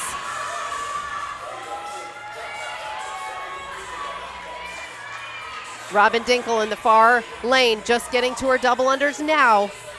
It's anyone's game at this point. Is it Kelsey? It's Lindsay. It's Lindsay. Just took the lead. Lindsay is now on her lunges.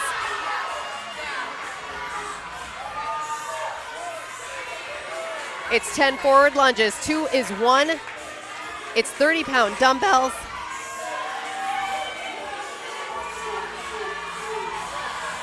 Kelsey Benson and Lindsay Taylor both on these lunges. Who's going to get to the squat press first?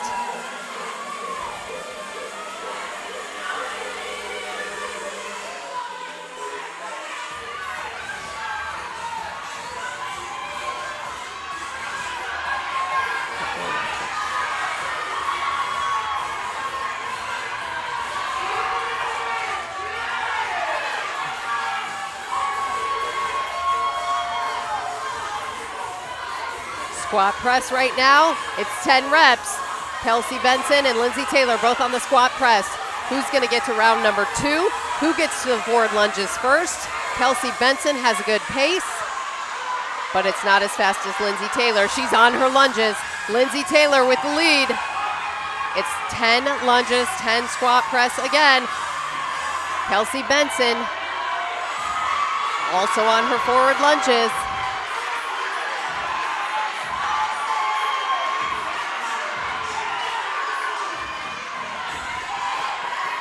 Kelsey Benson with some emotion on her face right now. There's Robin Dinkle we saw on her first round of the squat press.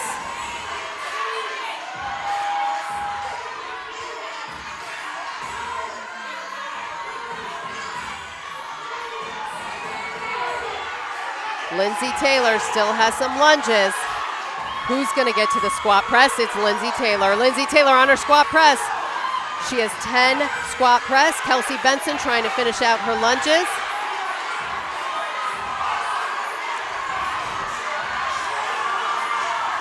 It's going to the 50 double unders.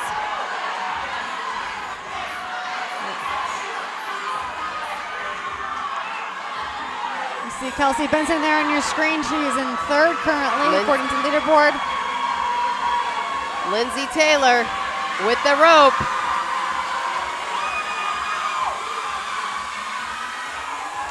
She trips, she stops, she resets. Kelsey Benson going to her rope.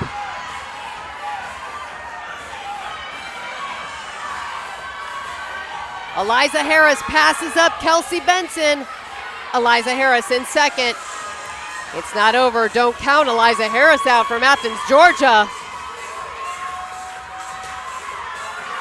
There it is. Lindsay Taylor moves up the lane. Tricep press. This is where we see the athletes have failed out before. Eliza Harris to the tricep press. Eliza Harris takes over the second place position. Eliza Harris, can't she pass Lindsay Taylor? Kelsey Benson now getting into her tricep press. Lindsay Taylor has 10 push-ups and then a second round as her buyout. Here comes Eliza Harris. She is coming for her. She is gunning for Lindsay Taylor. Eliza Harris on her push-ups. Lindsay Taylor, if she fails out at any point, Eliza Harris is going to pass her. Look at Eliza Harris with the speed of those push-ups.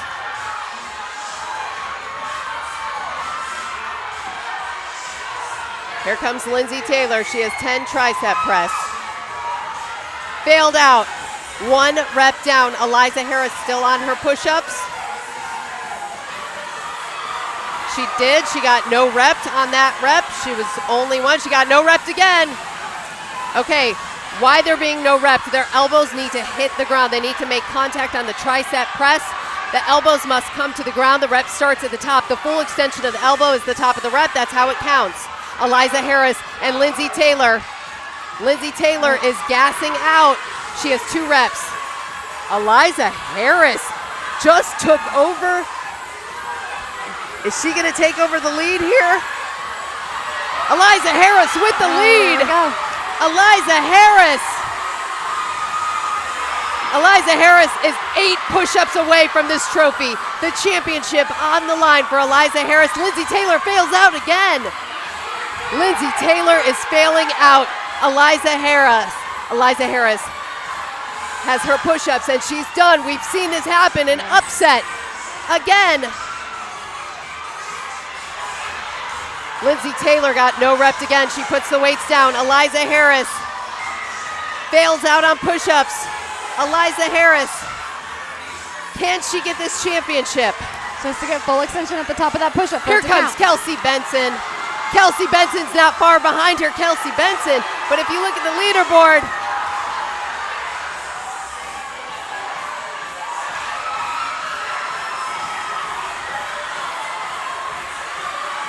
oh my gosh. Who does this come down to? Kelsey Benson. Eliza Harris with the win. Wow. Holy cow. What just happened? That's incredible. What just happened? Wow. Eliza Harris, your champion. Kelsey Benson finished. Kelsey Benson, second place. Lindsay Taylor with a 90-second lead going into today.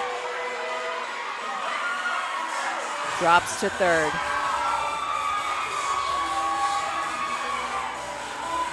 Robin Dinkle putting the weights down, recapping, trying to reset. 90 seconds to go. What an upset and a turnaround of events. Lindsay Taylor is done. There she is. Lindsay Taylor, who held the lead the majority of the weekend and was a strong favorite, slips from the grips in that final 20 reps. We see Robin Dinkle. Amazing. These athletes just left it all on the floor. You can see it in their faces. Weddington, North Carolina was where Robin Dinkle is from.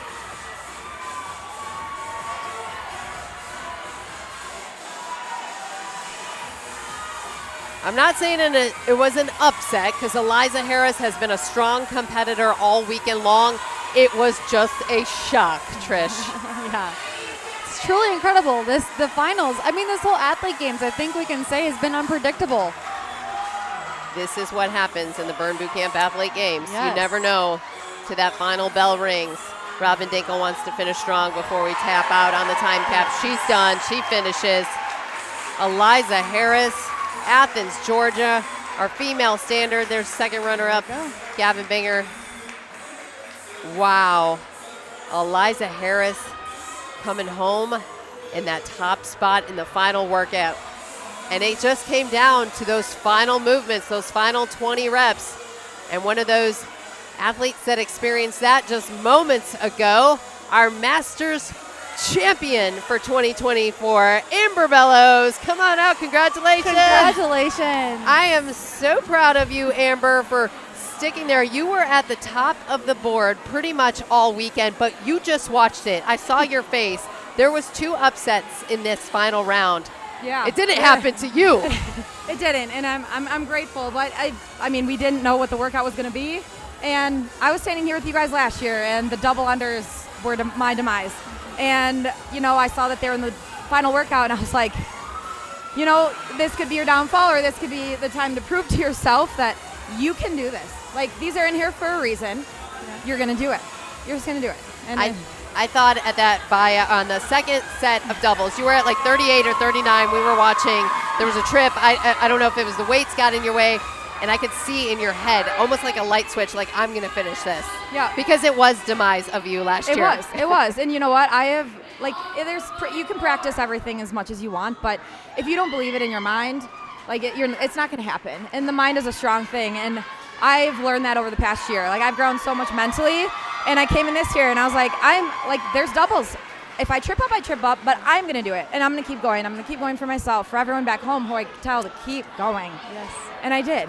You did. You did it for Verona. We see your FP behind you, Gavin Binger. Is there anyone out there at Verona you want to shout out? Oh my gosh, yeah. Well, my family back home, my husband Brad, home with the kids, my little guy Ben, stepson Brandon. They've been so supportive this entire time. They've been watching the whole time on the edge of their seats. And then our entire gym, they are amazing. We had level up games last weekend, and I was pushing them to get through, and I kept thinking of them in my mind. I was like, I was screaming in their faces, and now it's my turn to keep pushing. And so I'm grateful for all of them. And it was your birthday this weekend. It was. Happy birthday. Thank you. Also Yeah. a birthday present. I think I did enough burpees now. Well, congratulations. We're so proud of Thank you. you. Taking home the championship. Thank you guys so much. Again Thank you for all that you next guys do, year. too. All right. Thank you so much. We appreciate that, Amber Bellows. Now we're going to head over to the floating floor with our CEO, Morgan Klein. Thank you. Oh, you're good. Sorry. You're good. Thank you, honey. Appreciate it.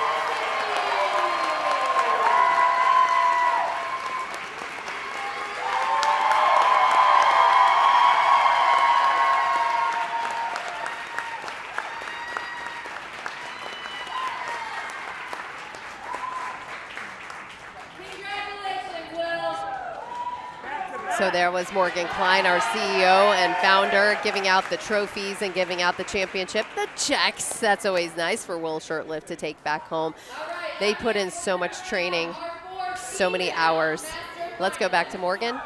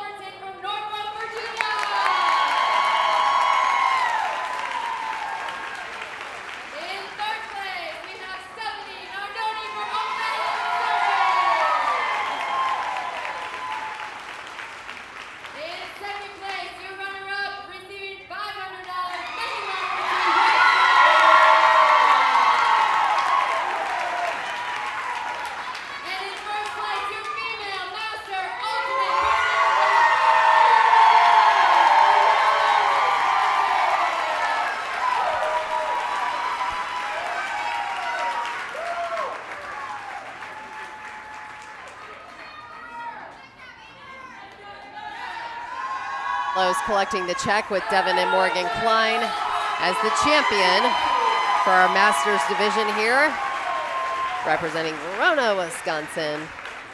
See, the whole gym is filled with all the fans that came to cheer on their athletes. Getting to the male division now, let's recognize our top four.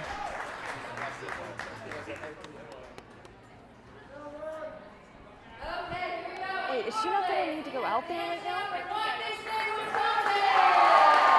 Eliza. Oh, got you. Okay. After this. Sorry.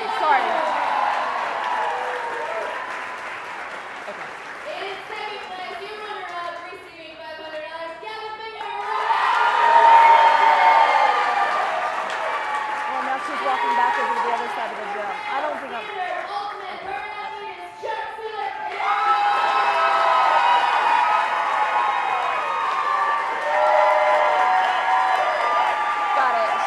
She just went back over with her friends, I guess.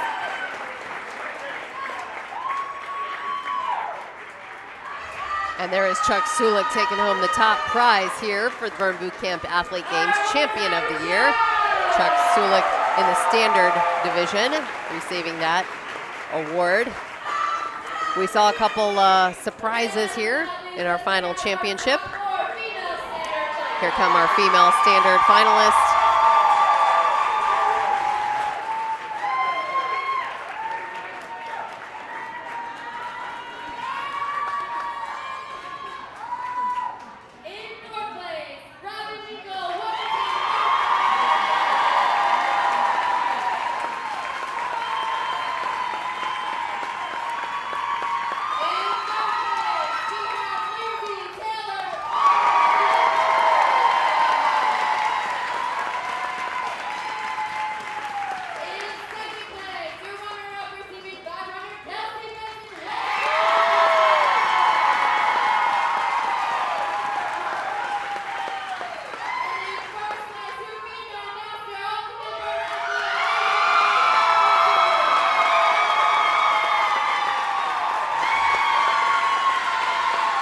I love it. Eliza Harris, the champion here for Burn Boot Camp Athlete Games 2024. I think she represents a good portion of the female athletes at Burn Boot Camp. 5'11", ranking in, takes up a space that's a little bit taller, wider than some of our other smaller athletes, proving that it takes all types of athletes to win these games. Eliza Harris, I had that conversation. She is an amazing human, very humble, representing Athens, Georgia. That's a look at our 4 champions.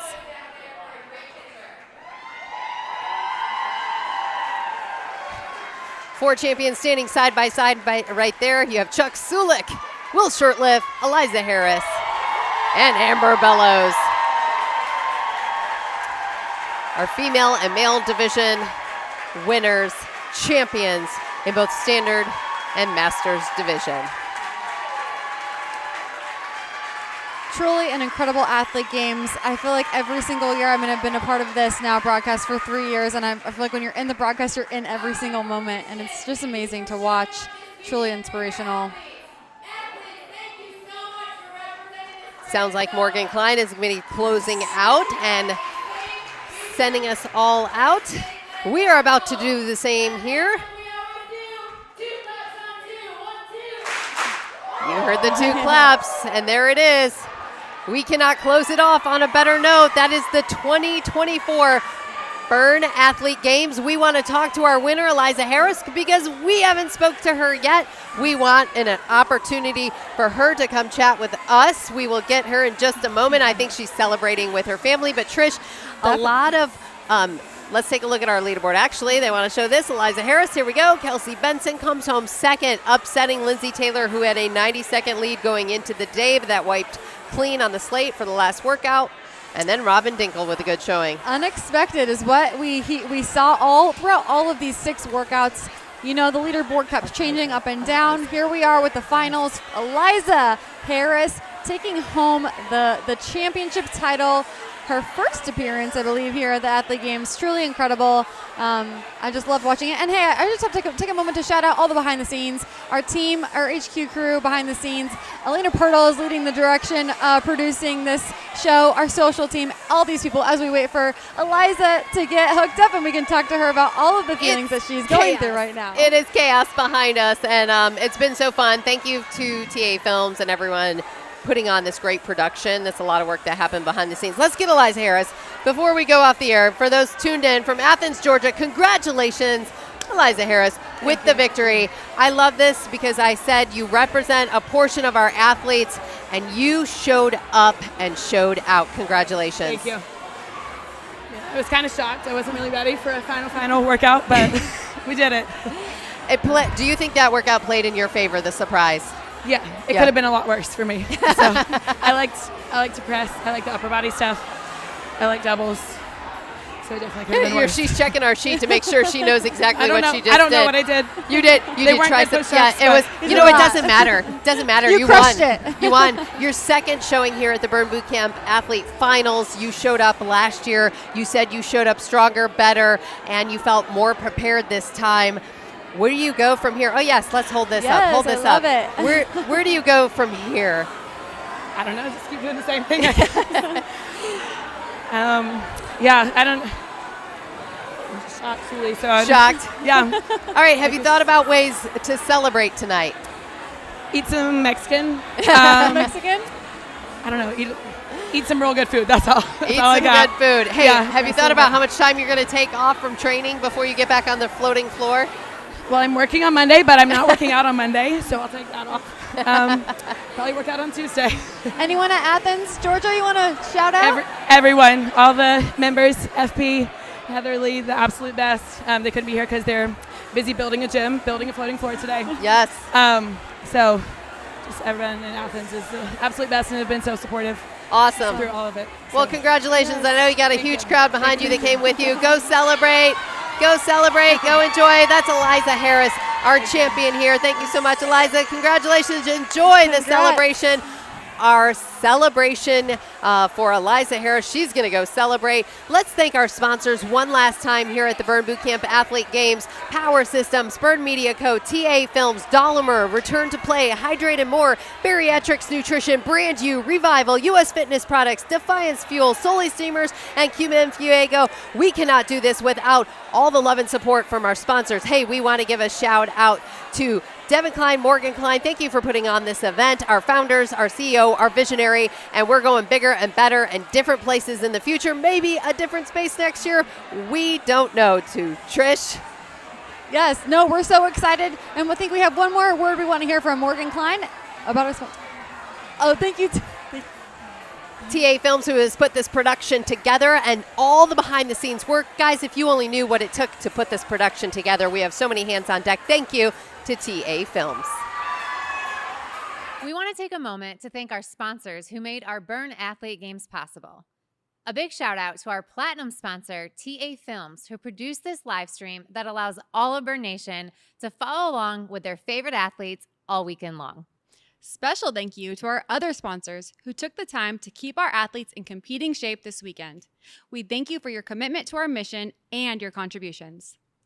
Thanks again, and let's get back to the games. All right, back here on the floating floor, we're getting ready to sign off, but not before we thank Missy Franklin for joining us. Thank you so much. I know it was a blast for you downstairs, wasn't it? You cannot thank me. I have to thank you guys. This was truly one of the most special things I've ever been a part of. I wasn't expecting the emotions from these finalists. I'm just now like dabbing away all my tears. This was an unforgettable 2 days. It is. It usually is, and we can't wait again for year number 8 next year for 2025 Burn Athlete Game Finals. All right, you're headed out. You're headed back to your home gym in Bellevue. Yes, ma'am. Bellevue, and so bring it back home, and you can tell them all about the Burn Athlete Games. Missy, thank you for being here. Thank you guys so much for having me. All right, Missy Franklin joining us here. A big thank you to our production crew back in the Child Watch room of all places, and all the hard work and effort that they did today. Trish, great job. Thank you so much for your time here this weekend as well. So much fun. Thank you guys for tuning in. This was great. What an amazing year. Thank you, Missy. Thank you, Wendy. Fabulous wrap on 2024 Burn Boot Camp Athlete Games. And there it is, the 7th annual 2024 Burn Athlete Games. We will see you again next year. For Trish Pena, Missy Franklin, I'm Wendy Venturini. We are signing off for the 2024 Burn Athlete Games.